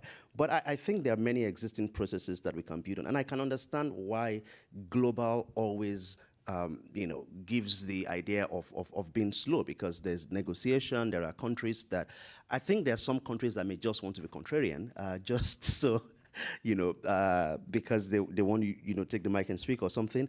But there are existing processes, and there are things that work. I mean, I like the example that you gave of the International Civil Aviation Organization, and there are many examples that we can look at. We can look, we can talk about some of the multi-stakeholder conversations we've had at ICANN, and now at the IGF, and we can build on those processes. And on the second question, just very quickly, I understand the concern, and like you said, there are many, the existing laws that can be applied. But I'm also a bit cautious when it comes to the sort of the tension between innovation and regulation, and policy or regulation. I think that innovation will always, always, always be ahead of regulation. And what is important is for regulators and policymakers to at least seek to understand before regulating, because we've seen in many instances, I know a country where we were working where cryptocurrency was banned, and we had to write a policy brief to the central bank. You can't ban this.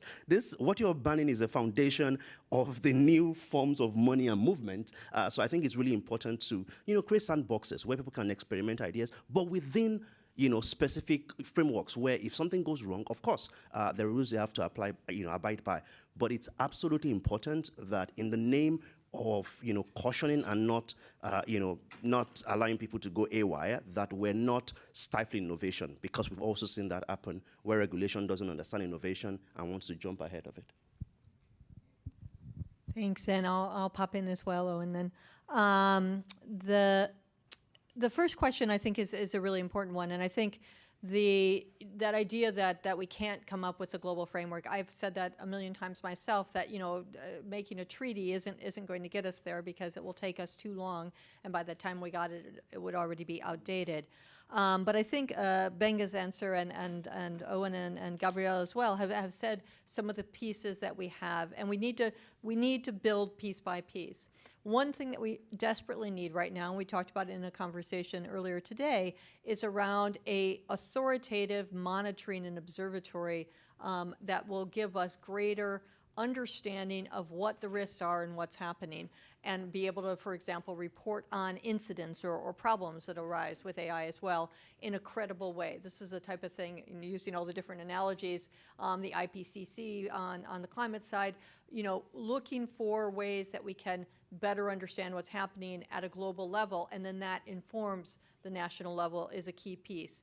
The second thing I'd say is that we can now develop authoritative guidance on some of these issues, and then we need to have the ability to advise and support and the capacity to implement it at the national level. Those are all things that we can do with the framework as it currently exists. We can't mandate some of that to happen yet, but the more we have that authoritative guidance, the closer we'll get to a process where states will pick up the good practices and move forward with them.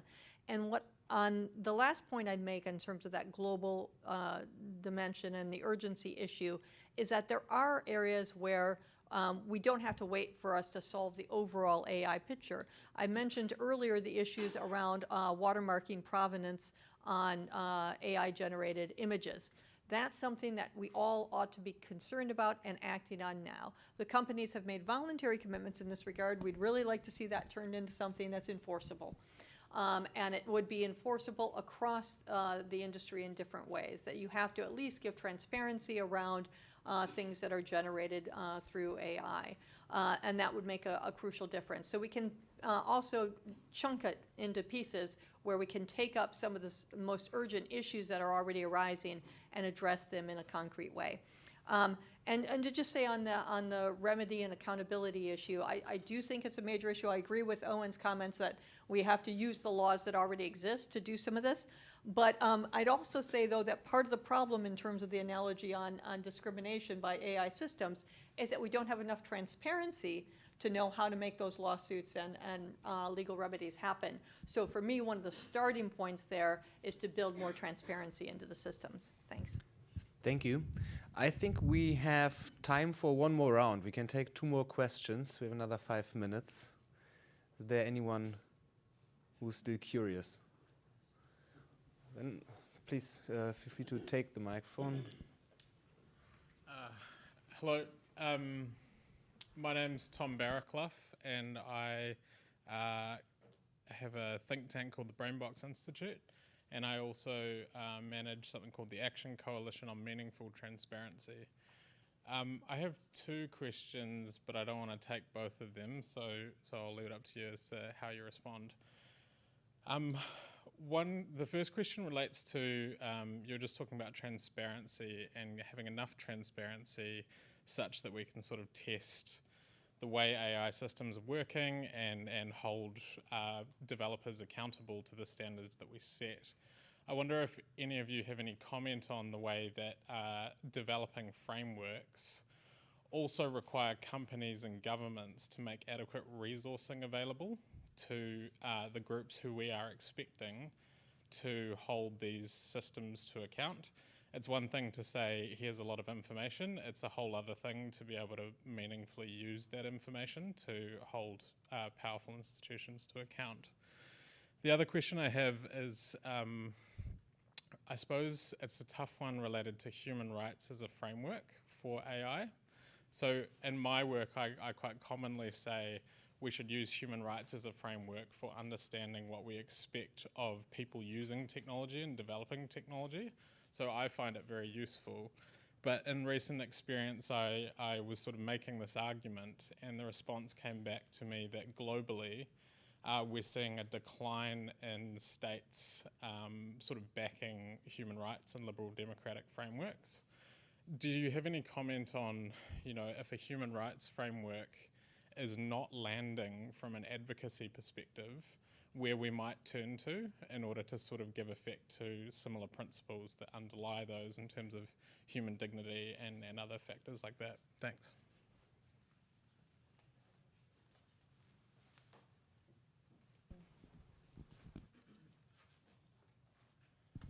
Hi everyone, my name is Quinton. I'm with the Tech Envoys office, and maybe I could kind of respond to that a little bit by taking a step back and also thinking about the earlier question around speed and inclusion from a political perspective. So there's a kind of paradox here. Everyone's talking about global standards, universally global standards, and everyone's talking about fast. And what I'd like to suggest in a minute is that perhaps in this case, there are reasons why this could happen very quickly, including the fact that the private sector is very interested in interoperable governance so that they can move through jurisdictions easily without having, different regulation in different jurisdictions. So there's a lot of kind of a carrot there. But I'd like to suggest in this case, slow may be fast in a sense, because to get a global agreement, to move from 20 countries, 50 countries to 193 countries, all of those countries have to want this. And what we've noticed, at least on the Global Digital Compact process, is that the term human rights has often had certain connotations for certain groups of countries. And as an example of that, we had a lot of submissions to the Global Digital Compact process, and from some of the political groups that were say from the global north, human rights, we did a word count of how many times human rights was put in there. It was, you know, a ratio compared to the words digital divide. It was in a ratio of up to 15 times. 15 times every time digital divide was mentioned, human rights was mentioned 15 times. For some of the other groups representing the global south, human rights may have been mentioned 0 times and digital divide several times. So completely the opposite. Now, what I'm going to suggest is that when we think about human rights holistically, yes, we have the individual, civil, political, and kind of rights. We also have the social, economic, and cultural rights in the Universal Declaration of Human Rights, 22 to 27. And these are also human rights. And these also need to be protected and governed for. And these are human rights which the whole world can get behind, including the right to work, employment, favorable pay, standard of living, education, protection of authorship. So how can the world think about this topic of governance of AI from a holistic perspective and bring along the countries who have more urgent pressing needs on the economic side, on the development side, and take a holistic approach, not just geographically to 193 countries, but also holistically from a governance perspective. So, and if you allow me one more kind of interpretation here, we're talking a lot about regulation and legislation in this panel. But governance can also involve other types of policies, not just legal regulation, not even just ethical standards or technical standards. It can also involve other kinds of policies that impact incentives, from taxation, trade policy, intellectual property policy, which also, by the way, is one of the social, economic, cultural rights for authorship. So how can the conversation be shaped in a way that governance can be thought of holistically across the different parts of the UN's work, not just what is commonly thought of as human rights, the social and political rights, but also the economic, social, cultural rights, and the Sustainable Development Goals? And how can all of these other countries who, when they hear human rights, they think it doesn't matter if we don't focus on economic side, to actually embrace a concept of governance that will, we hear a lot about AI accelerating the SDGs, but how is that actually going to happen? I mean, we can talk about productivity tools on Office Copilot 365. That's great for a lot of office workers in the West, but how does that actually put bread on the table? How do we get the climate resilient agriculture that people keep talking about? Does that actually involve different forms of economic policy like prizes or subsidies or even incentive creating policies like in the COVID challenge trials where the vaccine was developed in a matter of weeks instead of normally years? How does that happen to really get material impact on the SDGs? So I would say slow is fast in this. To get a global 193 countries agreeing, they have to see an interest in it, and to see an interest in it, we have to think of human rights holistically to include the whole Universal Declaration of Human Rights, not just a sub-part of it. And to get to that, we need a holistic approach to policy, which doesn't focus only on regulation, but also embraces other kinds. And that's why when the Secretary General's put together his high-level advisory body on artificial intelligence, which will look at governance, there was an explicit choice to make it interdisciplinary, include voices from all regions, genders, but also from all disciplines, including digital economy, including anthropology, to look not just at the individual impacts on individuals' human rights, but also the societal impacts on individuals' social, economic, and cultural rights. Thank you. Thank you very much, dear audience and dear panel. I would hand it back to Peggy for wrapping this up very quickly. Well, thanks. Quentin already helped me out with that assist on the human rights side, but I do think it's a crucial point and one that we need to think about, is that human rights aren't only when we use the words human rights. The digital divide and what it means for people who are suffering for the lack of technology is also a human rights and falls into the basket of economic, social, and cultural rights as Quentin has described. But we have to get away from a terminology debate and move forward on the issues that we've discussed today. I see the facilitator for the Global Digital Compact here as well. There's a lot of work to be done in building that global framework, but it does need to be done across sectors and across rights, but also across communities, countries, and people. And that means finding the ways to bring in all of those who are going to be affected by these choices in a much more effective way. And that goes to the second part of the question that you asked, which is how do we make sure that the resources are available to do it? I think that's a fundamental piece here, that we need investment in this global public good. And that does mean, and I think Owen even brought up, the need for that social infrastructure to be built, and that means public compute, resources that will allow the researchers to be able to do the research that we all know we need them to do. So it's really looking at those questions and finding a way that we can make sure that those who are making the profits out of this are also helping us potentially to invest in the ways that we can make sure that this opportunity side of artificial intelligence is there for all of us. Thank you all so much for joining us. Thanks to the wonderful panel that we've had with us today, and I hope everybody enjoys the rest of the IGF. Thank you.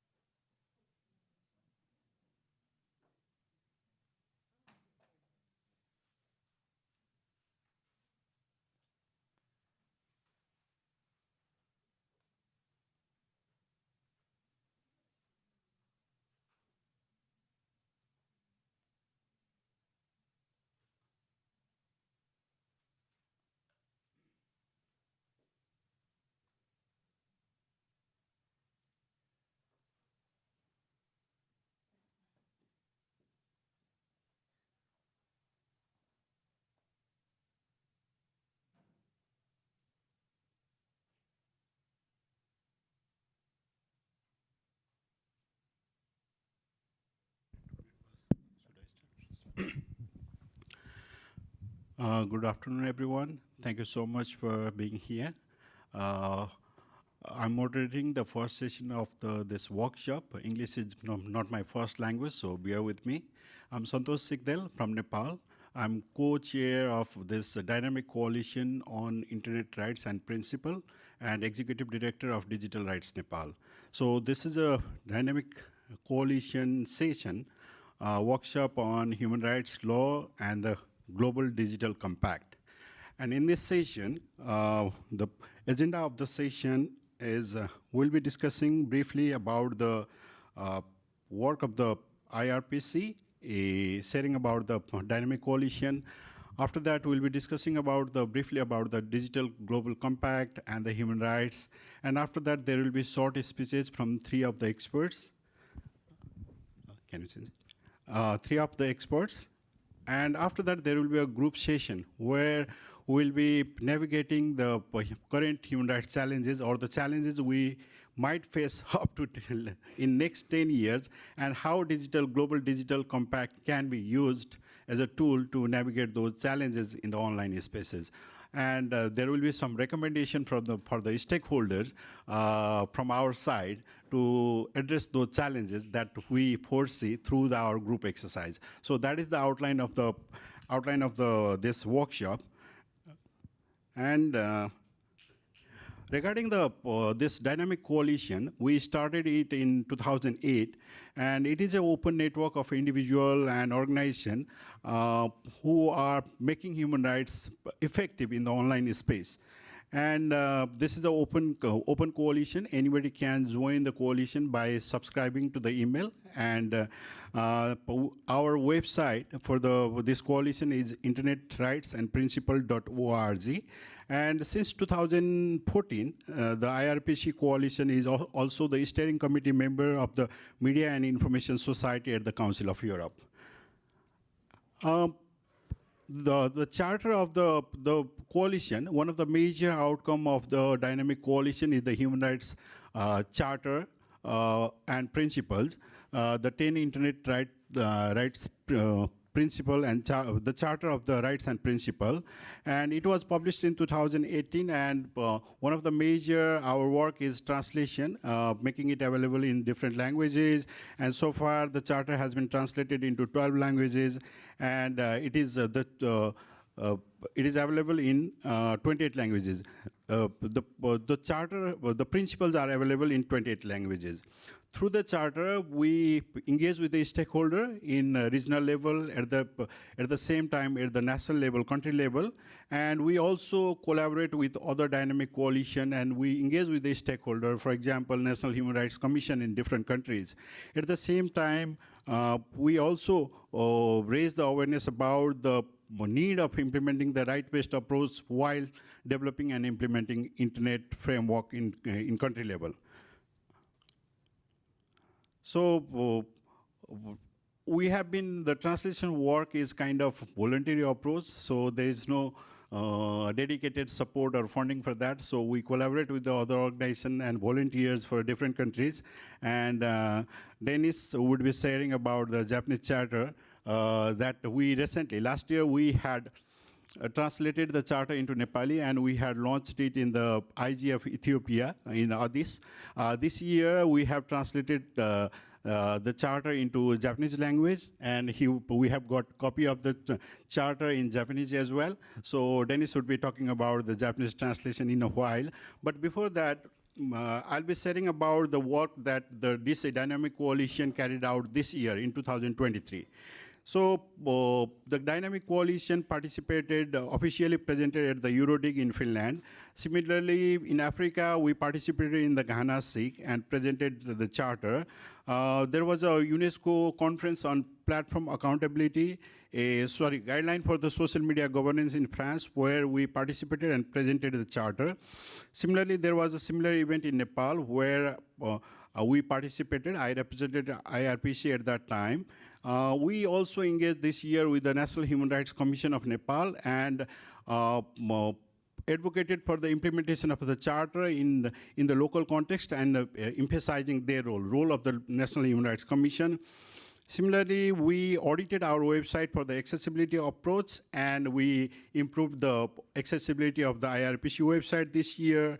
Similarly, in IGF earlier, we co-organized the Global Digital Compact Southern Perspective workshop. And similarly, the work of this year, the Japanese translation of the charter, which Dennis would be further explaining about it.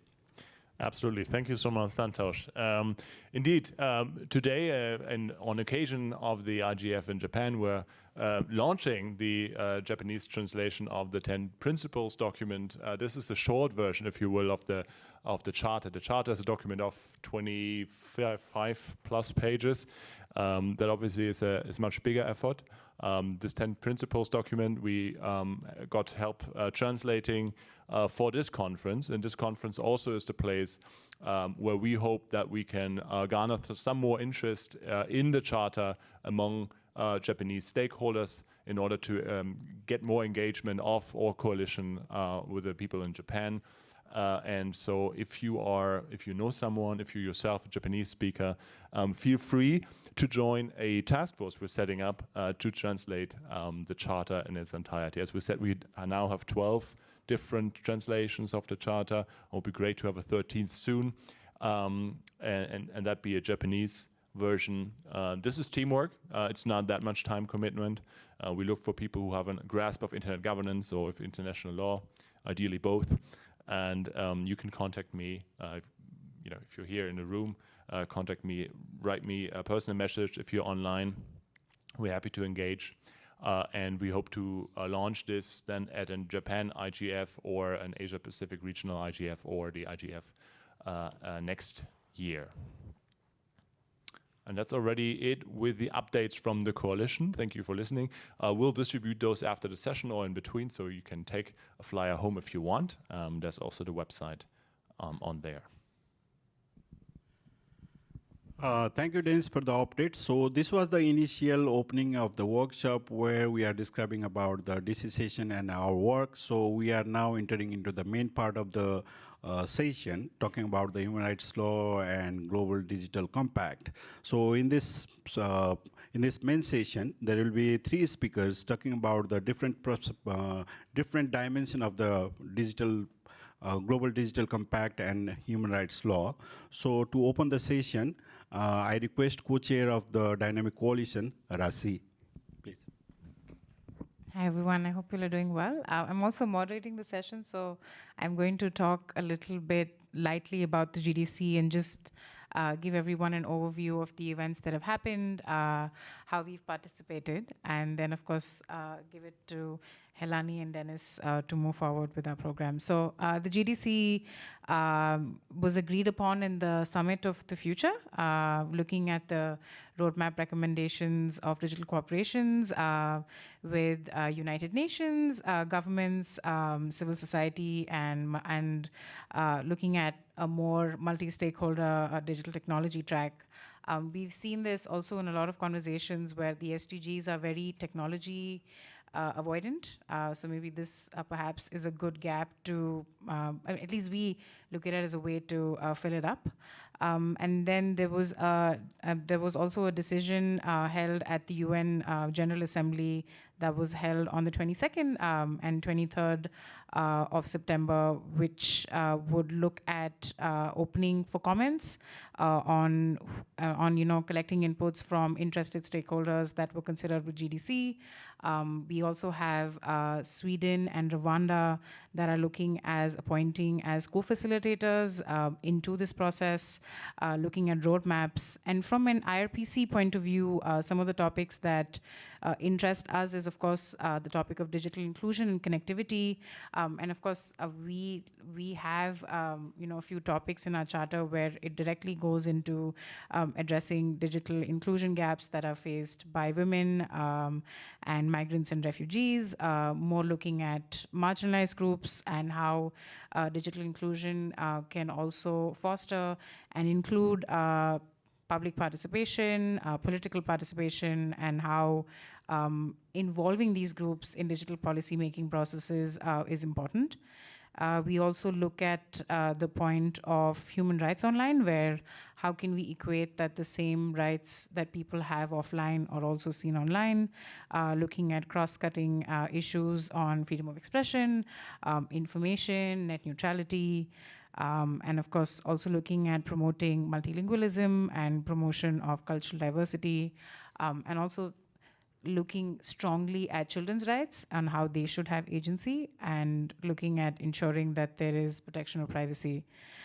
There's also one on digital trust and safety, looking at artificial intelligence being an integral component, on how the pervasive influence on how it could include and influence financial services, and how one should have agency on knowing whether AI is used in the process of, for example, in recruiting, in the public health sector, and looking at the ramifications of AI on driving economic growth, but looking at it from a privacy concern, safety concern, security concern, with the invent of synthetic media, deepfakes. But yeah, AI also looking at an advanced technology that could look at examples that are more triggering for regulation, having more policy discussions, but of course, just giving you a little overview, and then you can have Helani join in.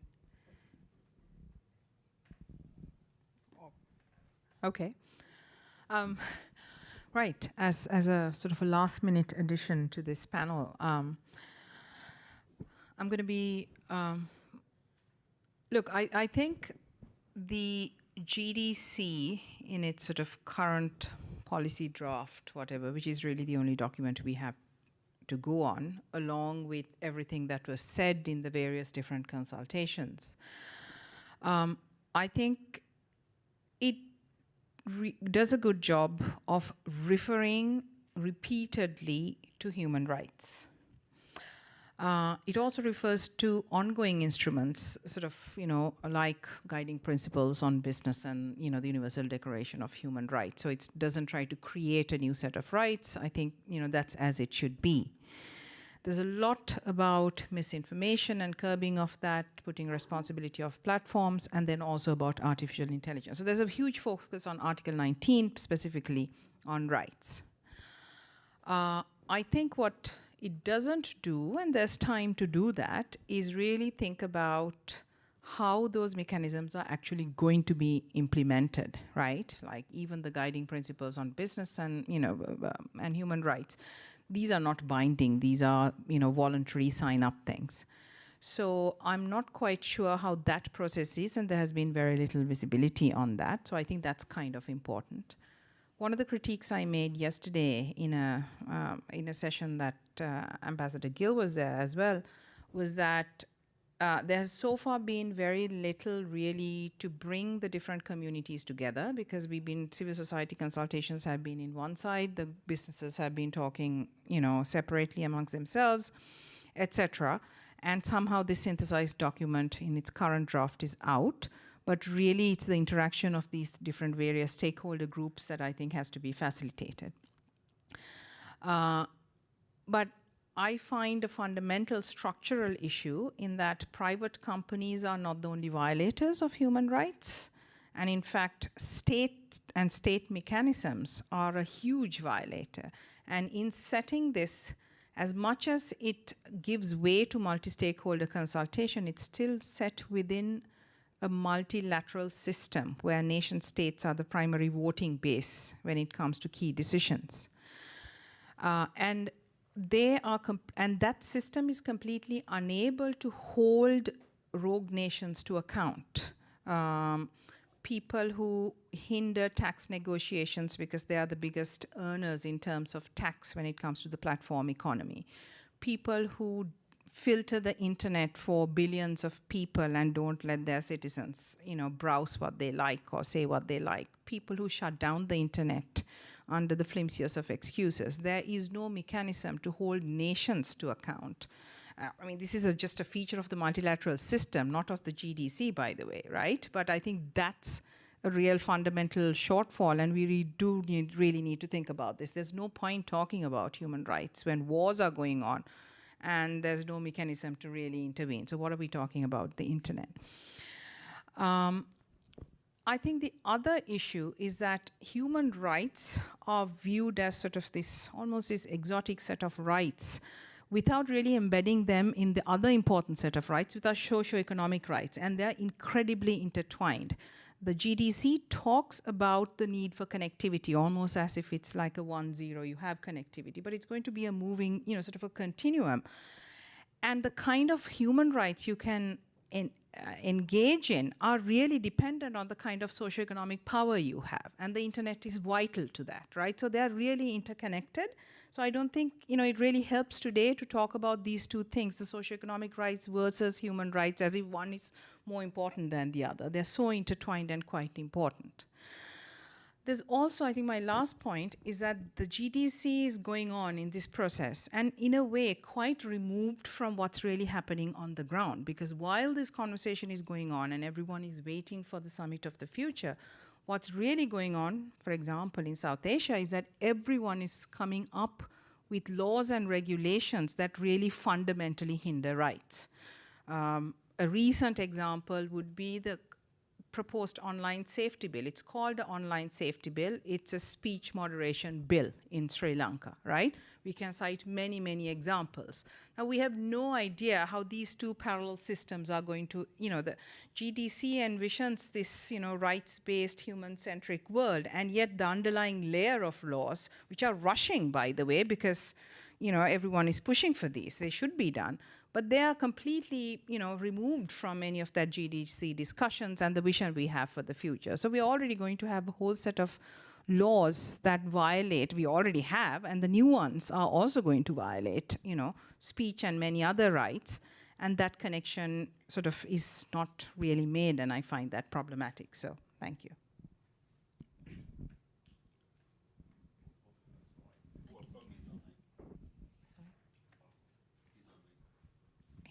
Someone's online, or do you want me to comment? Is someone online, or do I give them the floor for that? Who is online? You should call on them, and I think they'll unmute them. Okay, so who? Okay. Yeah, we'll have Wolfgang next. You can go first. If Wolfgang is not ready, I can actually see now. Sorry about that. Wolfgang, are you online? Okay, you can go ahead. Okay, Dennis, go ahead.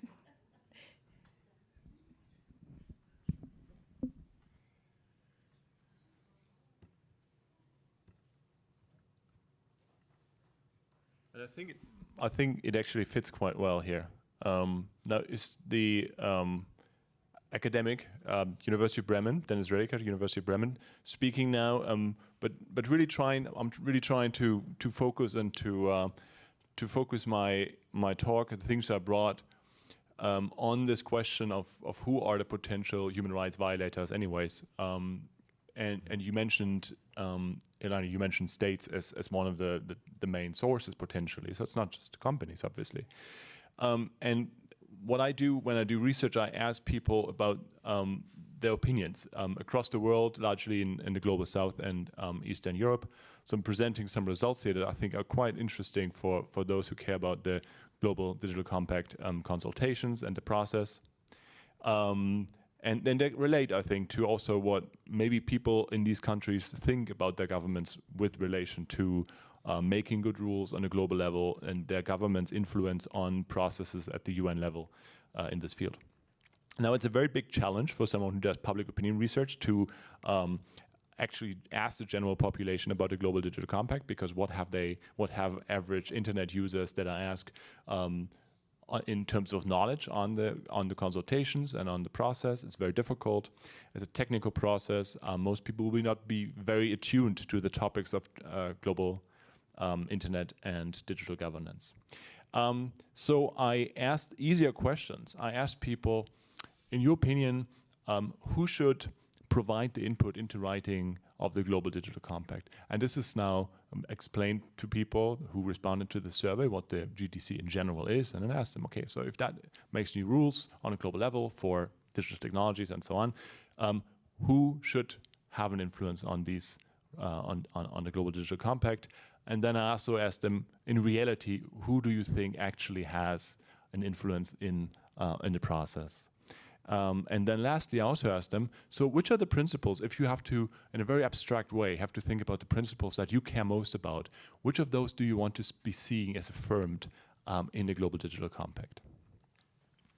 The survey I ran with a couple of colleagues. Among them here are actually Faye Kurhaus, I want to point you out, one of the research assistants, collaborators here in the room. This is a web-based survey asking internet users about their opinions, recruitment among social media users. The ads that were put out for this were seen by 31.4 million users. There was a quota sampling conducted.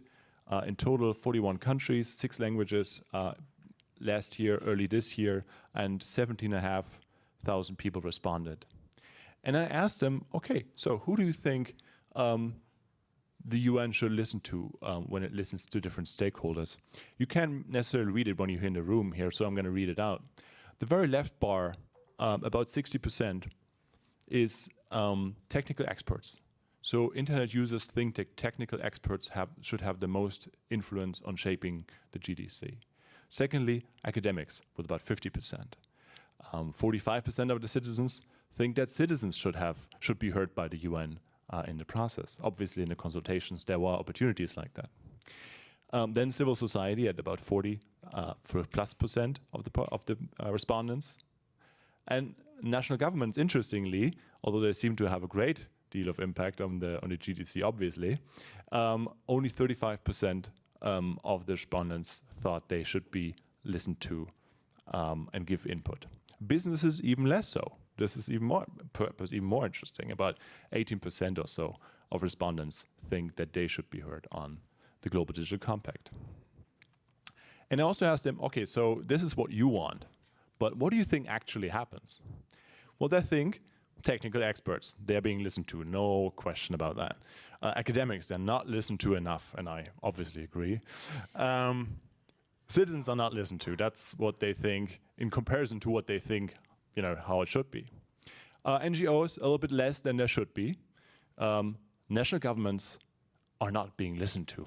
This is what the people out there think. I mean, this is 17,500 people, so it's, they might be wrong. They're certainly wrong. Not right, I think, but this is the perception. This is the idea what people have when you ask them. It's a general population, and people think that businesses, although they shouldn't be listened to, they're actually more listened to than there should be. So this is, I think, quite telling about this question, and may actually tell you something about what, and this is connecting to the previous talk, what people think about who might be risks for human right-based digital governance. It might be the companies, it might be the states, but not the others. And so please let the others have an influence on this. And then I also asked the question, so this is the topics of the GDC are very complex. You can't really ask, like, how should the text be in the end? Please write it down. So I asked people about core principles. I've selected some, and I asked them about all these principles, and asked them whether they agree that is a principle that should definitely be included. Security of children online tops the list. Most people, more than 70% of the respondents think that's very important, should be included. Security of privacy online, more than 60%. Fighting hate speech online is quite up there on the list, but also protection of intellectual property. But also greater cultural and linguistic diversity online. Network neutrality still makes the list, kind of halfway. Right to encryption of data, more innovation, less regulation of digital technology is rather in the, I think, last third of those. Open source software doesn't really feature up high, neither does open data. And also those who say there should be no censorship online are only about 20 to 30%. This is probably also a result of conversation. I mean, what does no censorship mean, right? This also means no content moderation, essentially, if you will, of any kind.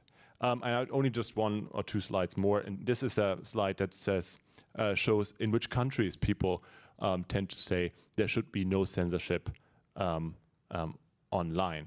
And these are primarily countries in Eastern Europe, Central and Eastern Europe, Latin America, and not so much in Sub-Saharan Africa, Northern Africa, and Southeast Asia. And those asked about cultural and language rights online. It's predominantly very strong in around the African continent and somehow some places in Latin America. And yeah, maybe that's just the data, but I think it's insightful for us to think about the bottom-up view. We often talk about, so how are people affected, but I wanted to think about, like, how can we actually talk to people about the GDC and what they think about this in very abstract forms sometimes with these principles. That's not the same discussion necessarily, but also very concretely, who should be listened to, because that really is something, if we know how things are going in reality and what people think, that should give us at least some thought.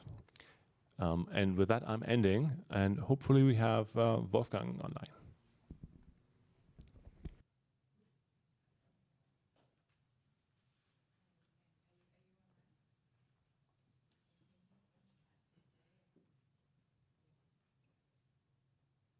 So if you talk about me, I'm Wolfgang Benedek. I'm sitting in Austria, and my regards to everybody. It's a pleasure to listen to you, to see you here.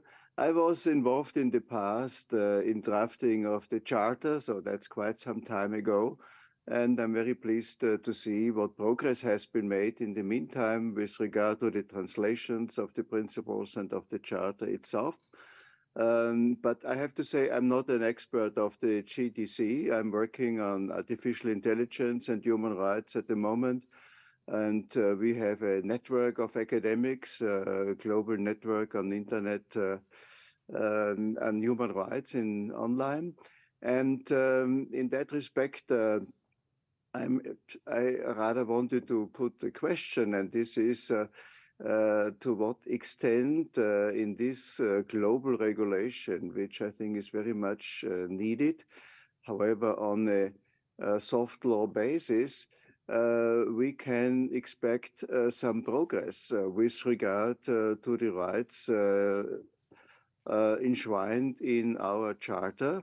And also with regard to the question of implementation. But as I have listened to the presenters, this actually seems to be the gap, that there is little on enforcement. That is not untypical for such situations when you need to get agreement.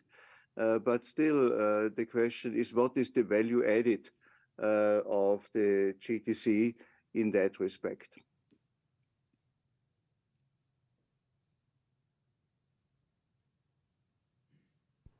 Thanks so much, Wolfgang. And now I will hand it over to Santosh and Dennis for the activity, or do we open it up for questions or comments from our audience?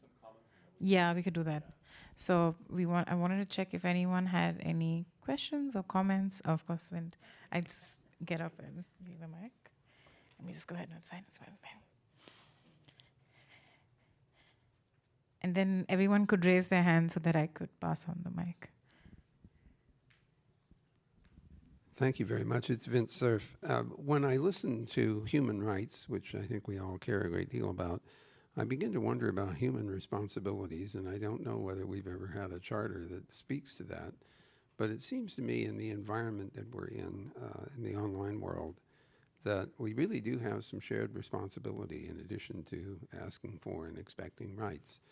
And I don't know whether we've tried to articulate that, but would you suppose it would be worth our time to try to offer what responsibilities we have as consumers, users, and occupiers of this online space?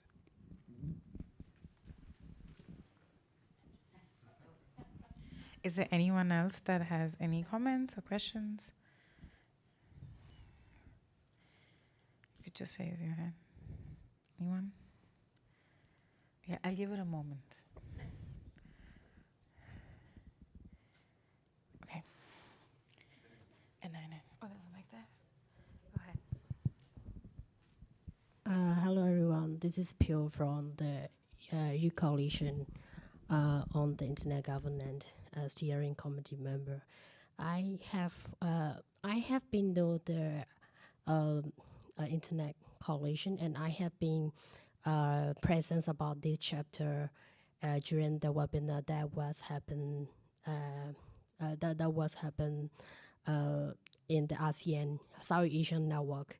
That is quite interesting. The thing is that I'm curious about how we can engage at this dynamic coalition and how we can get involved, and how do you have a plan to bring the young people to get involved in updating chapter, or maybe translation part or something like that. That is what I would like to know.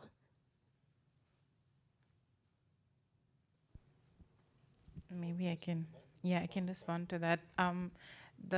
We're actually very open with partnerships. We do have a partnership even with, say, the Youth Coalition on Internet Governance. A lot of those members also get transformed. I'm an example of that. I was a part of ICIG, and then I transitioned into being a steering committee member and then co-chair. We're very open to having those conversations. The IRPC emailing list is also good for opportunities on how youth can participate. And the IGF is a good place. There are different ways.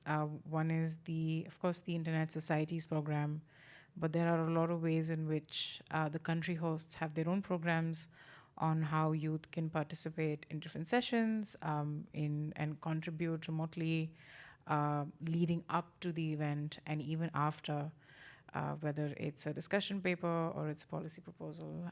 So I would say the world is your oyster, but you can connect with us after the session and we can see how we can partner together on the charter translation or anything else.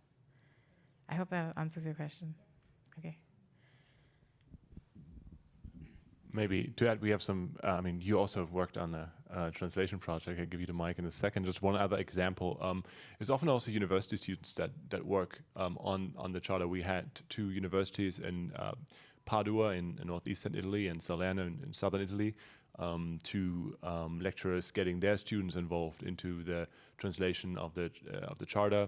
This was headed by Eduardo Celeste, Dublin City University, really trying to see whether this is worthwhile, that obviously as a translation for Italians to read, but also at the same time for the students to think about what it means to translate an English language text into your own language. What does it mean in your context? Because often it's not just a translation that you can do with automated translation services. Increasingly so maybe, but it really means trade-offs as you translate it in another language. It means that you have to understand what it does actually mean. There's a different term for hate speech maybe, or something else. So you got to think about these kind of things. Very instructive for everyone, I think, who engages with translations. But Santosh, you have another example, right?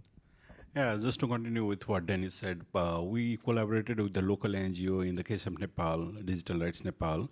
So it is necessary that the local people having the grasp of local language are engaged rather than the machines in the local level, because the human agency is also important, because in the draft translation they can talk, they can discuss it with the stakeholders. For example, I'll give you one example.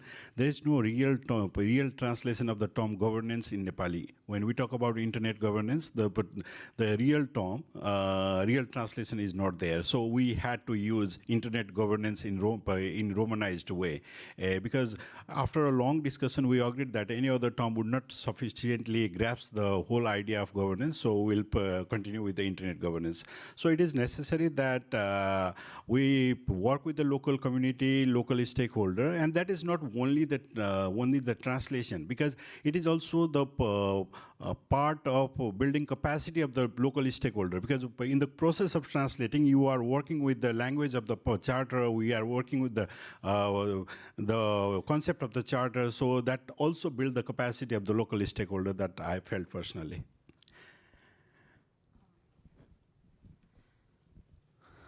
I'm going to try and address this issue of, I think, responsibility, and I'm going to give a very retail level answer. I think responsibility lies with obviously all the different actors in the internet value chain.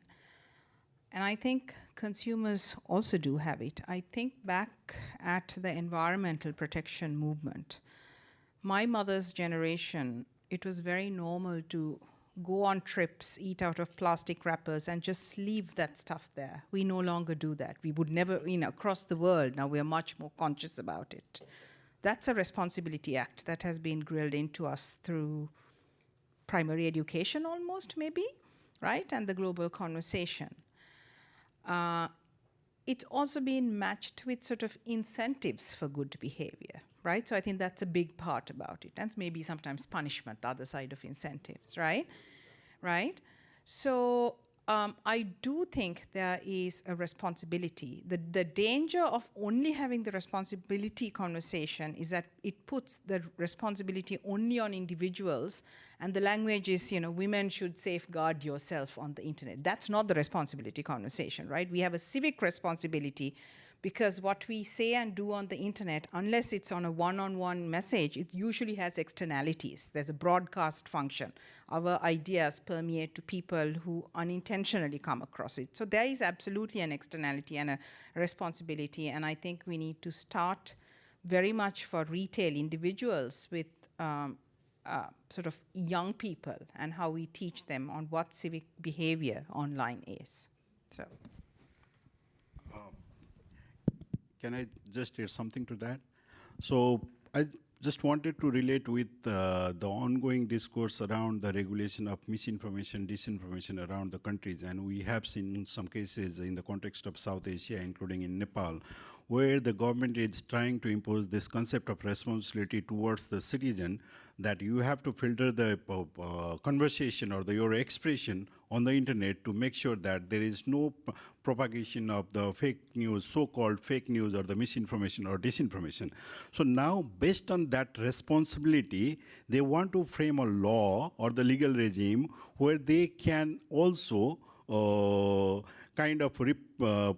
they can also control the legitimate expression. So sometimes this responsibility argument is from the point of controlling the internet, that it is coming from that point of view also. I think we should also consider that.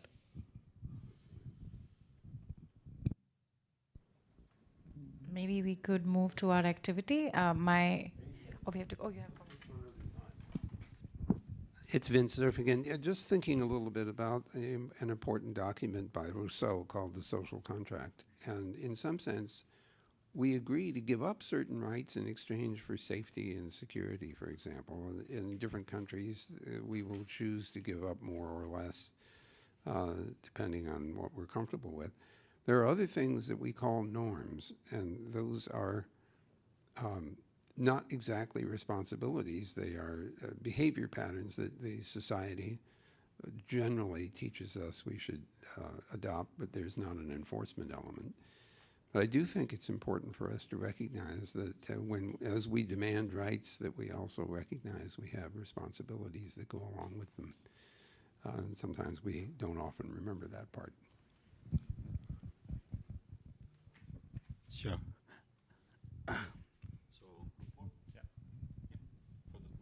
So my colleagues Dennis and Santosh are now going to take you through an activity. We are looking at banding up the audience into groups of 4 or 5. So maybe we could have a random selection. I could just, if we move ahead.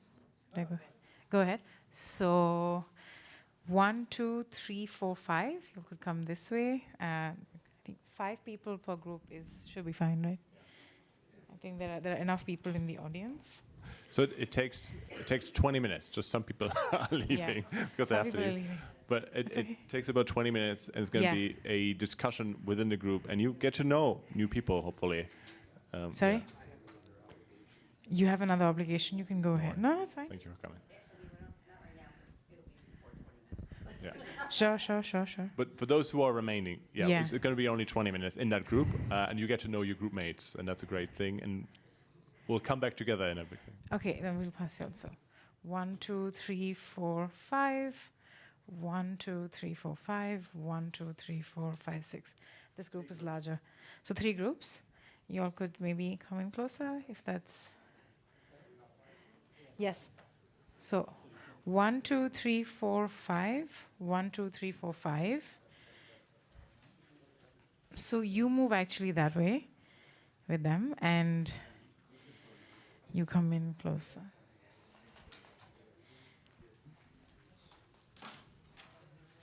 Thank you for staying. Yes.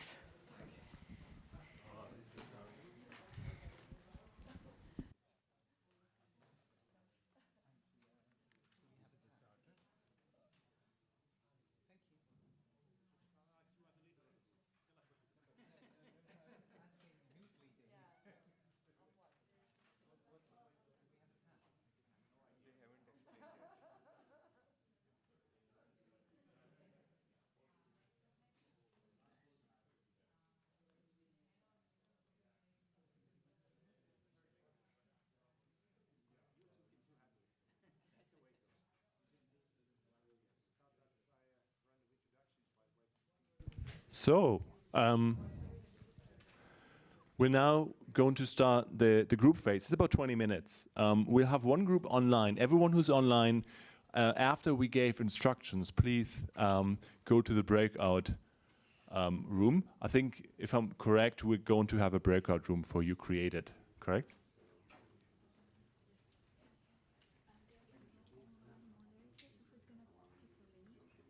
We'll take lead here. Yeah. Yeah. And for everyone else, the idea for today is to have a look at the charter. This is the charter that we have brought, unfortunately only in a very bad copy. It's the English version, obviously with other translations. But the idea is to pick one of the articles, which is relating to one or several rights and principles. One of the articles of the charter as a group, and to think about the challenges that this article and the associated right and principle will face in the next 10 years. So think about the most horrible technological developments, political developments that can occur, and think about this in the first step. And then think in a second step about what the Global Digital Compact could do in order to help lower the risk, in order to help address the challenge that you have defined, or the challenges that you have defined, for the article that you're focusing on. So there are 3 steps essentially. I mean, first, get to know each other, introduce yourselves to each other, then pick an article, think about challenges in the next 10 years, and then think about what you think the international community through the Global Digital Compact could do. What should be entailed? What should come out at the Summit of the Future in New York 2024 that would help against those challenges? Are there any questions, either here in the room or online? And afterward, we'll come together and we'll quickly discuss what you have come up with and have an overall discussion. Any questions here in the room? No? Then you have 20 minutes. Go.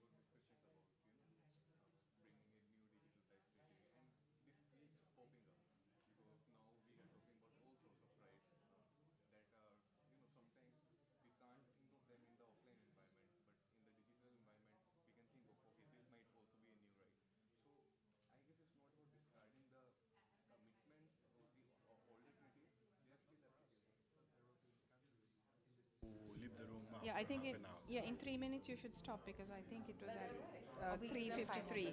Okay. Hi everyone, I have an announcement. You all have 5 more minutes for all of your outputs.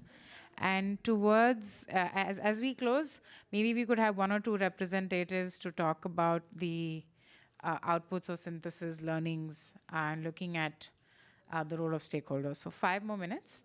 And yeah, enjoy. Thanks.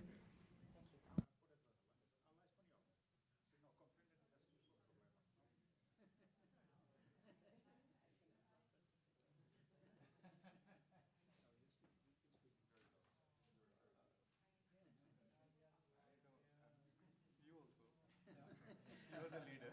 You started. I was late. I cannot do it. Let's just talk together. That's a good trick. I'm going to learn it. You all have necks. I saw your teeth, right? But anyway, did we choose an article? I'm not sure if we did. I think we're working in freedom of expression. Yeah, well, that's what we talked most about. And that's something that's easy to pick up because it's always under threat. I can pick up half a dozen new regulations coming up that are threatening it or anything else. Around the world. So basically, it seems to me that people want to, well, the point you made, that some governments want to use the excuse the internet is a different thing when working with start apply something different. Talk, speech on the internet is different than why is that happening and how to counter that? So there's also the issue that, of course, freedom of expression is interpreted in the national jurisdiction many different ways. Right?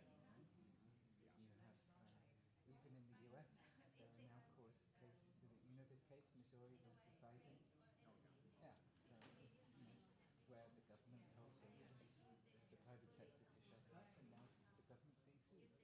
So, this is ridiculous. But you see these different kinds of interpretations, which is quite well established in the world. And that was one reason to have the charter in the first place, to try to come up with an internet-based interpretation of these rights. And hope that it was hope initially that maybe this will grow up into a treaty, then we'll buy into that. But that's not, I mean, what you're talking about is new. Like it happens of life. Yeah. Like, freedom of expression is a positive right. It's a right that you have to defend when affecting other rights with your expression. So that's a positive associated with this declaration.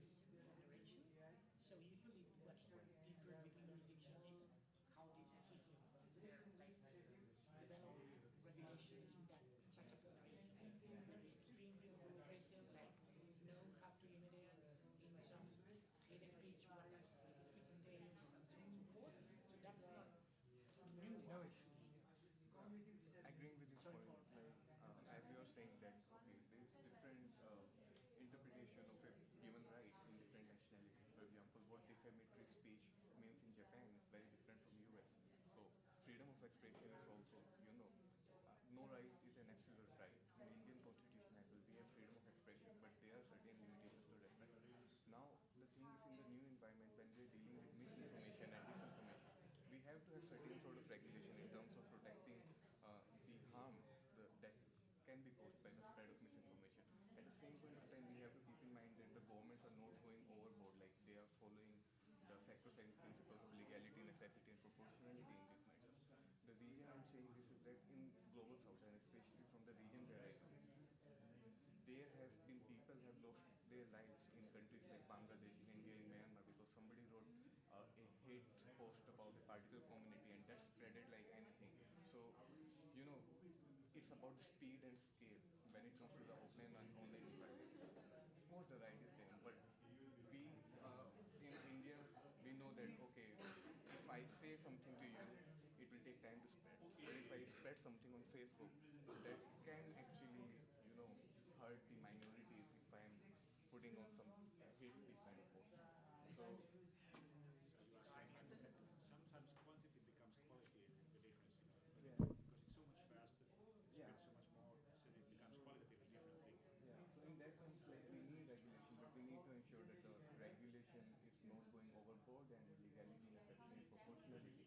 All those principles are followed. Because right now, what we see is that when countries in the global south and even in my region, they come up with certain regulations, they say that the purpose is this, that we want to curb the spread of misinformation and disinformation, but then they give such wide exceptions to national security agencies and some broad terms like national security, which can be interpreted in a broad way to curb the rights of the fundamental rights of the citizens. And of course, national security often is the security of the government in power. Yeah, that becomes a governmental security. Is the question then about speed and scale? Yeah. Because then, if the question is about speed and scale, does the charter need to address that, or is that the regulatory authorities that need to address that? We need to ensure that, like, when we are talking about freedom of expression here, because in offline context, we also know that there is a limitation. We can't allow hate speech. But here, the charter also needs to understand the global digital compact that misinformation can spread very fast because of this online environment. So when we are talking about freedom of speech, how to deal and whose responsibility it is to deal with misinformation is also mentioned. So it should be mentioned that, okay, these are the responsibilities of the businesses, these are the responsibilities of the state, and this is what is expected from us as right bearers as well. Because if we leave this challenge midway, then freedom of expression becomes redundant in that sense. If we are not controlling this mismanagement of what we speak and what kind of information we receive as well, right? Because it's a two-way process. I think we're wrapping up now. Do you have someone who can report a little bit in the direct? Yeah. He's watching. Are you fine with that? Yeah. Okay, they have also chosen the volunteer. I would like to. We can split maybe. Maybe I'll open up and let the other you pick it up from there. Please. I totally agree, but there is like something else that I find like difficult and challenging. The thing with the spread of the information is the application of the system, and the system of responsibility is based on globalization. So how do we work with that? Like that seems like to be discussed in the past. I don't know if it's whether or not academic. How do we implement this in terms of retweet the whole chain that causes the harm? Let alone the fact that you can anonymize everything as well. And that's actually valuable because it can be anonymized. Hi, everyone. So I unfortunately... Hi. So your 5 minutes are up. Maybe give you another 2 minutes. And I'm going to time it this time. Yeah? But we can't censor the opinion. We have to look at some way of knowing that what causes real harm. So if I'm saying something which is very insightful against it. Can we have group 1 starting, please? I do believe. Who's group 1, Santosh? You are group 1. Yes. Yes, so we look forward to getting your inputs. Okay, and please introduce yourself, and if you could also talk a little bit about your group, what you discussed. And okay, I'll start by noting that we could not agree on who will report, so it's pick 2 of us. We spoke about the freedom of expression because that was the most obviously under threat all the time. Noting the long time there's been a debate about whether or how it applies online. There have been some people who think that it should not be. It's somehow different online. And of course, there are differences in the scale and speed and so on. But the principle should be the same. Exactly why it has been argued to be different and how it should be interpreted online. That was part of why the charter actually was started. How does this apply online from human rights? Okay, maybe I'll hand over to you from this point. So the things that we were discussing in our group is that, of course, that freedom of expression and is one of the most essential rights in terms of both in offline world and in the online world. But at the same point of time, we know like every rights come up with certain restrictions. No right is an absolute right. Now in the offline world, there were better ways to stop hate speech. So if somebody says which is hate speech or makes some comments which are, which might provoke violence against a particular community, it could be curbed in a better way. Now with the speed and scale in the online world, we see that the spread of misinformation and disinformation. And coming from South Asia and coming from Global South, we have seen in Myanmar, in Bangladesh, even in my own country, that, okay, somebody writes a hateful post against a minority group, against some indigenous group, it spreads, and even the real physical loss of life takes place. So when we talk about freedom of expression in online world, we also have to be cautious about, how to protect and stop the dissemination of misinformation as well. This also means that, there should be regulations in that term, but we should also be mindful as civil society that the governments are not going overboard with those regulations in terms of the principles of legitimacy, necessity, and proportionality are followed. And the government should not use this particular thing to, the curb the actual application of the rights. So the things like national security and curbing the spread of misinformation should not be used to curtail the rightful expression. So not all opinions can be labeled as misinformation. Of course, the facts are there, we can differ, and so we can't say that all the opinions are misinformation, but we need to also find and devise, ways so that, okay, these are the responsibility of states, and these are the responsibility of businesses, and as responsible stakeholders in the online environment, these are our responsibilities.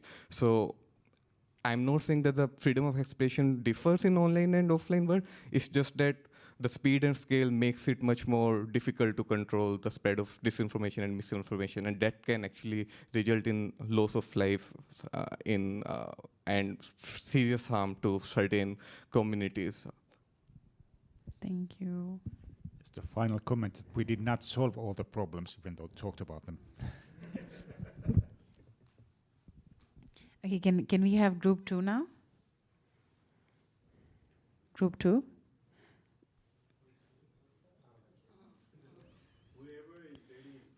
Yes.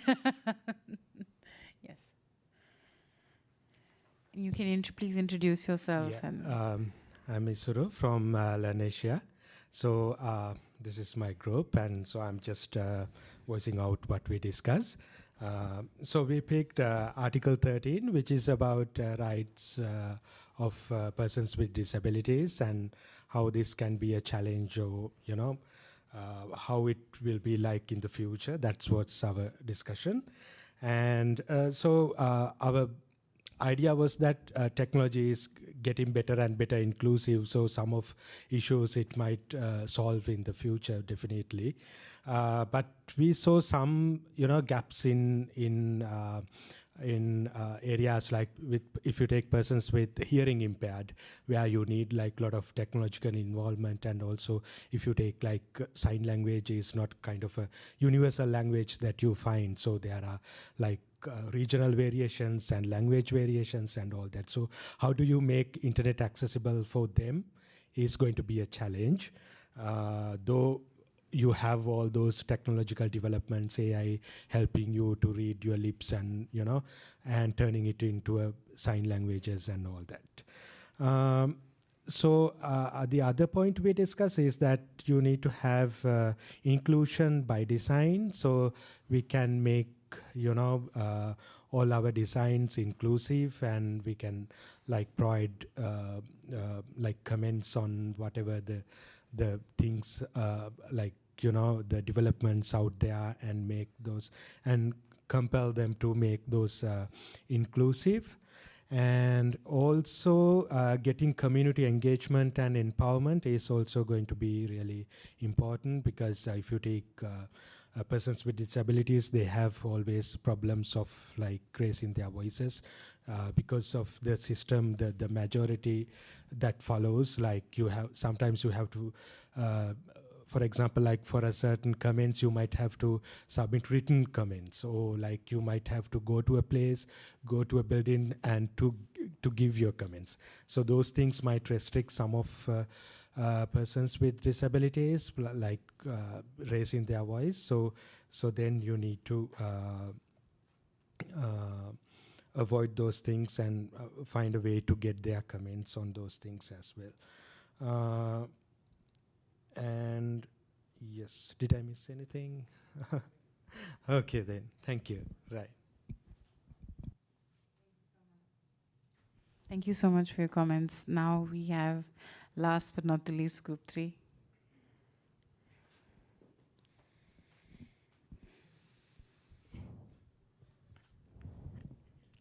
So hello everyone, I am from Nepal and my name is Dakal Asok, and we are the last group here, and we have talked about rights to children and the internet, and we are going to I'm going to present our conclusion here. So first of all, I like to say that the children are the future of our nation, and whatever rights we give them today, it brings our nation what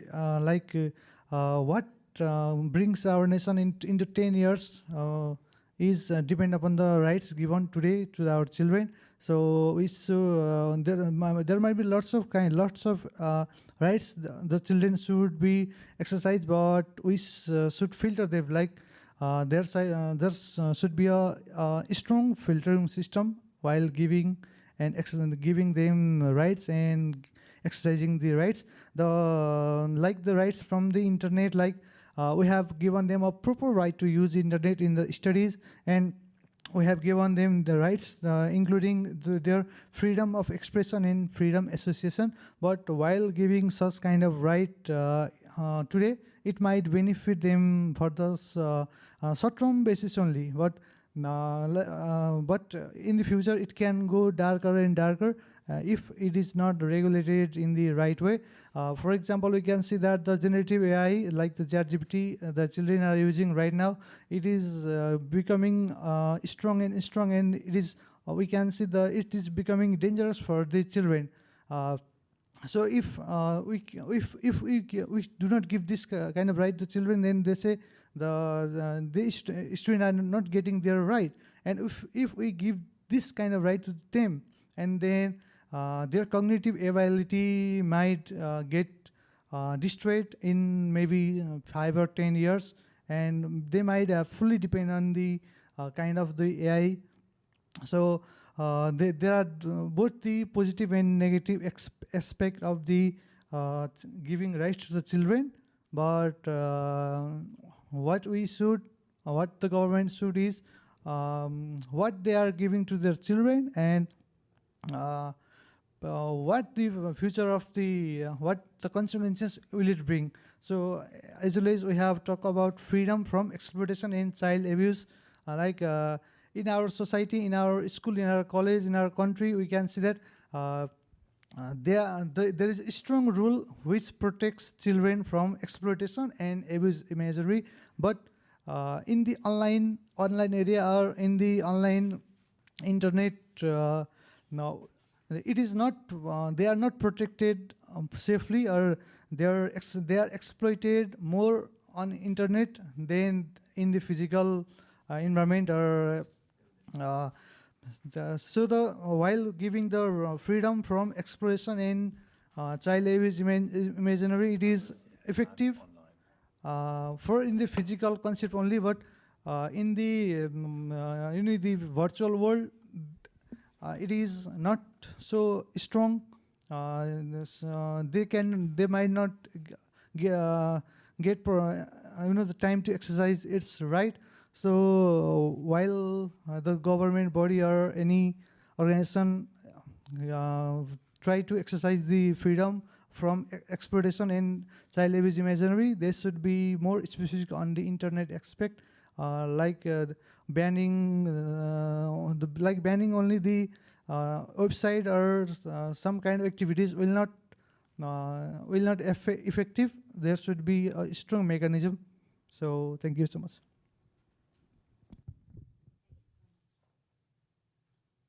Thank you so much for your comments. And now Dennis will ask the online participants. I'm already asked a question in chat. Just now, once again, last opportunity. If you want to weigh in from online, please raise your hand, I think. If that's not the case, I think we can hand back to you, Rashi, for a last round of comments. Okay, so maybe we start with you. You want to start with me? I thought, were comments from everyone. I mean, many things have been said. We haven't really talked, I think, about the Global Digital Compact in the solutions phase so much, but if someone wants to bring it back to that, that's the original thought of the discussion, but I mean, take it from here, sorry. That is true. Is there anyone who wants to, or has a counter argument? Do you want to go on top, or do you want the mic? You can, yeah, go ahead. My name is Tomoe. I am based in Tallinn, Estonia. I'm from the Tallinn University.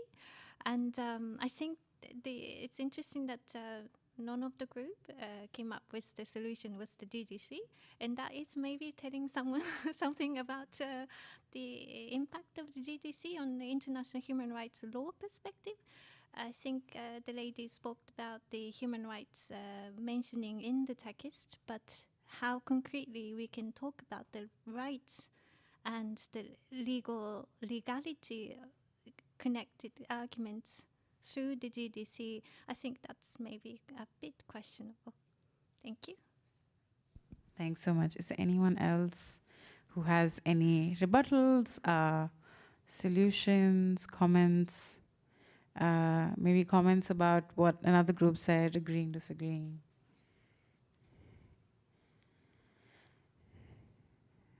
There is someone from online?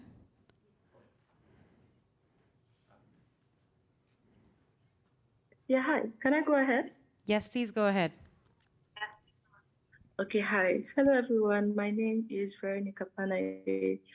I'm currently a student at the Tel Aviv University.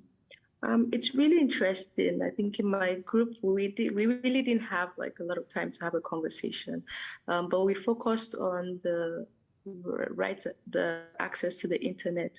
I know that we're asked to identify some of the challenges, and I spoke from a home perspective. So I'm from Nigeria, and one of the issues that, although we have that right, for me, I'm saying that what we've experienced in our country is where we've seen instances where government infringes on those rights. So an instance I gave was when the Nigerian government shut down access to Twitter in the country at that time, which is currently X.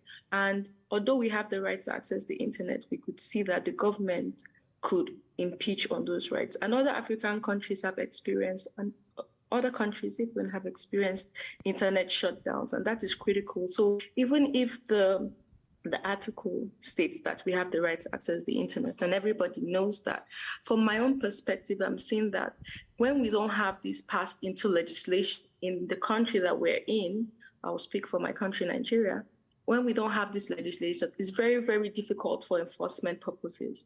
So, I mean, one of the solutions that I speak of is having the laws passed in the country that reflects these principles. Because we have these rights stated like in our constitution, and with the new interactions with technology, it's difficult to like enforce. So it's always good to pass, as in have rights or legislation in the country that passed that. Another way that the Nigerian non-profit sector and people who are digital rights advocates have been able to like bypass this have been to use strategic litigation to challenge like the government in instances of breach of certain digital rights.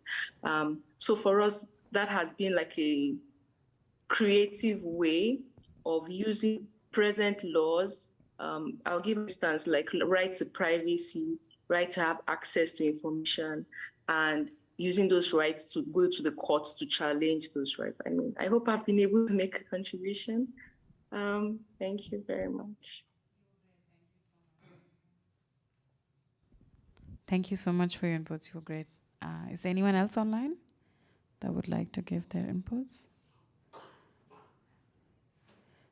And if not, anyone here who wants? If not, I will give it back to the speakers. Yeah. Well, before speakers, just to wait to continue the discussion from where she has started about the why we only discuss about the challenges and why there was no discussion about the solutions, and what would be the role of the Global Digital Compact in designing the solution. So just wanted to know, in your research, Dennis, you asked about who should be responsible, which stakeholders should be responsible for framing the GDC, or how effective they are in what role they have in framing the GDC. But maybe one question in the global south or all over, we have to ask, how involved the stakeholders in different levels are in this global digital compact designing process. It started in September 2021, and now we are in October 2023. 2 years has gone, and they plan to UN plans to adopt it by the Future Summit in September 2024. So we have almost 11 months or 1 year in our hand. But looking at the kind of discourse in South Asia or the developing countries, there is no discussion about the global digital compact. Even the government, they don't know about it. Stakeholders, civil society, media, they do not know about it. UN organization, they are not talking about the global digital compact. So what would be the, it would be another charter or another compact without, we are talking about the multilateralism, multi-stakeholderism and participation of all stakeholders. But if the compact is coming like this without proper consultation or even a stakeholder not knowing about you, but not knowing about it in the larger framework, so what kind of impact it will have? And the second question is about the enforceability that earlier Pelani mentioned of. We have, for example, this business and human rights guidelines by the UN, and that is normative framework. So what would be the kind of status of this global digital compact and how it would be enforced, and what would be the role of different stakeholders in this whole process? If we look at the compact from that perspective, maybe we can have some roles into it, different stakeholders can have some roles into it, and we can design it in a manner that it would be helpful to address the challenges on different human rights on online space that we are discussing now.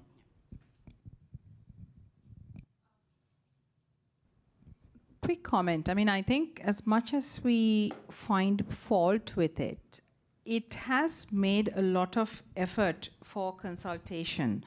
So I kind of, agree, and I'm kind of disagreeing with you. Consultation processes, even at a national level, are completely imperfect processes, right? The privileged participate, the knowledgeable people participate. We've done water, on infrastructure. That's the nature of consultations. Large amounts of money have been spent. This was a global consultation. And I thought it was much more consultative than many other global processes, actually, right? They did make the effort. It's never going to be perfect. The only way for it to make it perfect is to run national level elections on whether we agree on some of the articles in there. So I think it is by definition going to be imperfect. And I think it's still ongoing, so meaning the official consultations are over, but there's still a lot of opportunity to influence. And to me, the sign that there are at least 3 sessions here at the IGF itself. And for example, I told you the one organized by somebody else, but I happen to be a speaker. All the ambassadors from the countries that are hosting this, Germany, Kenya, and I forget whichever other one, and Amandeep came. So there was somebody in the room all the time. So at least there's the theater of listening, right?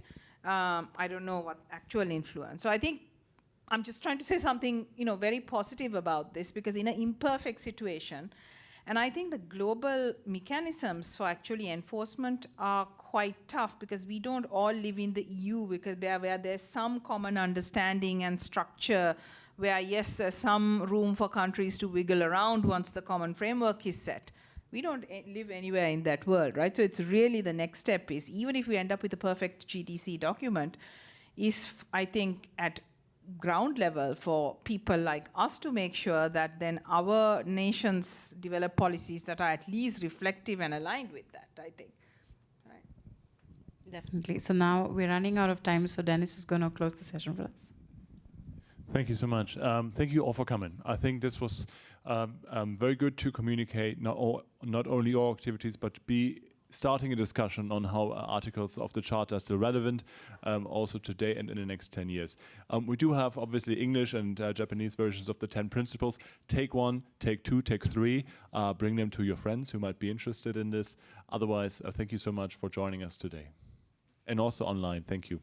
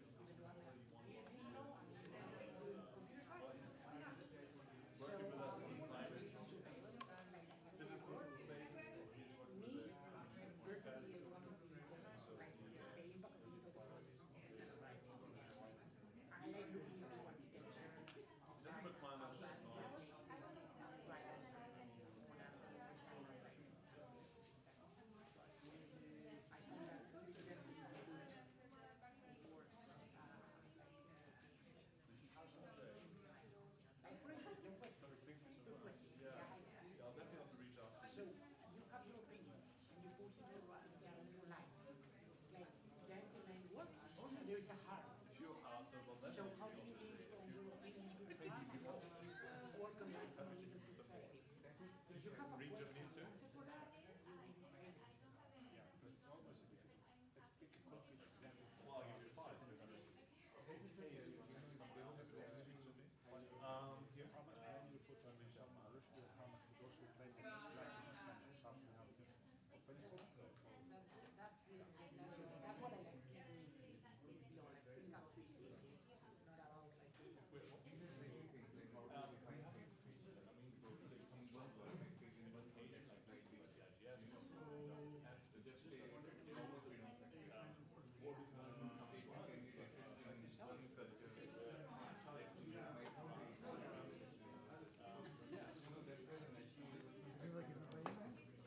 Can you trust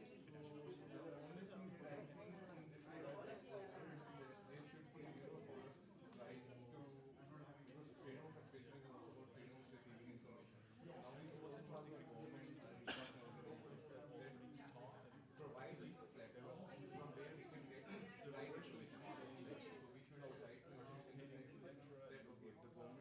the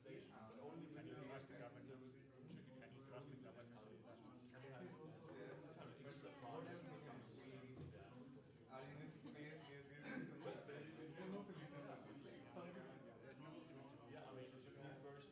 do but it's beyond definitions. I mean, you need definitions. You go through definitions, right? Yeah, that's the definitions, right? Now the hermeneutics of it. What does it mean? What does it mean? I litigate in Spain, I litigate in Colombia. I have litigation in South Africa. University tons of like recommendations, tons of charges, tons of trainings. None of them are not. You have to get data into Spanish, you have to make them to make sense with prosecution, you have to have like immigration law, and then the judges have studied law like 20 years ago. So that, and so, we need to train, we need to look into legal divide, we need to look into make these like the documents and like make the important documents known and not have yet an illusion. That's pessimistic most of them. But I'm talking myself, not my organization.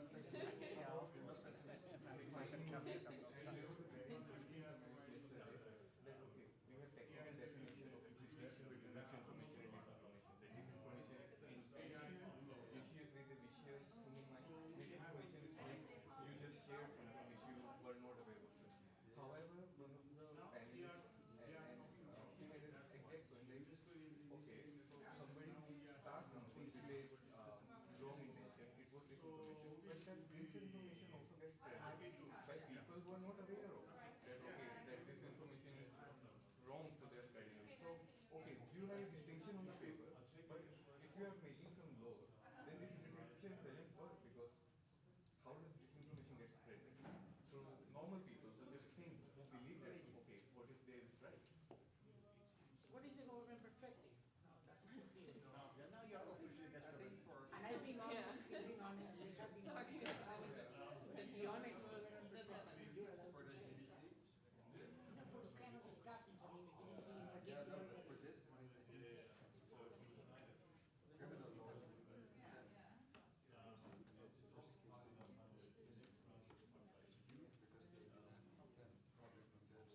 But if they have spreading it for the very purpose you cited lawyers. It's the case of the Satan Trust.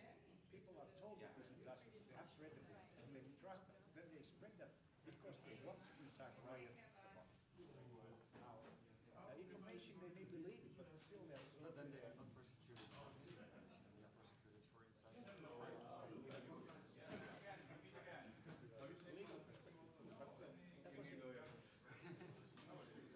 Sometimes like the Shakespearean point in the first thing is kill all the lawyers might be another solution, but then again maybe not. I think it's more technology speaking academician in the same forum. In the same forum. Very few people are experts in all of it. Exactly. And the lawyers who don't understand technology, techies who don't understand law. Yeah.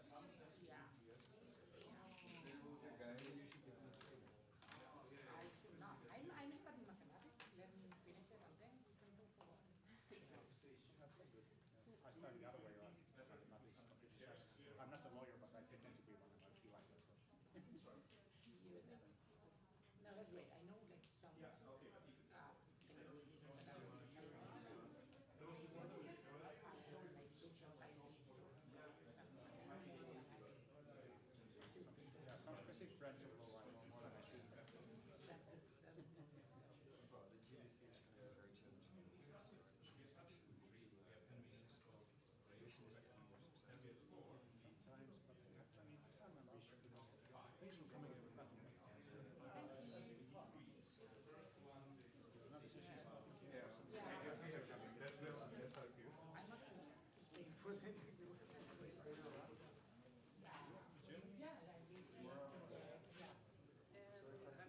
Right now I'm living in Berlin. I'm not in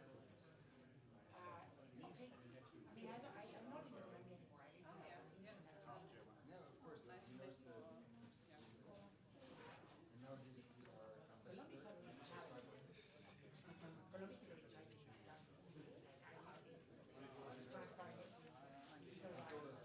difficult.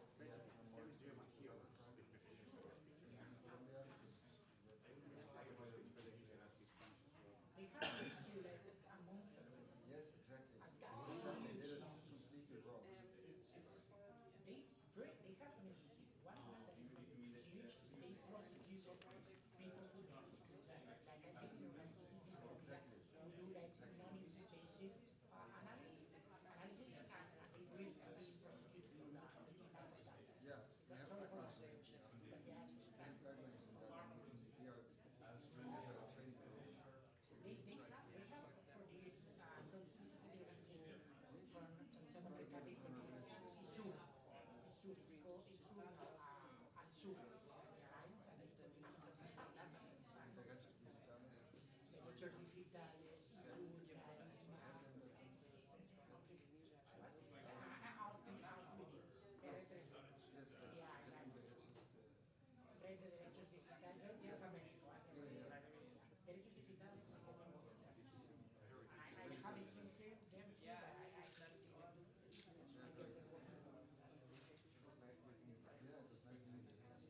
Good luck with your PhD. You're from India, right? No, not yet. I was there in February. Where are you working now? In the first and back to New Delhi. It's really tough. The government tried to talk about Asian issues. But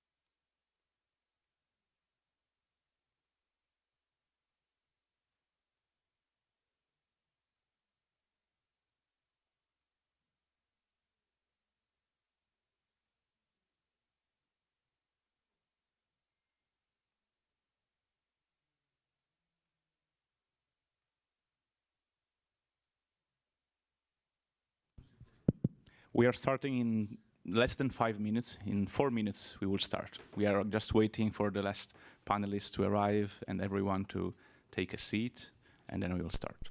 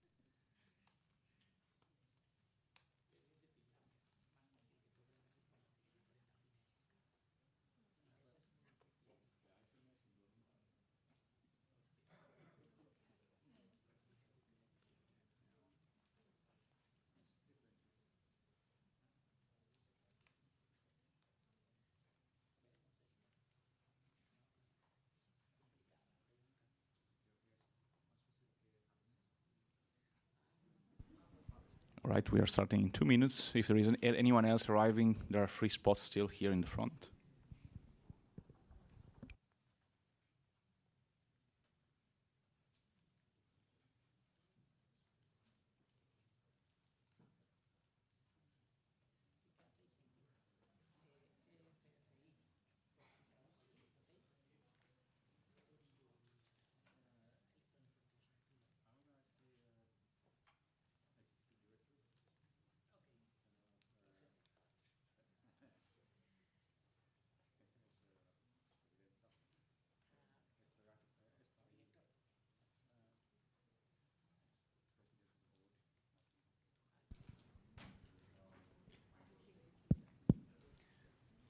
All right, we are almost ready to go.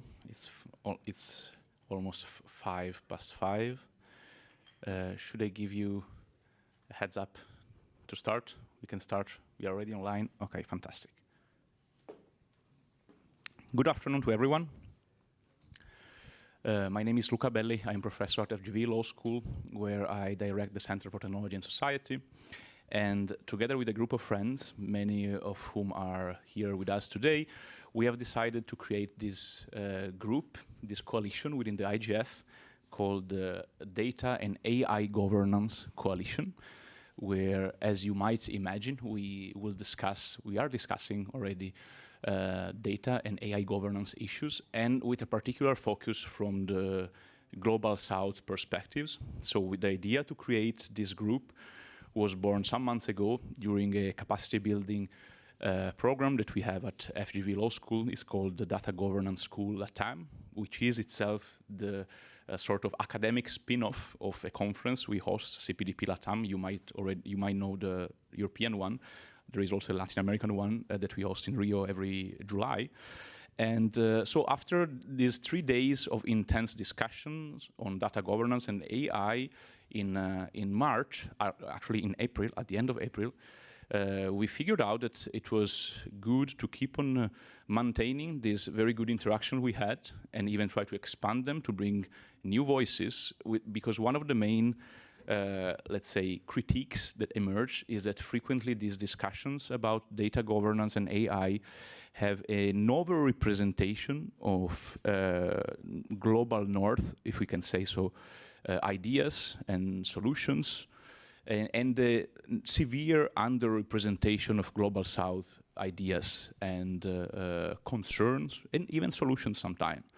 So the idea was precisely to start to discuss how to solve this, and as many of us have a research background or are interested in doing research, we decided to draft this book that we managed to organize and print in record time. But I have to also to disclaim that this is a preliminary version. So if you want actually to give us feedback on how to improve it, or in case anyone is interested in proposing some additional very relevant perspective we might have missed. For instance, we know that the only region that is still a little bit poor in the book is Africa. The others are very well covered. And we are going to, actually, we also created a form. If you type in your browser bit.ly/DAIG, like data and AI governance, DAIG 23 in capital letters, you will arrive directly on the form where you can also download for free this book. If you are allergic to Google Forms, which is something that may absolutely happen, you can even use another mini URL, bit.ly/DAIG 2023, where there is the direct downloading option of this from the IGF website without having to fill any form on comments. But if you want to provide us comments, actually we are here to hear them. The book deals with three main issues: AI sovereignty, AI transparency, and AI accountability. I'm not going to delve into the transparency and accountability part because we have a very large set of very good speakers that will explore the various details of these topics from very different perspectives. I'm just going to say two words on the first topic, AI sovereignty, which is actually an application, an implementation of what I have been working with some colleagues from another project, the CyberBRICS project, with regard to digital sovereignty over the past years. And the fundamental teachings of the past years have been of two types. First, there are a lot of different perspectives on digital sovereignty. A lot of people see this as authoritarian control or protectionism, but also there are a lot of other perspectives, including those based on self-determination, and the fact that both states or local communities or individuals have the right to understand how technology works, develop it, and regulate it, and there is nothing authoritarian in all this. And actually, it's a right of all peoples in the world, according to Article 1 of not only the Charter of the United Nations, as we are in now the United Nations context, but also the International Covenant of Political and Civil Rights and the International Covenant on Economic, Social, and Cultural Rights. So it's a fundamental right of everyone here to be the master of your own destiny, if you want, in terms both of social rights, governance, but also technology. And so the fundamental reflection of the first part of this book is about this. How do you achieve this? And in the chapter I've authored, I identified what I call the key AI sovereignty enablers, that are 8 key elements that goes from, they form a stack, an AI sovereignty stack. They go from data, so you have to understand how data are produced, harvested, how to regulate them. So data, you have algorithms, you have compute, you have connectivity, you have cybersecurity, you have electrical power, because something that many people don't understand is that if you don't have power, you cannot have AI at all. You have to have capacity building, which is sort of transversal. And last, but of course not least, you have to have AI governance framework based on risks, which are the main thing that we are actually trying to regulate. But I think that if we only regulate AI through risks, we only look at the tree and we miss the forest, because there are a lot of other elements that interact and they are interrelated. So that is, in a nutshell, the first chapter. I was very honored to have Melody and her co-author Sizwe Nile, that was one of the former directors of the South African regulator, to draft a reply on this framework with regard to South Africa. There is another one with regard to India, and then there are a lot of other very interesting issues analyzed by our distinguished speakers of today. So without missing any more time, I would like to pass the floor to the first speakers. We have, in this first slot of speakers, we have some more general perspective, then we delve into the generative AI part, And then we delve again, we zoom out into other transparency and accountability, more general issues. So I would like to pass the floor to Armando. I'm not going to list all the speakers now. I will present them each one by one because there are a lot. So first we have Armando Mazueta, that is Director of Digital Transformation at the Ministry of Economy of the Dominican Republic. Please, Armando, the floor is yours.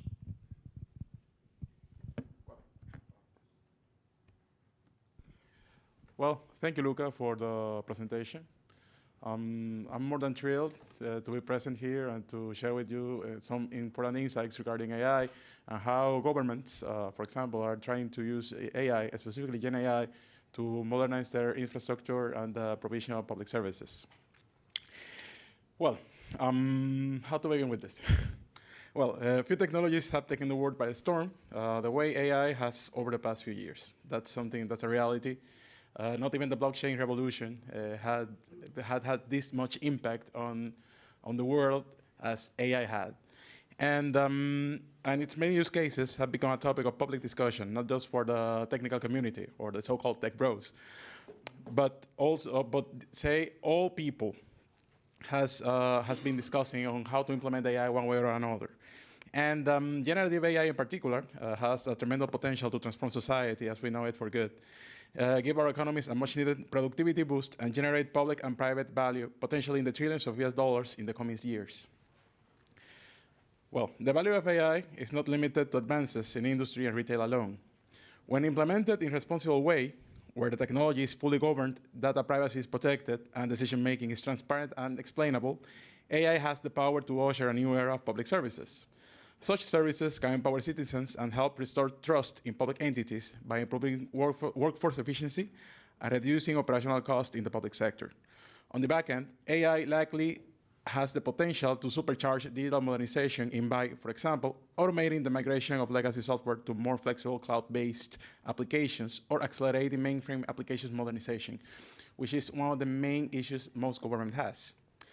Despite the many potential advantages, many governments are still grasping on how to implement AI and Gen AI in particular. In many cases, public institutions around the globe face a choice.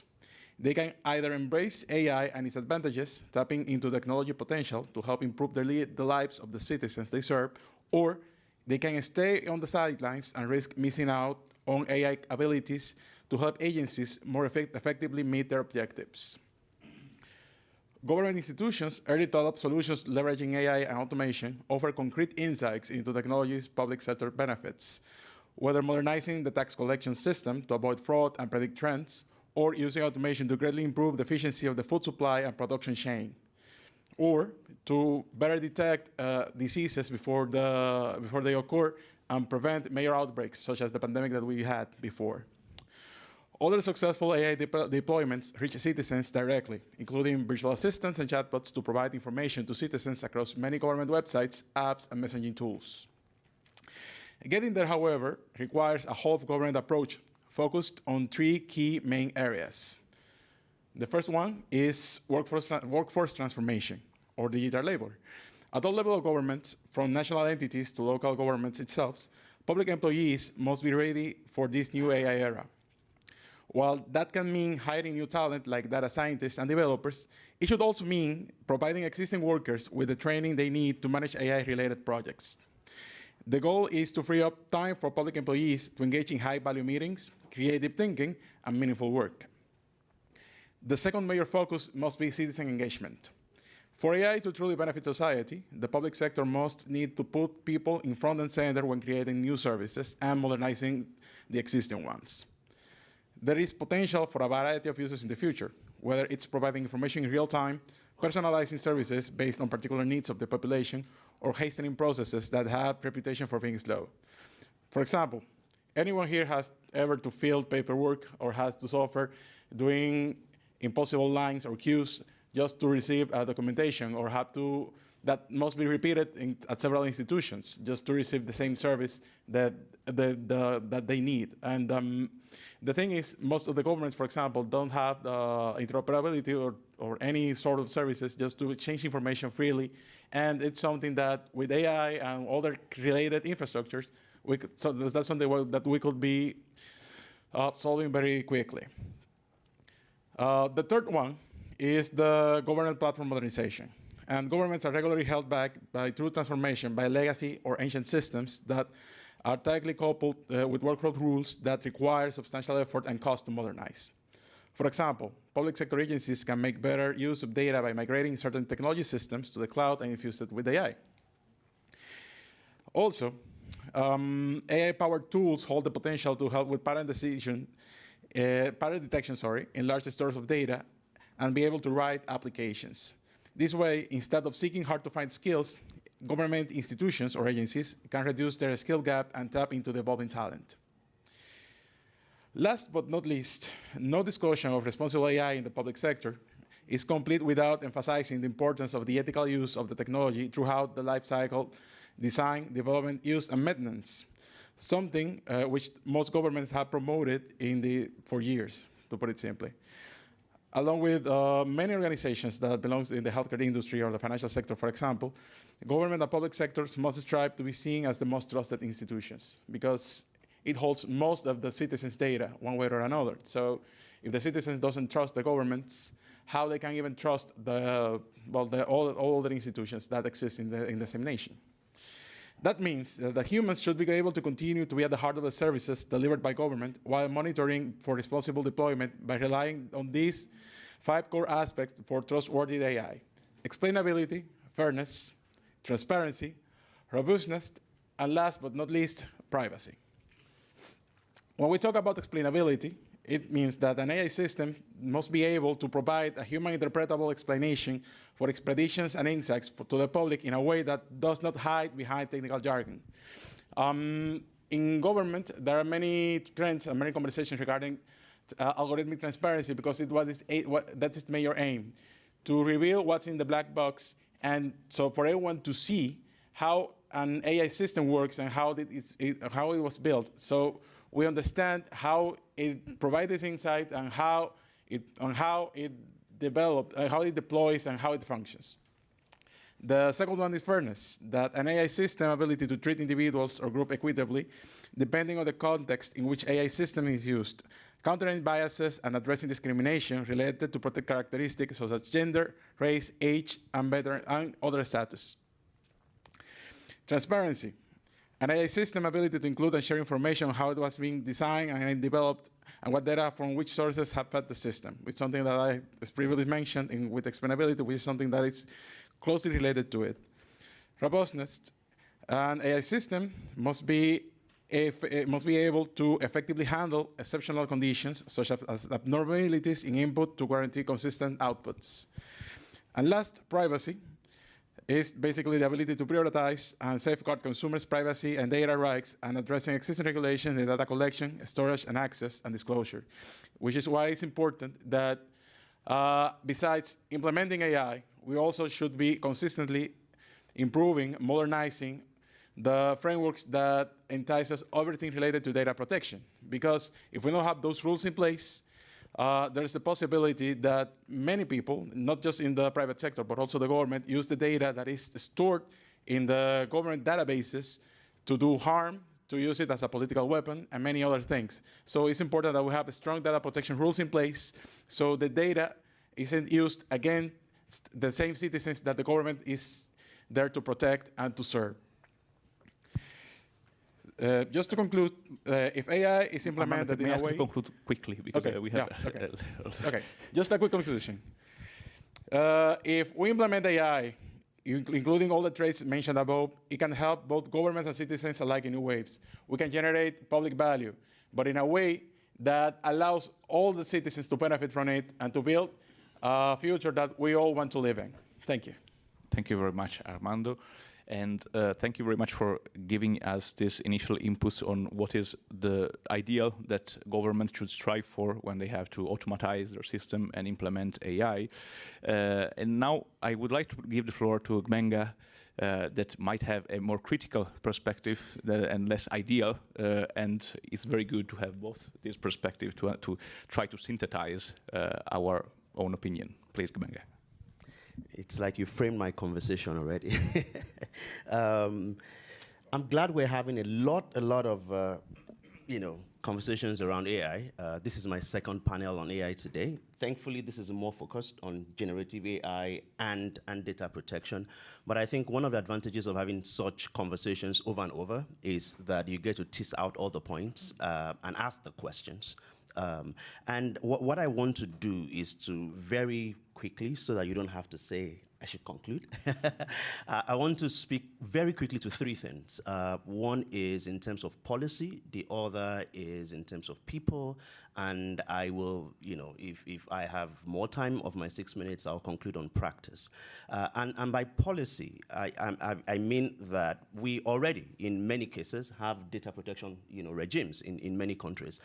There are countries that still don't have data protection, regulation. Of course, this presents an opportunity for them to have this conversation within the context of massive data collection and processing for AI. But for those who have, it means that this is also a chance to have a review. And I say this as an African who is excited that now, finally, the Malabo Convention has been ratified by as many countries, so it's in force, but also concerned that it happened so late that the Malabo Convention, the text of the Malabo Convention is, to say the least, outdated. And of course, there have been calls for reviews. There are countries that are literally just ignoring, the fact that they have more recent policies on the subject. So I think in terms of policy, we need to have a conversation about how to make sure that existing data protection policies are useful as we have this conversation about massive data collection and processing. People are putting in their data, it's being processed. And that takes me to my second point of people. I work in civil society, and that means that much of my work is centered on people. And it means that when we have all these conversations over the last year, November 30, it's just a month away. So November 30 is the birthday of ChatGPT, as everyone knows. So it's been 1 year. And there's been a lot that's happened since then. But at the center of all this is people, the data owners themselves. I'll give a very simple example. When ChatGPT came, a lot of people, were just typing and typing, because don't forget, many times the reason why people engage with either social media or new platforms or new technologies the way we do is that for many people it's literally magic. You put in where you're going, and then the map tells you how to get there, and it tells you there's going to be traffic, and it's almost like magic. But the problem is that many times, because people don't understand that when they put in their data, that's the input that is being processed. The output is what you get, but the input is also important. So I think in terms of people, we need to have a conversation around demystifying AI, which is one of the reasons I'm glad we're having all these conversations over the last 2 or 3 days, for people to understand, when I put in data, I'm training the system. When I, ask questions, the response I'm getting is based on what input has already been given. Of course, that goes to the need for, and we talked about that a bit earlier today, that in modeling AI, we need to make sure that diversity, and this is not about tokenism, this is real diversity. Otherwise, we're going to build systems that don't understand context and going to cause more problems than solving things. And finally, it's on practice. And I think this is where the data protection commissions come in. Hopefully, data protection commissions that are independent already understand the need to have conversations with various stakeholders. And the practice is, what happens if something goes wrong when I'm using any platform or system that is powered by artificial intelligence. Someone shared an article with me a few days ago. It was supposed to be an article about myself, but I read the article and I was confused because at the beginning it was accurate, and then it gave me a master's degree that I don't have from a school I haven't attended, and then it said I was on the UN high-level panel on digital cooperation, which is very close, because I'm on the IGF leadership panel, but not the one on digital cooperation. And this is quite tricky. And this, by the way, is one area of criticism from me, to say that what happens when I use this and something goes wrong? Who do I talk to? And I think this is one place where people, institutions that already answer questions with data protection can come in. So I'll close it here and say that it's really important that we center this on people. But apart from saying that, there's a need to review policy where necessary. People are the center of this. And when it comes to practice, what do I do when something goes wrong? Who do I talk to? We need to demystify this black box. Fantastic, Ben. I really like this trilogy of policy, people, and practice. Actually, while you were speaking, I was thinking that in the best case scenario, in most countries, we have some sort of policy, but the people part is almost inexistent. Even in the country that have data protection, for instance, for 50 years, like in Europe, most of people would not be aware of their rights, let alone in the developing world. And the practice part is still something pretty much non-existent everywhere. All right, on this initial energy and optimism, let's get to the third speaker of this first round, Melody Musoni. Please, Melody, the floor is yours. Thank you, Luca. Good afternoon, everyone. Thank you, Luca.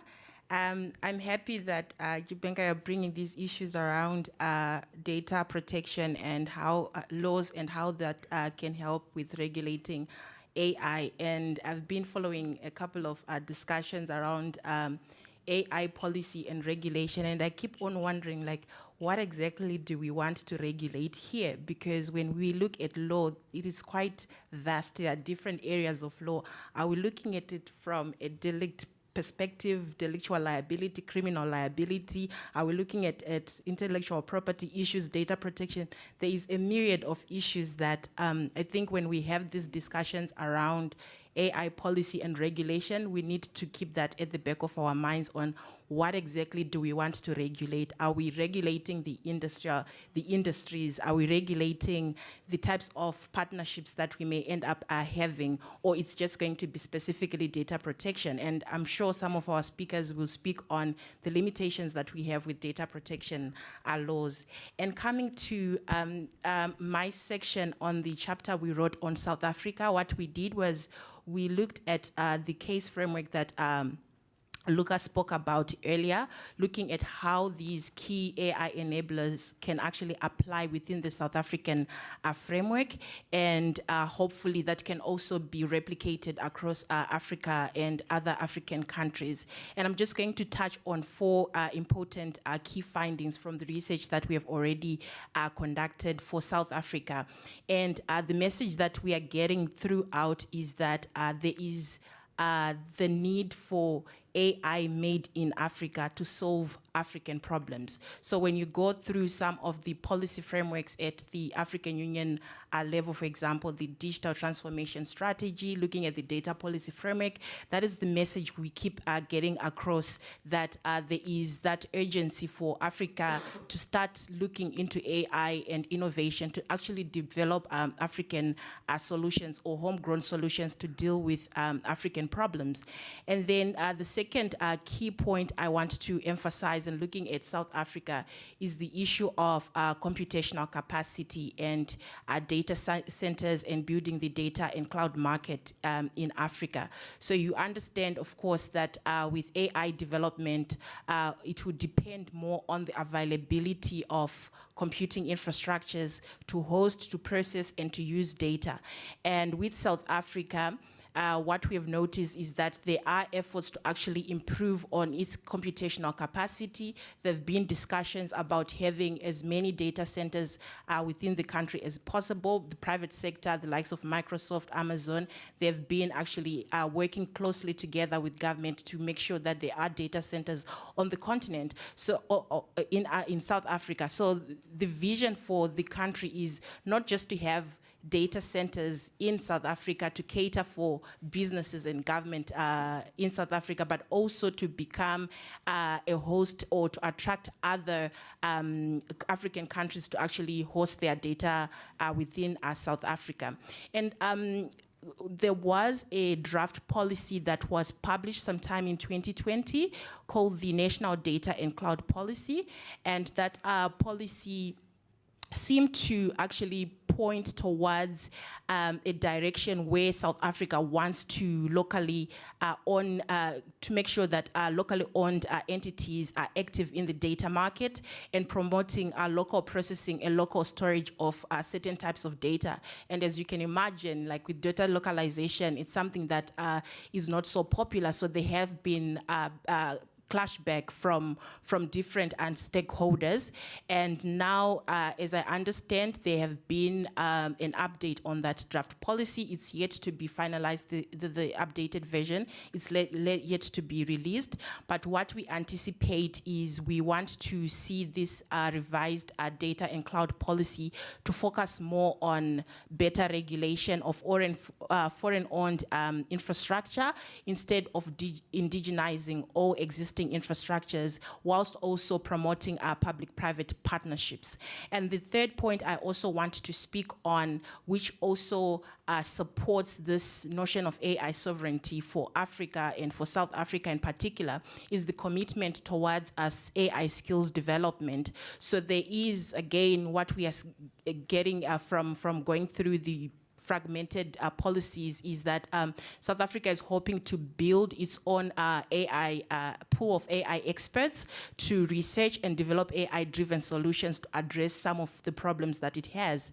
And there are different programs starting from basic primary education level all the way through to university levels, which are focusing on STEM subjects as well as AI-related subjects. Of course, the question would be, how long are these initiatives going to be actually implemented? Most of them, there are still strategies and there are still plans that are yet to be actually implemented. So it's still a long process. And the last point I also want to point out is they still need to have an AI strategy. The country doesn't have a clear AI strategy or an AI policy, but I would like to say or to think that it's important for countries to first prioritize, like Gibenga said, data protection issues before you rush to have an AI strategy or an AI policy or law in place. So starting from what are the low-hanging fruits? We have data protection laws. Are they adequate enough to address some of the data processing activities? Do we have cybersecurity, cybercrime laws? To what extent do they cover issues like deep fakes? If someone is going to commit a crime and they are using AI technologies, to what extent do the existing legal frameworks that we have, are these legal frameworks addressing some of these issues? And of course, just to finalize, there are of course challenges that the country and other African countries are facing and likely to face in development of AI systems and even with data processing.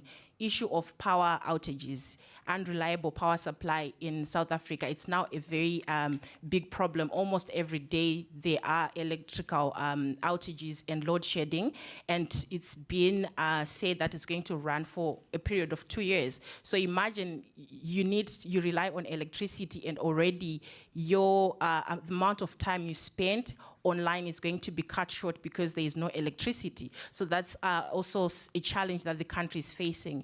The second challenge, I think it applies to all with other digital projects, issue on meaningful connectivity. Yes, there have been massive deployment of different digital infrastructures. Now we are moving to 4G and 5G, but still about 16 million people are still unconnected in the country. And then also the need, again, for stronger cybersecurity. So there are laws on cybercrime, there are laws on protection of critical infrastructure, but there is still no strategy specifically to deal with cybersecurity. And also coming, the last point on implementation of the laws that we have, especially data protection laws, there's always going to be that challenge that our data regulators will not have the capacity and even the expertise to understand some of the AI tools that are in place to be in a position to actually assist with implementation and enforcement of the laws. So Those are my Thank you thoughts. very much, Melody, and also for stressing how these issues are interconnected, and many of the most relevant ones are infrastructural issues. In particularly, I would like to stress something that you mentioned about compute and cloud computing. There are actually three main corporations that have almost 70% of the cloud computing market: Google Cloud, AWS, and Microsoft Azure. Then a little bit of Chinese corporation, a little bit of Huawei, and a little bit of Alibaba.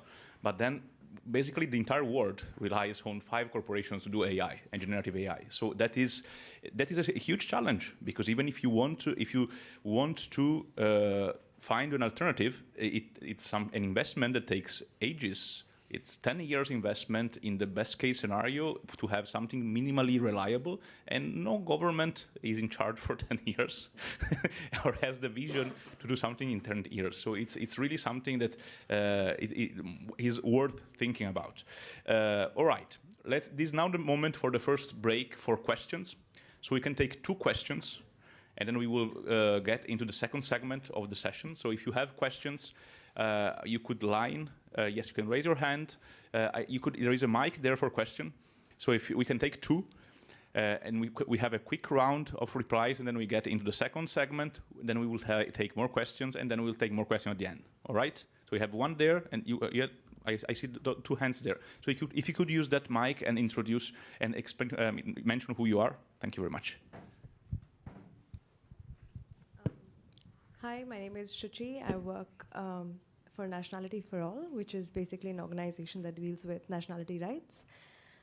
My background is not really in AI, which was why I was so interested in this conversation, because I really wanted to understand the question that this panel really proposes, whether generative AI can be compatible with data protection.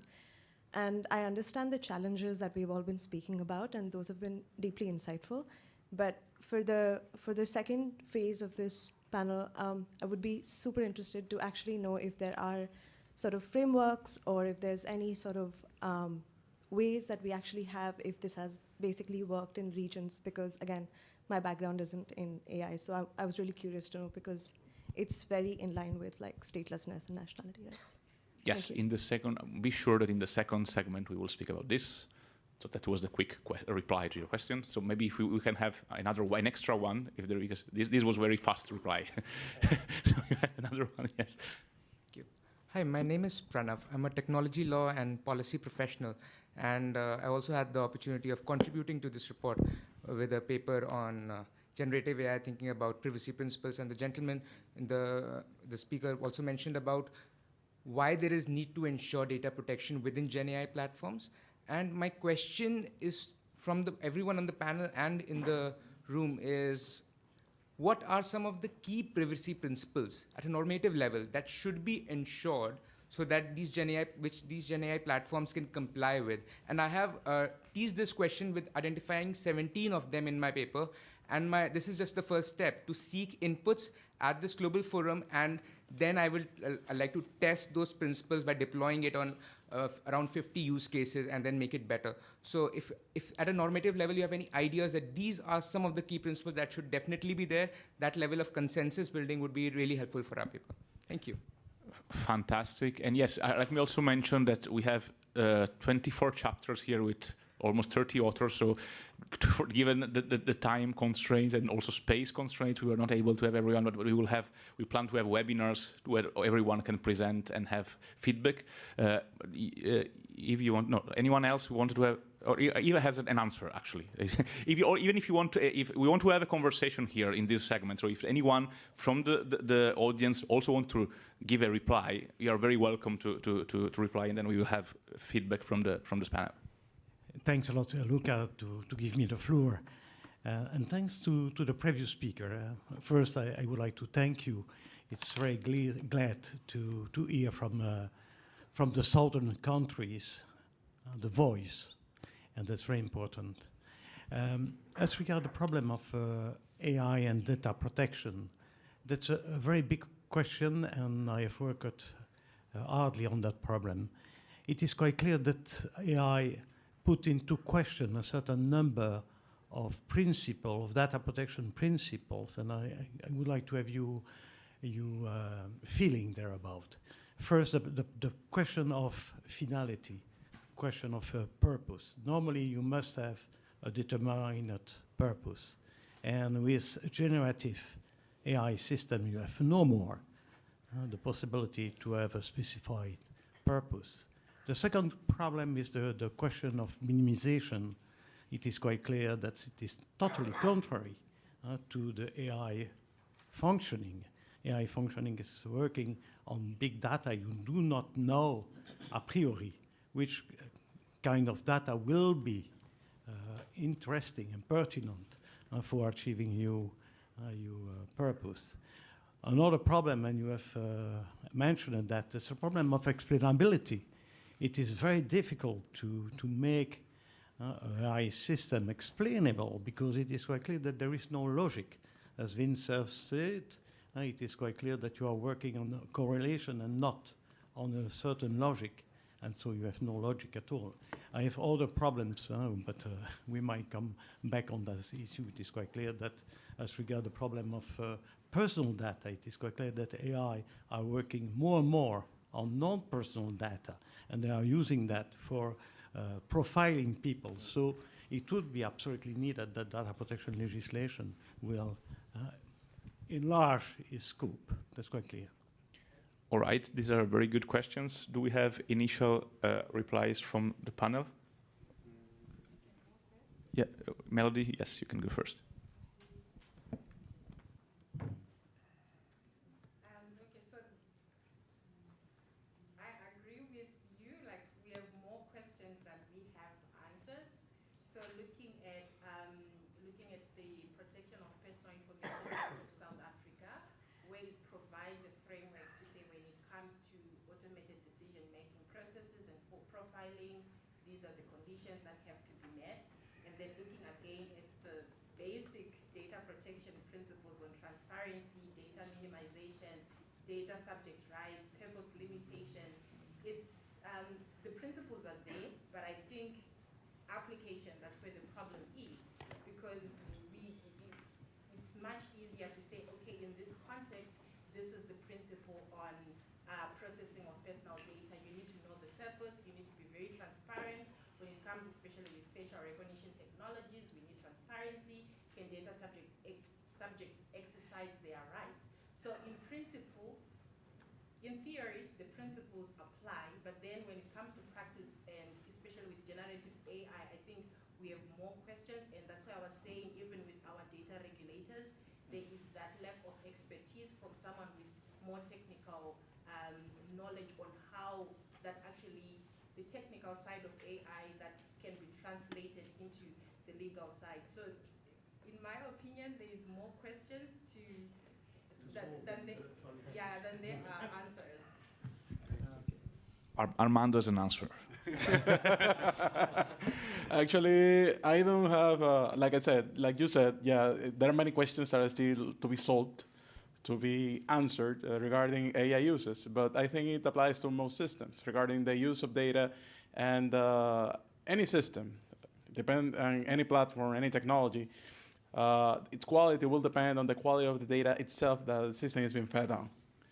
And if we don't have, as you said, the proper protections in place, and we don't have the data that is properly collected and it's properly minimized, then the system will, of course, will do a profiling of the person, of the company, or the subject itself in a way that doesn't necessarily translate into the realities or provide a solution for to solve a certain problem.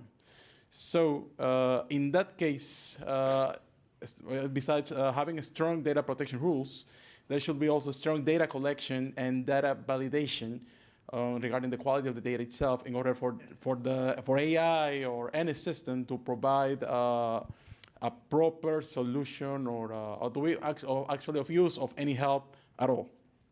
And that's the main challenge that we as a government has, especially in that part, in the developing nations, because having data of good quality, good administrative registers is the main issue that we're facing right now. Just to give this any use. Okay, this provides us a very good segue to the second segment of the session. So let me give the word to the regulator. We have Jonathan Mendoza, who is Secretary for Data Protection at the INAI, the National Institute for Transparency, Access to Information, and Protection of Personal Data of Mexico. Please, Jonathan, the floor is yours. Thank you, Luca. Good afternoon. How are you? I want to thank the organizers for bringing this topic to the table, especially Luca Belli, a leader in the Latin America region. Data governance and trust has become a crucial topic, and we find ourselves at a critical juncture in the history of technological advancement. Artificial intelligence is rapidly evolving, offering boundless potential for innovation, growth, and improvement in our daily lives. But in the same way, we must also recognize the challenges it poses for its regulation, ethical use, and the importance of promoting AI transparency and accountability. In the Latin America region, steps have been taken toward regulating artificial intelligence. However, we must remember that the region is very diverse and has technological deficiencies that only allow access to technology for some sectors and groups of the population. Therefore, closing the digital crest is a primary task. Even though there are some exercises that are part of the efforts to regulate artificial intelligence, there needs to be a fully instrument dedicated entirely to it. In 2019, the members of authorities of the Ibero-American Data Protection Network issued general recommendations for processing personal data in artificial intelligence.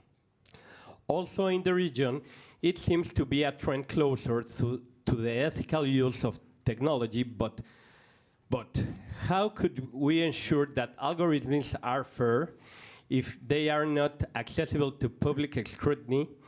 How can we balance the ethical design and implementation of AI? Artificial intelligence can contribute enormously to the transformation of development models in Latin America and the Caribbean, to make them more productive, inclusive, and sustainable.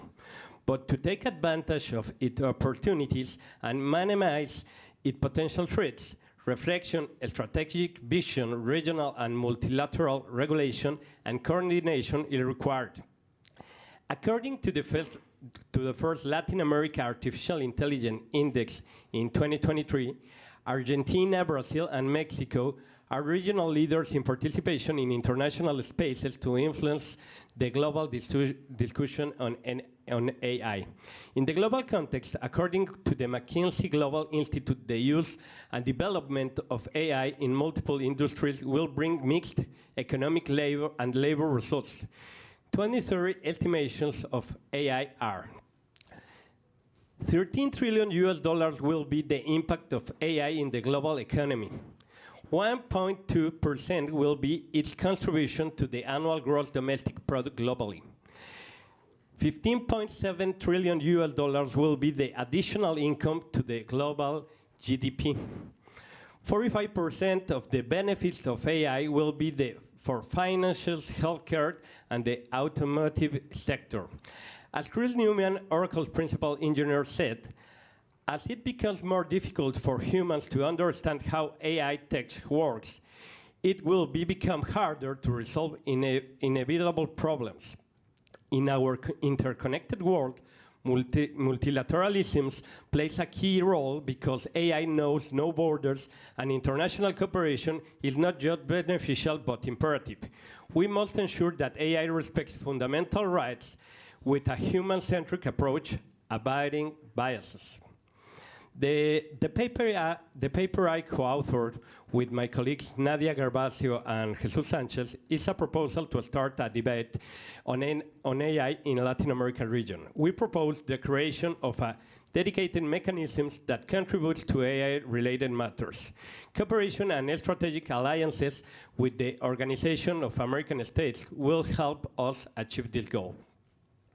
To facilitate the implementation of this proposal, it is suitable to create a committee of experts that analyze and agrees on the importance and urgent need to contribute through non-binding mechanisms to the situation regarding the use and implementation of existing and yet to be developed disruptive technologies given the risk they could imply in the private life of users. The objective of this committee of experts must be built on goodwill and on the exchange of knowledge and good practices that promote international cooperation based on multilateralism and the opportunities that it offers us to strengthen the protection of human rights, joining efforts with other international organizations that have also spoken out on the matter, as well as with groups of economic powers that have shown their concern about this panorama of the new digital age.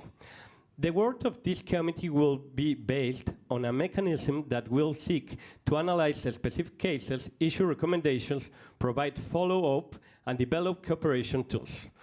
Let's be part of the conversation to maximize the benefits of AI for our societies while minimizing its potential risks. We must remain committed to fostering international cooperation and strengthening these efforts to ensure that AI serves humanity's best interests. Thank you very much, Jonathan. And also, let me also stress that INAI has been doing a lot of excellent work, both in terms of attempts of policy experimentation and international cooperation in trying to put forward some recommendations on how to work and regulate with generative AI. Staying in the Latin American region, I would like to ask Camila, that has also been one of the minds behind the construction of this group since April, to provide us a quick overview of what's happening in Brazil. Perfect. Thank you so much, Luca, for the invitation, for the creation of the group, for all the amazing job that you do in FGV, and also a pleasure to be here with you. Considering that I'm from Brazil and also from a consumer organization in Brazil, I would like to focus on that. We are talking about data privacy, but as Melody mentioned, we are not only talking about data privacy, we have several other rights that we have to consider. So I'm going to talk fast about the general risks that we can talk when facing the challenges of generative AI. Second, about the laws that might interconnect on that, focusing on data protection, but also on consumer protection. And also talk a little about the Brazilian context in terms of legislation and ways ahead too. AI has lots of possibilities, and for example, EDAC works in financial services, in mobility services, in health, and all these areas can benefit from general AI and from AI and generative AI. But as we can see, it has two sides. We have both an opportunity and a challenge on dealing with that, especially because innovation goes in a speed that regulation does not follow. So that is why it's important also to think about current legislations that have to be applied when we are facing that. Some general risks that you're tired to hear, like we have issues related to power, we have issues related to wrong outputs, on the use of this technology to manipulate people, on bias, discrimination, privacy, vulnerabilities. And we also have a challenge, and here coming from a global south country, and it's a table of global south in here, which is dependence. So we are talking about how to protect people from that, and we rely on other countries, on other technologies, and how we can do that, how can we build the sufficient power on that. So it's a great challenge that obviously I don't have an answer, but I hope that we can build on that. Also, one important thing is the techno-solutionism that this kind of technology brings, because when we do that, we disregard the context, and that is the reason that I want to talk more about Brazil. But before talking about Brazil and the different laws, I would also like to bring the issue of concentration of power. Once we are talking about generative AI, of course, we think about ChatGPT, but we are not only talking about ChatGPT. We depend not only on foreign companies when we're talking about the global south, but rely on big techs. And we know that these big techs can bring lots of solutions, but lots of abuse, considering that they dominate the market. So that is why it is important to consider not only data protection law, that of course is extremely necessary, but also consumer law to protect people in the end. We are putting people in the center, and these people are also consumers. We are all consumers. And competition law also to face that. So first law that is important that we have to comply, and its existence, and we have to enforce that, is competition law. The second one is data protection, as we are mentioning.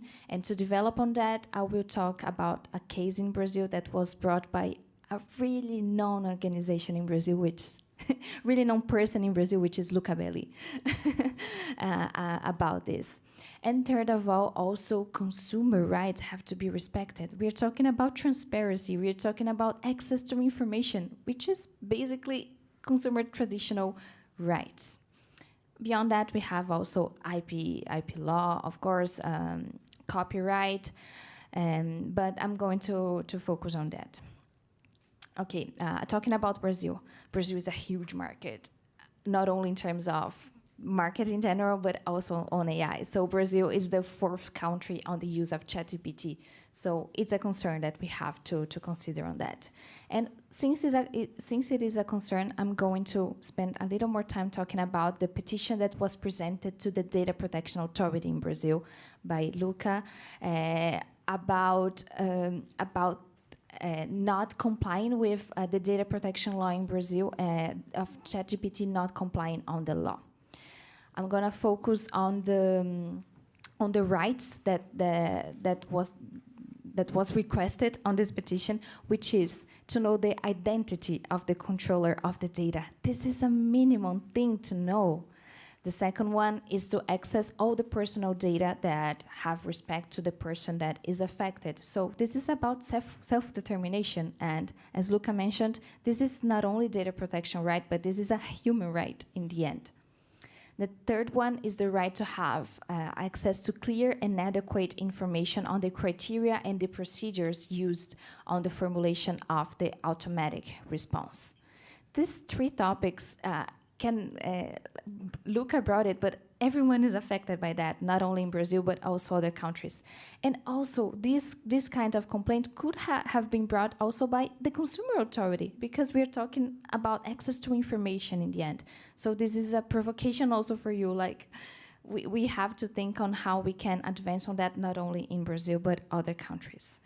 Unfortunately, I have some bad news that the Data Protection Authority didn't go forward with this process, which I think it's not only sad, but it's an absurd. And I hope that the authority can advance on that, because it's an important issue. But nowadays, the Data Protection Authority is bringing a consultation on sandbox of AI. But when we bring cases like this, when Luca brings a case like this, they don't advance on that. I don't know why. A second context that Jonathan also brought. May I just ask you to wrap up in 1 minute? Okay, just 1 minute. The network of authorities in the Ibero-American region also is focusing on ChatGPT issues of legal hypotheses, exercise of rights, and transfers of data, which is interesting because the Data Protection Authority in Brazil is also present on that. We have to comply with existing laws, but we can also advance on future frameworks, as you were mentioning. So in Brazil, we have a bill also on that, and we hope to advance on that, but meanwhile, we have to comply with existing laws. Thank you. Sorry for extending, Luca. Thank you very much. Just a very brief comment, because that case that she was mentioning that concerns me personally, it's very also frustrating to say that even when there are laws in place and rights in place, when there are, every law needs to have elements of flexibility, not to be able not to regulate technology in a way that is too strict and allow the advancement of technology. But when there are clauses of flexibility, like what is an adequate information, about how your data are processed, or what is inadequate information about the criteria according to which your data are utilized to train models. That is the moment where the regulator has to enter into the game, because adequate is the favorite word of lawyers, together with reasonable, because you can charge hefty prices and fees to your clients to debate what is adequate or reasonable. But the role of the regulator is precisely to say to enterprises, to people, what is adequate and what is reasonable.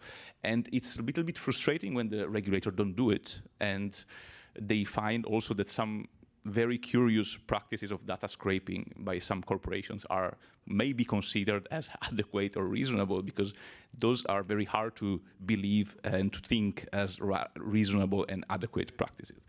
Anyway, not to get into very personal matters, let's get, I would like to ask if our online panelists are online. Can you hear us? I would like to ask if Wei Wang is connected.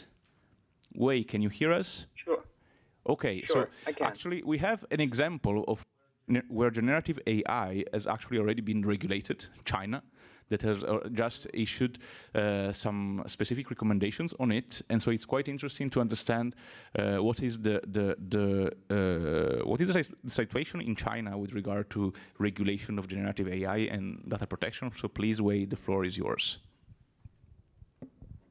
Okay, thank you so much, Luca, as always, and thank you for having me today, at least virtually. Yes, and it's very cool to meet quite a few new and old friends, at least virtually.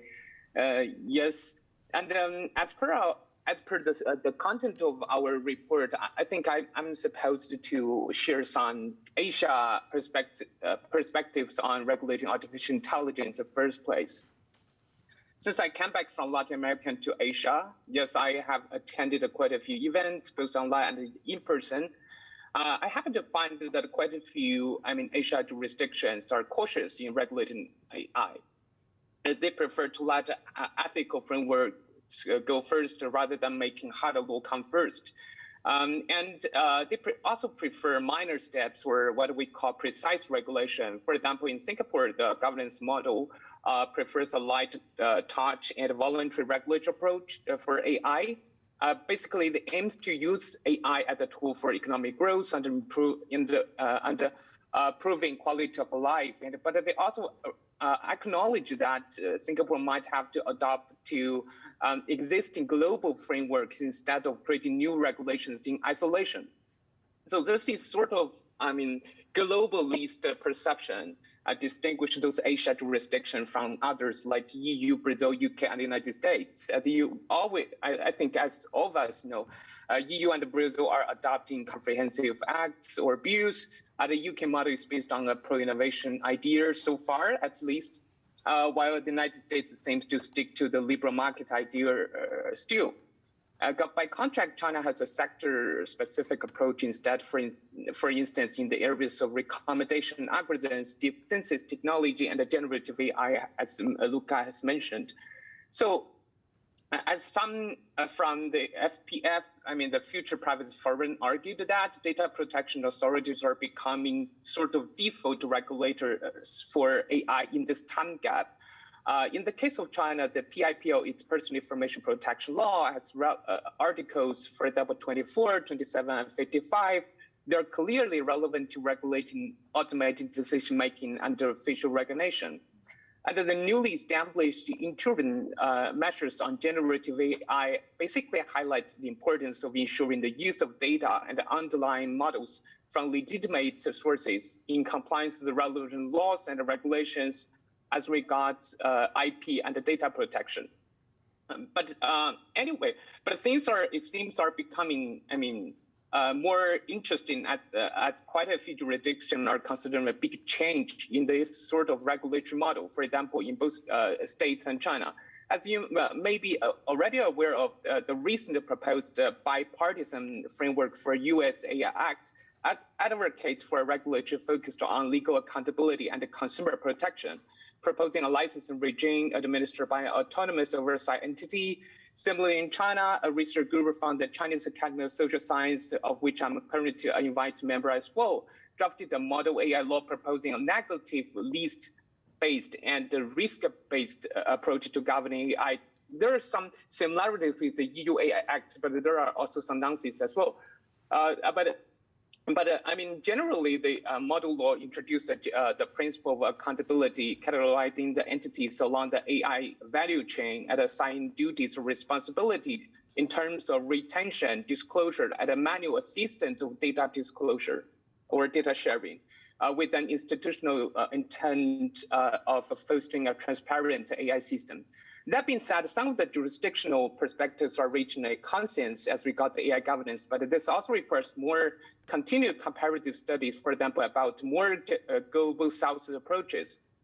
Those new developments basically highlights the responsive jurisdiction to address those challenges of AI with the focus on accountability principles or tailored obligations under proactive technology design, even as probably Camilla mentioned that the techno solutionism.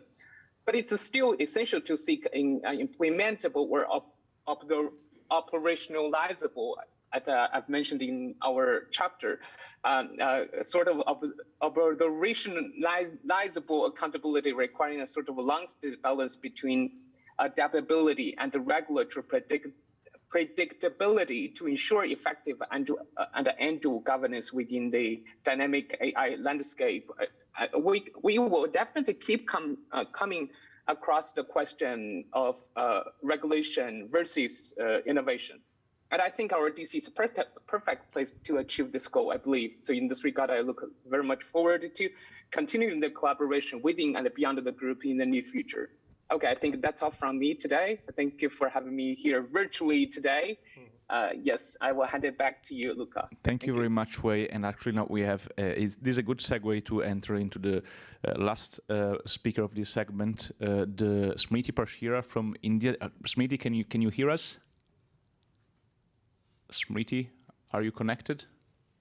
Yes, I can Excellent. hear you. Can you? Yes, so Smriti can bring us a little bit of, is going to broaden a little bit our perspective with some concrete cases from India, and then we can expand on this in the last segment. Please, Smriti, the floor is yours. Thanks so much, Luca, and hello to everyone in the room and online. So as Luca mentioned, I'm going to really be a little broader than the topic which is suggested, which is more specific to generative AI. And my intervention in this book talks about the question of transparency and the interpretation of what really transparency should mean in the AI context. And, you know, this is a term which is well regarded now, well accepted in most AI strategies. India also has an AI strategy, and it talks about the principle of transparency, among others. It's also a principle that's reflected in different ways in data protection law. So India very recently has adopted its data protection law, and the philosophy of transparency does come about when you think about, you know, processes like notice and consent, access to information, correction, redress facilities. So all of this does speak in some way to transparency, and very often in the AI context, transparency is connected with explainability and accountability. And what I do in this intervention is really, I say that when we often think about transparency in the AI context, it's often the tools or even the discussions are very much about the technical side of transparency. So it's about algorithmic transparency, transparency of the model itself. But the paper argues that we really need to step back and take a broader lens, because we know that there are a number of actors who are involved typically in any AI implementation. And therefore, transparency, like every other principle you see in AI principles, should permeate through the entire life cycle of the project. And in this paper, I specifically identify 3 layers. And this is mostly in the context of, you know, large-scale public-facing applications. And I take the case study of one such application in India in the context of facial recognition systems for entry into airports, which is, you know, something which is being seen across the world. In many other countries, you see similar systems. And the argument of the paper is that, you know, there are at least 3 layers of transparency that you need to think about. The first is policy transparency. So it's about how did this project come about? Is there a law backing it? Who are the actors involved? Which government departments, ministries took this decision? Through what open and deliberative process? The second is about technical transparency, more, you know, well understood questions about transparency of the model, what kind of data was used, who designed the code, you know, what does the code do, how well does it work, etc. And the third is about operational and organizational transparency, which is really about which is the entity which is finally giving effect to this. How does the system work on the day-to-day basis? What are the kind of failures that you're seeing? What is the kind of accountability mechanisms that exist for this entity? And who exactly is it answerable to? Is it answerable to the parliament, to the public? Like, what are the mechanisms for transparency within this body? And then I apply this, in the paper. I'm not going to go into great detail due to paucity of time into the findings, but there are three broad observations that I make. One is that transparency in the policy sense cannot just be about imparting information to the public about the existence of such systems. It has to be a bit more deliberative about, why we are bringing this, should we bring this in the first place, etc. The second point is about, there is a culture of third parties working with the government, either as philanthropies, as think tanks, as consultants. There is the need for transparency, not just about who developed the code and whether we were transparent in the procurement process, but even how did these ideas come about, and there is need for transparency, at a deeper level. And finally, tools of transparency. Very often, if you have entities outside of the government, public, private sector, non-profit bodies running these systems, then will the tools of transparency, which are in the form of right to information laws, for instance, in India, apply to these entities? And we see in this particular case study, which I study here, that the design does not enable the application of transparency and public disclosure, which a public body would be faced with in this particular structure. So I'll stop with that. And people in the room, I would love to hear your comments if you have it later. Thank you, Luca. Fantastic, Smriti. Now, we have to have a series of actions in the next 5 to 10 minutes, because we will have the possibility for participants to ask questions. At the same time, we will have the speakers of the initial 2 rounds that will move to the first row of chairs, and the speakers of the last round that will move to this part of the table, because for organizational purposes, speakers have to be here. So if you have questions in the room, please, this is the moment for you to ask questions using the mic there. We have questions from, So let me also thank Shilpa Singh, that is our remote moderator. And you can take the mic and ask the question from the online participants. There is a question from Mr. Amir Mokaberi. He's from Iran. And his question is that, could shaping the UN Convention on Artificial Intelligence help to manage its risk and misuse at international level? Do geopolitical conflicts and strategic competition between AI powers allow this? What is the role of IGF in this regard? That's a very open question. I don't know if the new set of panelists has any ideas on this. My personal take is that it will take a lot of time before I have international agreement on any international regime on AI, and that is precisely the reason why many tech executives, or at least some of them, may be advocating for having an international regime, because they know very well it will take between 7 and 10 years to be developed and maybe start being slightly meaningful. So it's I don't know if we have other opinions here in the panel on international organization. I think actually this is a very good connection with Michael Karanikolas' paper, because he's really actually coincidentally, he's the first speaker of this last slot, and coincidentally, he has written an excellent chapter in this book about exactly this topic. So, Michael, no one better than you can reply to this and start presenting your paper, please. Thank you, and I'll start by echoing the other panelists and thanking Luca. I'm amazed at how quickly this has come together and with such a great group of authors. So my paper focuses on emerging transatlantic frameworks for AI that are being developed under the auspices of a handful of powerful regulatory blocs, namely the US, the EU, and China, and examines the implication of this trend for the emerging AI governance landscape. I'm going to have to go through this very quickly, so I won't go too deeply into the paper. But just in response to the question about the potential UN framework, I discussed the OECD framework as well as these different structures, and I think there's a broader tension between the value and benefits and efficiencies of harmonization, right?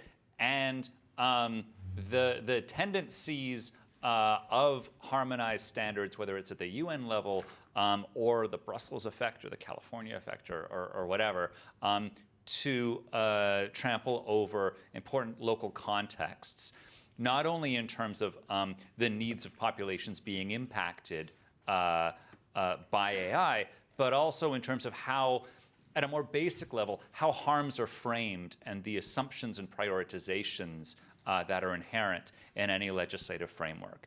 And I argue in my paper that there is a challenge in terms of trying to develop a harmonized structure that it's going to fail to take into account diverse populations, particularly when the people that tend to have a seat at the table in the early development of these standards tend to be from wealthier parts of the world. So I explore that tension. I think that it's, I'll caution by saying that it can also be overly reductionist to view this dynamic purely in global north and global south terms, that there are a lot of different dimensions to this. But ultimately, I say that as frameworks begin to coalesce into transnational standards, it's important to query whether they actually represent the needs and concerns of those on the sharpest edge of technological disruption, and whether the development of these standards and the harmonization of these standards has the potential to further entrench inequities on a global scale. So that's a 2-minute version of my paper. And I'm happy to chat further if folks have questions. Fantastic, Michael, also for actually having provided both a reply to the question and the presentation of your paper. I guess you have also a question. Yes, so I think we can do this. We can take this question and then go through the presentation, and then it will be the first question to be replied at the end of the presentation. Okay, yes, please go ahead. Just wanted to build on what Michael just said. My name is Michael Nelson. I work at the Carnegie Endowment for International Peace in Washington. And one of my colleagues is Anu Bradford, who wrote the book, The Brussels Effect, and now has a new book on digital empires that covers some of the same territory. I look forward to spending more than 2 minutes with your ideas. Anu and I have a friendly debate about whether the Brussels effect sometimes becomes the Brussels defect. One part of it is what you just said. Other countries are taking European language designed for European legal system and putting it in a place where it doesn't really work. But a more important problem, particularly with the AI Act, is they're writing law that's, I think, way too premature. They haven't even really got a definition of what is AI. I'm a physicist, I'm not a lawyer, but when I was working on Capitol Hill, the first thing we did was get the definitions right. Not just defining what you're regulating so you can have a box, but defining what you're not going to regulate. So I guess my question for anybody who wants to take it is, how do we avoid this problem of imposing these aspirational goals on a vague field of technology that will be totally different in 18 months? Thank you very much, Michael, for this excellent comment. As we have started with 10 minutes of delay, we might have a margin of 10 minutes at the end, because I saw already, yes. So we can rush with the last round of very quick presentations. So the next one will be Kamesh Shikar. Thank you so much, Luca. And so I guess we have very few time to rush through the paper, but our intervention, our chapter talks a little bit or answers some of the questions that the first panel spoke about also. So I'll very briefly touch upon the 3 things that we do in our paper and what's the background to that. As we all know that there is already a lot of buzz around the uncertainty over the AI regulations and AI technologies itself. And just a response to that, we still see a lot of frameworks happening at the various levels, right? You use the strategy documents and legislations cropping in here and there. But one question, very important question that we try to answer through our chapter is that okay, tomorrow we bring a framework and we say that AI developers have to follow certain amount of principles, will everything become fine? Right? And that's where our paper comes in and asks, what about AI deployers? What about impact population who also interface with the technology at this moment, right? So AI technology used to be B2B, but now it's also B2C with generative AI technologies where like we also interface with it and use it. So it's the specific, that's this very specific question that we try to ponder over and like, suggest a framework called as a principle-based framework at the ecosystem level where, various responsibilities are divided across like various stakeholders within the ecosystem such that like, collectively or collaboratively, we can make the entire ecosystem of artificial intelligence utilization safer and responsible. So how we went about doing this is that first thing is we try to like map the impact and harm across the AI life cycle at the different stages. Let me give you an example, and that makes it very clearer. Exclusion. Okay, so if we talk about exclusion as the end impact of like whatever is happening, adverse implication, it just doesn't happen because like one particular aspect has gone wrong. There are various aspects which come together at the different stages of the AI life cycle, and across this AI life cycle, we all know that there are different players involved. So all of these like implications come together and make the exclusion happen. So we went about like actually like mapping that, and this also answers like kind of resonates with Melody's point on like what is the liability, where the liability or the responsibility is, like lies with, right? Like we need to understand who and what they do. After doing this, obviously the organic progression is like what's the principles that everybody has to follow. And this also answers somebody's question from the online, is that like the consensus building in principles. We have a lot of principles available out there on AI, right? So, but we need to now start having a conversation. Hey, you have those principles, and I also think that this is the principle I resonate with. So I think that's the starting point. Maybe that's an answer to the question also. Starting point for like at the international level, everybody coming together and like discussing about something collaborative and like legitimate for the international level. So we map all the principles, and then like the third point is like operationalization, which was also like spoken. In operationalization, like what we went about doing is that like very specific gap that we are trying to fill is bring out the differences in the principle at the different like stages, and show that like, hey, when we talk about, giving an example again, like human in the loop as a principle, we keep talking about it. But at the operationalization level, when we come to planning to designing stage, human in the loop means differently, right? Like it means you have to engage with the stakeholders, or like, you have to bring the impact population into the room and etc. and stuff. But same principle means differently at the, like, other levels. So that is what the difference that we bring. Thirdly, final point, like before I conclude, is that is also now it's the impact. We map the principles, operationalization, and also now it's implementation, right? And that goes ultimately to your governments. So there, what we try to do is that like, look at a little bit from also like somebody mentioned, the last speaker mentioned that like, there is a market in Brazil for generative AI. That's the case for any developing country. So we need to balance that approach and see like not necessarily regulation has to be, compliance based, right? Like it can also be market based. How can we enable the market? So we are trying to like look in that way and like how to operationalize this framework into that market-based mechanism where there is a value proposition which the businesses see. So this is what like we do in the paper. Yeah, fantastic. I can take more. Fantastic. And one more time, let me thank all the last set of panelists for being very concise, because I know that we have time constraints, and I know that our tech support, they are so kind to give us 5 or 10 extra minutes to finalize. And so let me give the floor now to Kazim Rizvi for his very short presentation. Thank you.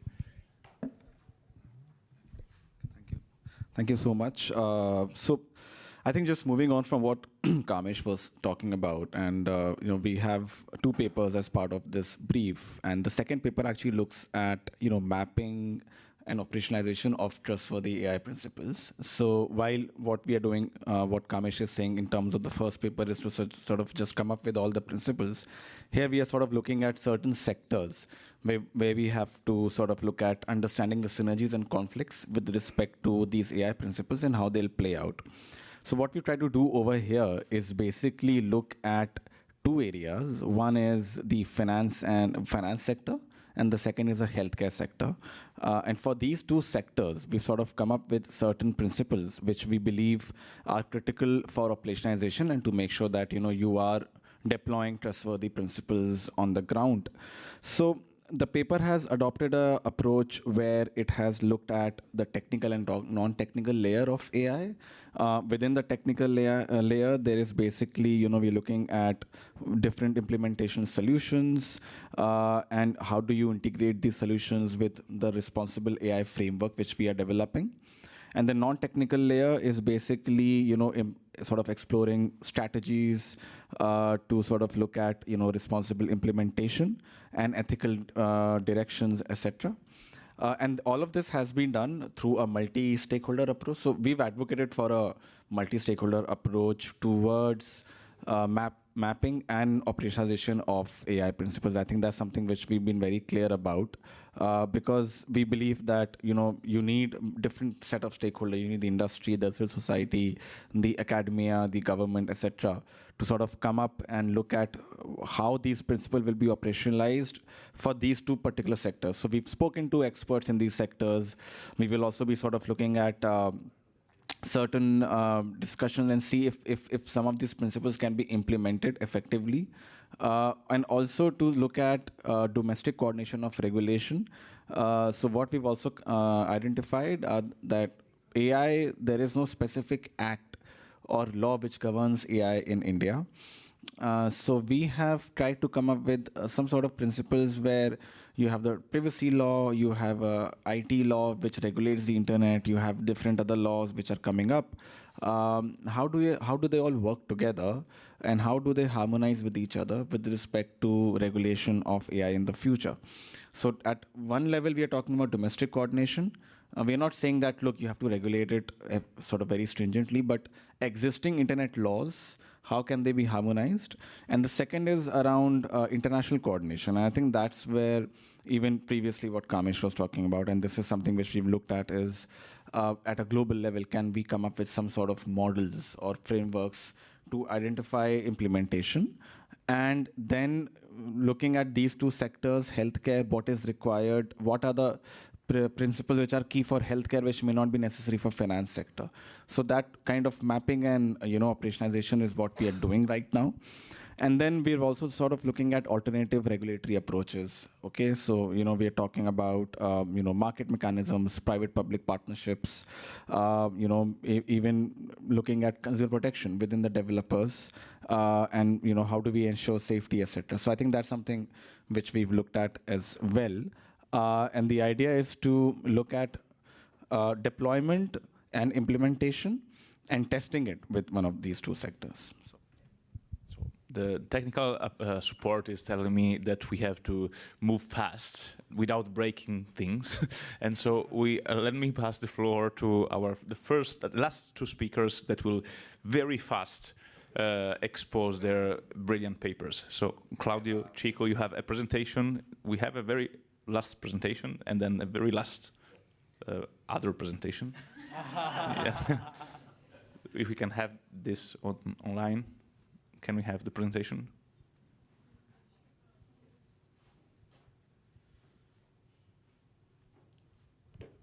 Or maybe in the interest of time, yes, we have the presentation. Excellent. So, konnichiwa to everyone, and thank you, Mr. Thank you, Professor Belli, for the introduction. I will very quickly dive deep into the relationship between artificial intelligence and corporate governance, because as we all can see, artificial intelligence is reshaping our social, economical, and political environment, but also the corporate governance framework and the business processes are being affected by this technological revolution. Indeed, we are hearing about, for example, an appointment of artificial intelligence as directors that, legally speaking, I really doubt about it, but it's happening in this time. So I have the feeling that we are going toward a new form of corporate governance that I have labeled as a computational corporate governance model, where artificial intelligence is an auxiliary instrument, or can maybe substitute the directors in the main function of corporate governance bodies, like, for example, strategy setting, decision making, monitoring, and compliance. So what I have put a question to myself. We are going toward a technologization of the human being. I'm afraid of it. So, as we know, we have a lot of problems in this kind of revolution.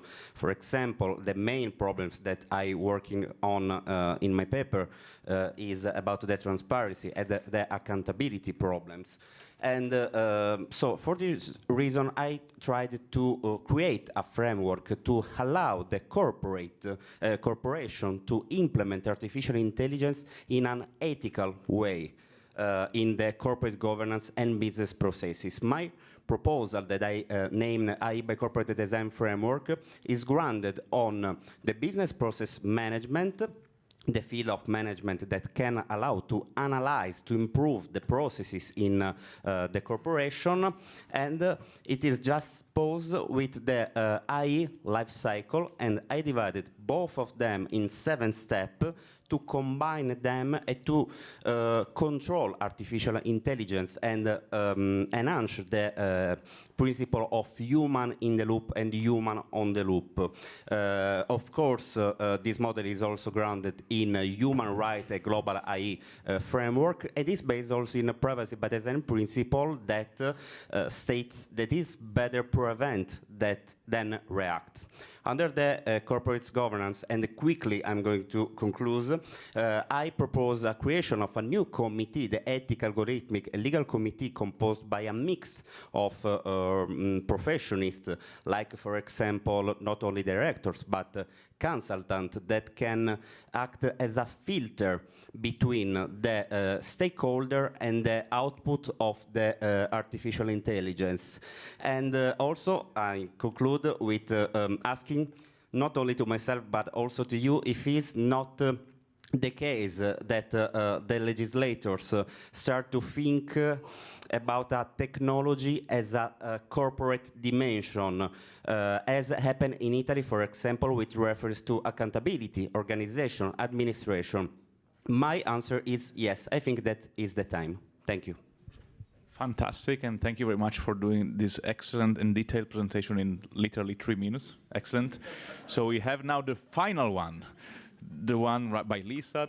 Last, but of course not least, please, Lisa, the floor is yours. Thank you very much. My name is Lisa Janssens, and I will very shortly explain where I am from, because that's also connected to the paper that I have written. I'm a scientist at the Department Military Operations at the Dutch Applied Sciences Institute.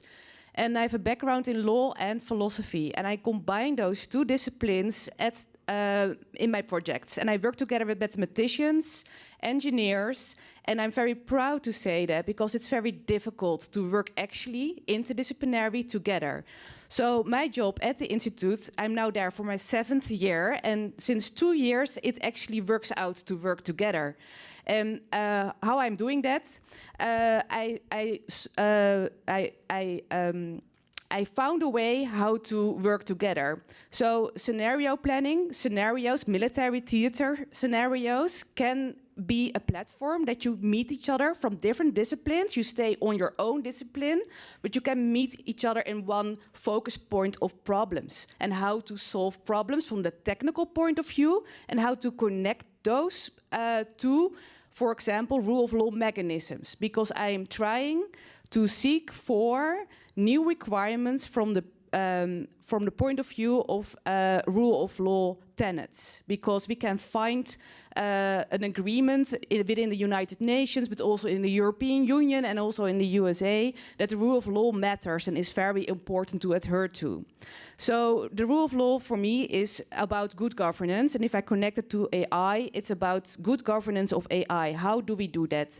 So I am looking for new technical requirements informed from multiple disciplines, law, philosophy, and technology, and I found a way how to work together, and that is a scenario that is like a very good informed operational scenario, and you can even test the new requirements. For example, that's very ambitious, but we are going to try to do that in a NATO project via digital twins, or even maybe a real setting, an operational test environment. Thank you. Fantastic. Fantastic. And so now, as everyone has been so patient to stay here until the end of the day, it's 6:36. So you all deserve a free complimentary copy of the book. And the first that will run here will deserve it. The other ones will have a free access PDF that you can download already on the page of the Data and AI Governance Coalition. I repeat, you can also use the mini URL bit.ly/DAIG23 or DAIG 2023. You have both. You can use the form to give us feedback. You can speak with us now to give us feedback. We can have a drink now together so that we can give us feedback. All feedback is very welcome. And thank you very much. Really, thank you very much, especially to I don't want to diminish the importance of the first two set of panelists, but this last one has been fantastic. And thank you a lot to the technical teams. You are excellent and you have done tremendous work. Thank you very much.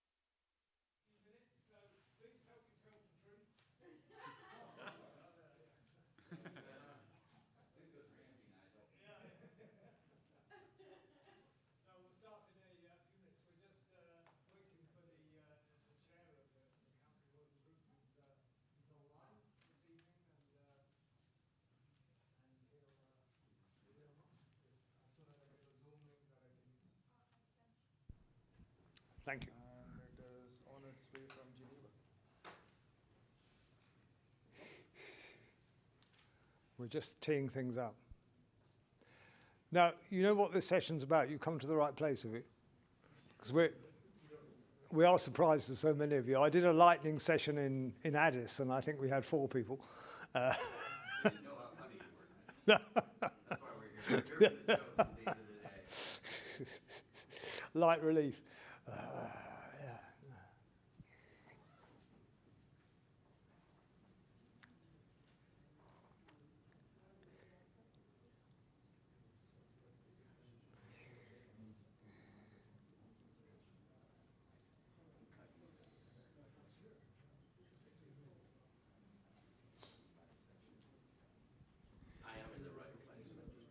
Yeah, you just, yeah.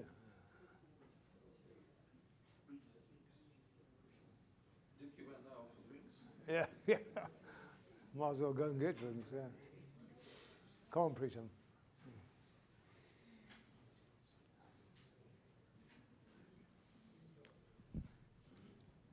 Come on, Nigel, tell us why I can't do this. Keep us entertained.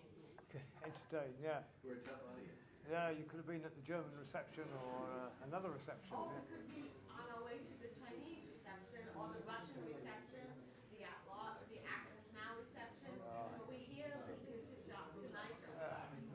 Too many receptions.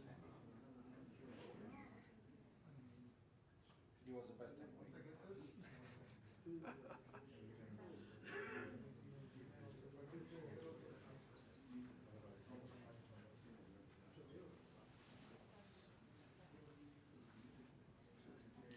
Should we just start? Yeah, they're working on this. Is what check? Project is waiting for the link. He hasn't got a link.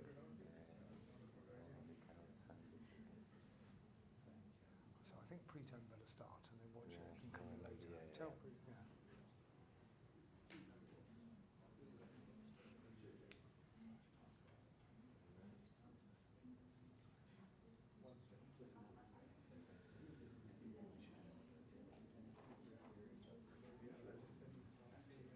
Give me a second.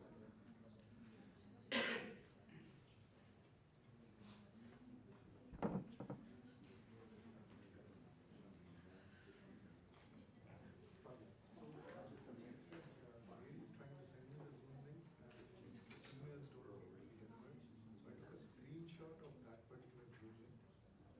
Okay, he just has to type in the number. It's an easy way. But can you send it to Wojciech and then? Okay, if you send it to him, then.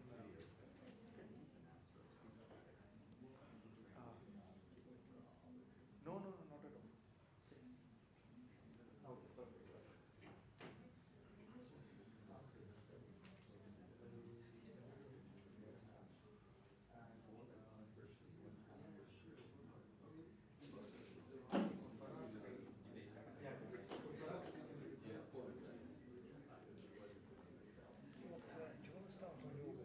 So, so he's getting the Sadhvi is sending him the link. We just took a this.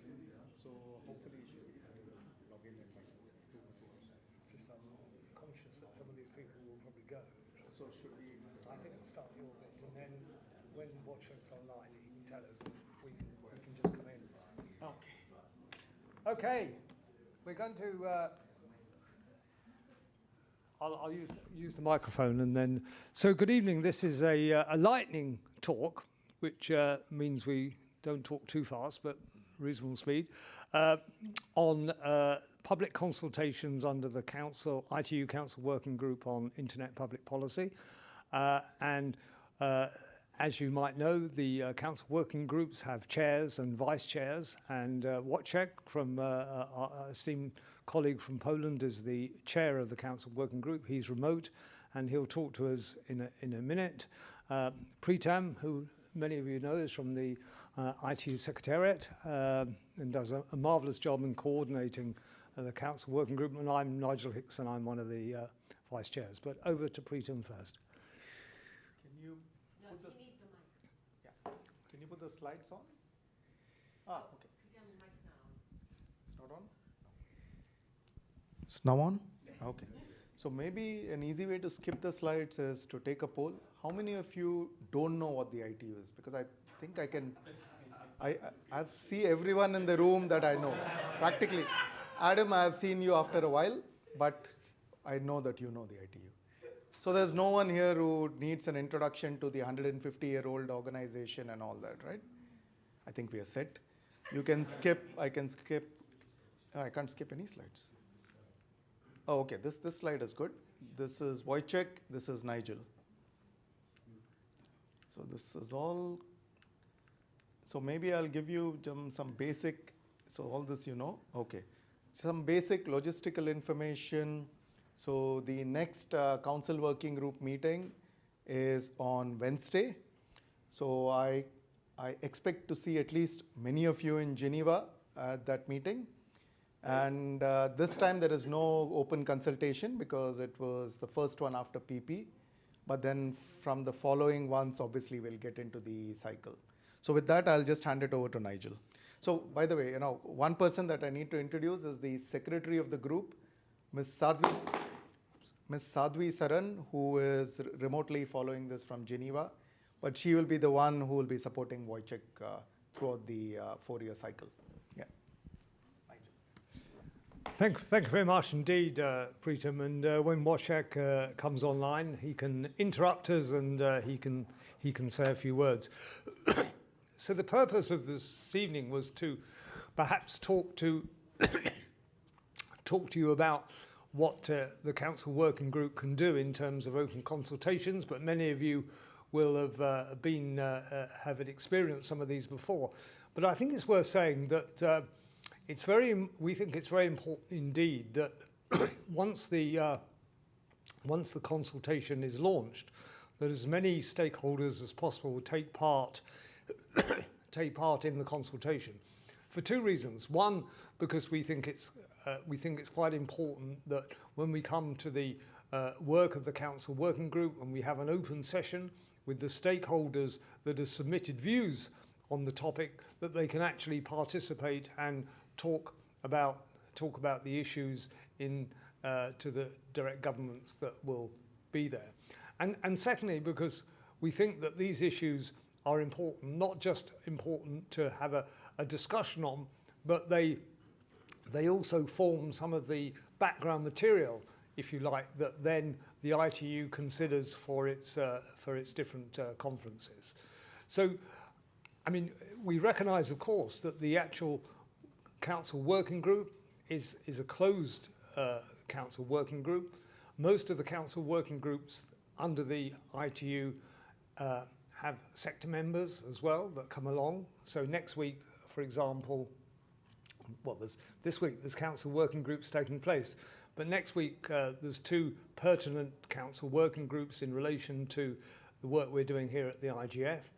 We have on the Tuesday we have the WSIS and Sustainable Development Goals Council Working Group, which will consider a number of issues that's open to stakeholders, and will consider a number of issues in relation to moving forward on the WSIS Plus 20 review process. We'll look at some of the action lines that the ITU is responsible for, and we'll look forward to the WSIS Forum, which is taking place next May. And as many of you know, the WSIS Forum, and some of you might have been in a session earlier where it was being discussed, not just the WSIS Forum, but the WSIS Plus 20 review process. And the WSIS Forum next April will have next May we'll have a substantive discussion on the WSIS Plus 20 review process.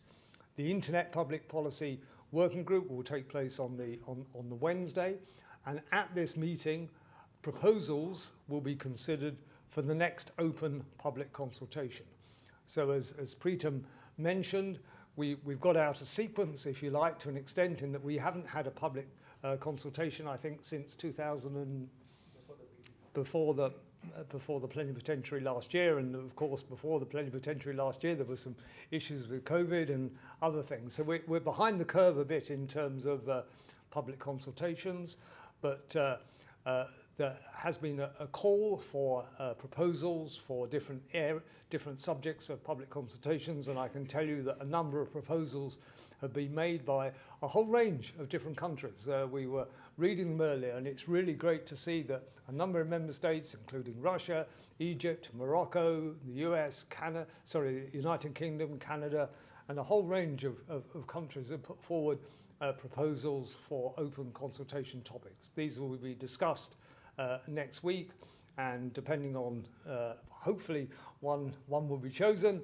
and then there will be a call for submissions or for comments on this public consultation, and that will take place towards the end of October, fairly soon after the Council Working Group.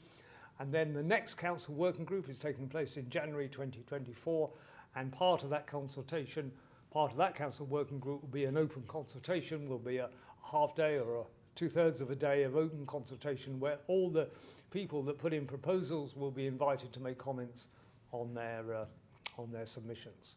So we hope that will be a fairly open process. Well, it will be a very open process where we can discuss some of the issues. Wojciech is here. So can I introduce Wojciech, and then I'll say a few words after he has said a few words. Wojciech, are you there? Can you hear us? Yes, I can hear you very well. Well, can you hear me? Go for it, sir. You. Yes, thank you. Thank you very much, Nigel. Thank you very much, Pritam, for your excellent presentation and warm welcome. Ladies and gentlemen, it's my real pleasure to be here with you online, not in person, but as the chair of the Council Working Group on Internet, I'm delighted to extend a warm welcome to each and every one of you who joined us together in person or in online. And the Internet, as we all know, has become an integral part of our lives and shaping the way we communicate, work, and even govern ourselves. We gather today here in the recognition of the fact that addressing public policy issues is key to building a safe, trusted, and inclusive digital ecosystem.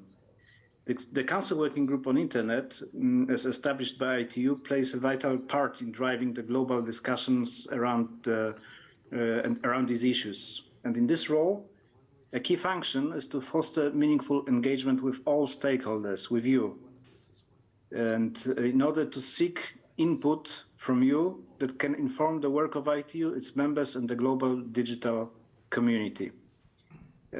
In a few moments, we will continue our discussion.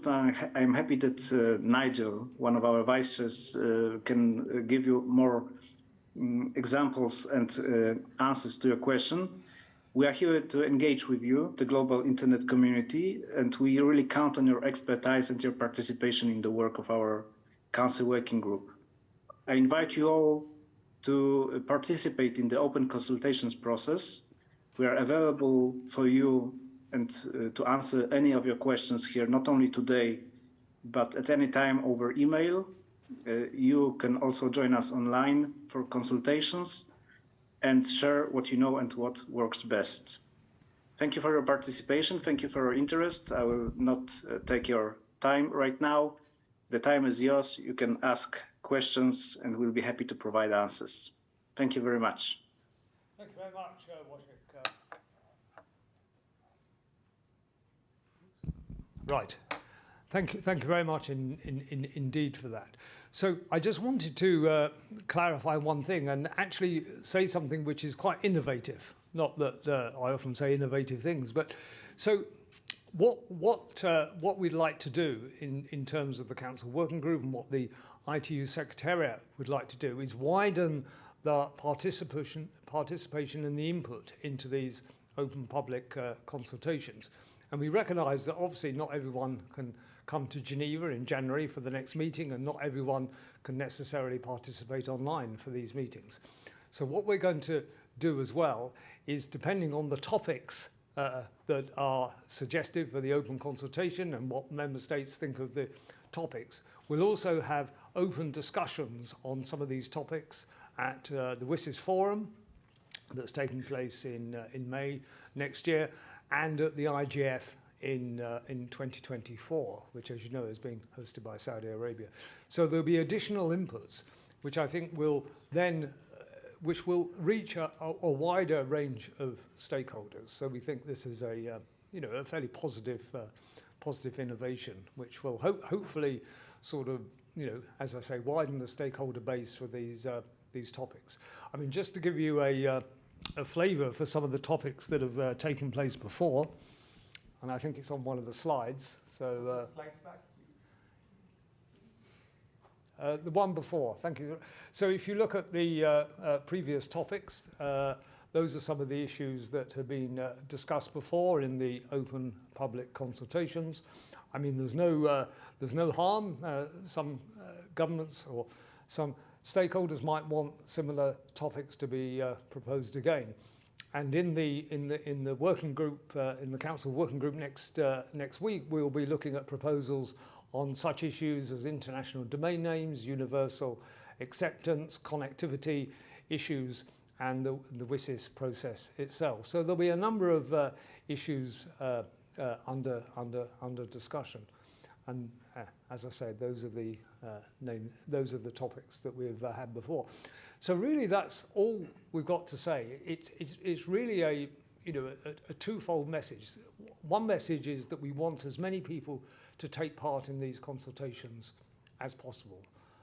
They're going to be public. They're going to be open to anyone to take part, not just sector members, but anyone to take part.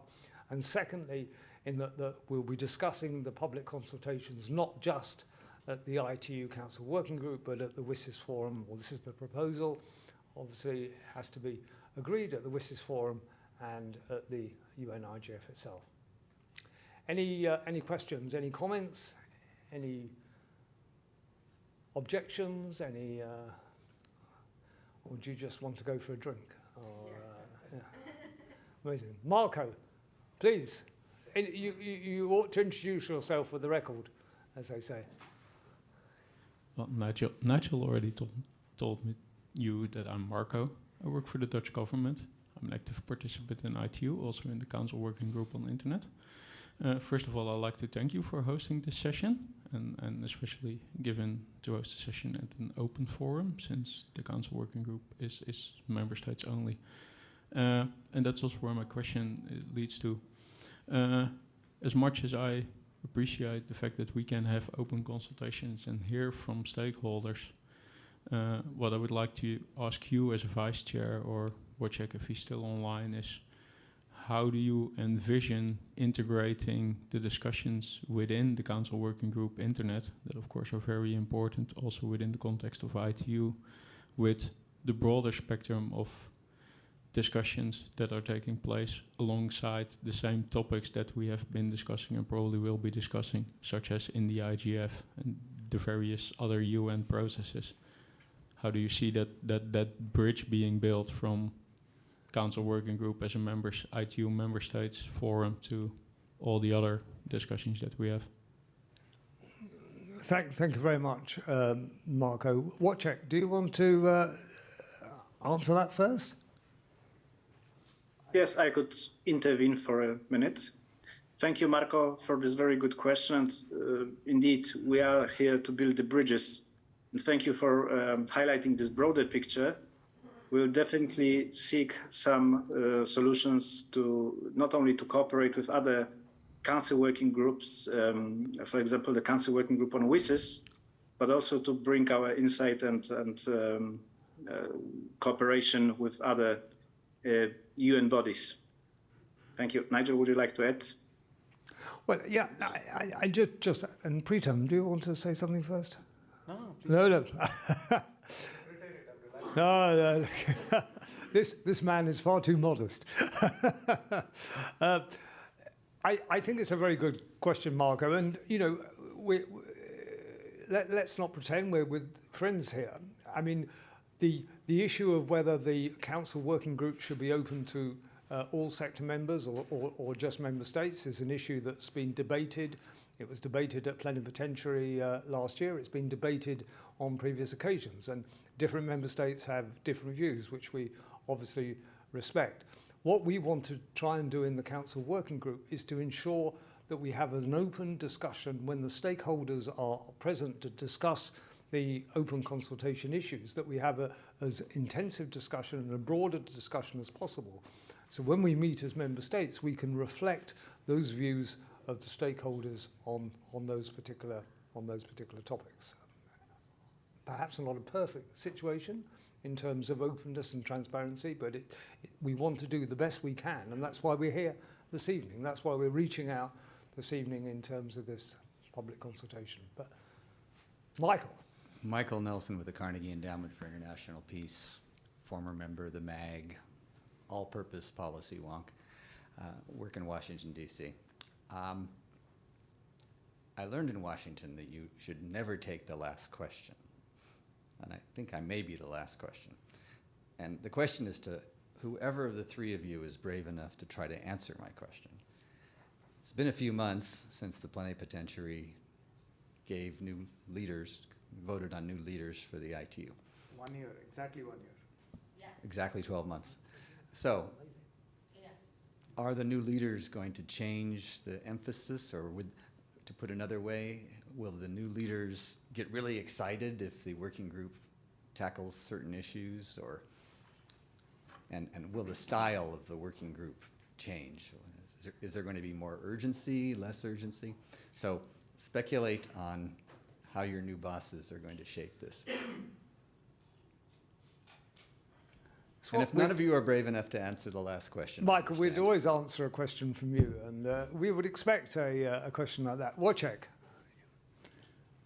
Yes, I'm happy to share with you that we will have the Deputy Secretary General, Tomas Lamanauskas, with us during the opening of the first Council Working Group meeting in this new cycle. So Tomas will definitely present his views and vision of cooperation within this Council Working Group. And we, as chairs, we are in the hands of the administrations, of the participants of the discussions. So definitely we'll follow the discussion and contributions made by administrations. So that is also why we reached out to you tonight, to know more about your expectations and what would you expect from us as the chair and vice chairs. If you'd like to add anything to this, Nigel, the floor is yours. Peter, do you want to? The chair said it, I think the chair said it. I mean, it's it was a marvelous plenipotentiary. We have new leadership. We'll obviously have a great discussion next week. And I ought to have mentioned that as well as discussing the proposals for open consultation topics, we'll also be discussing the ITU work on the resolutions. If I mention resolutions 101 and 102 and 133, if I mention them in polite company, people would wonder what we were talking about. But with this rather nerdy group here, I'm being rude now. No, I'm not. But you know that some of the ITU resolutions touch on internet-related issues. And at the Council Working Group next Wednesday, the ITU Secretariat gives a report on some of the discussions that have taken place under those issues. And we'll also probably, if we have time at the Council Working Group next week, we'll also probably reflect on some of the broader issues taking place, Michael. And you're absolutely right. There's obviously important issues taking place in the overall community, and we'll hopefully be able to reflect on some of those internet issues. Thank you. So just going to Marco's previous question also on how can we foster collaboration with some of the other discussions. So, for example, the IGF, of course, the rules are what they are, what is defined in 102. But that doesn't preclude, say, Japan from, talking about what happened at the IGF and, the priorities and the conversations. If, Brazil is hosting the G20 next year, and that doesn't stop them from talking about it. So any of these conversations that are happening in other forums, we can find a host or a proxy that can bring the conversation, proxy is not the right word, but someone that can bring the conversation to the CWG. And if there is a topic that merits further attention, that can be put out for open consultation. That's these are the rules that we are working with. But I'm sure within these rules we can find an optimal solution, or close to an optimal solution. Thank you very much. So I think we can finish there unless there's any other questions. I mean, those that are in Geneva next week, we really look forward to seeing everyone. And thank you to those. Well, thank you to everyone that's come. Thank you to those governments that have put forward proposals for this meeting next week, and we'll be reporting back at a further IGF in this spirit. Okay, thank you very much. Thanks for coming. And thanks, Wojciech.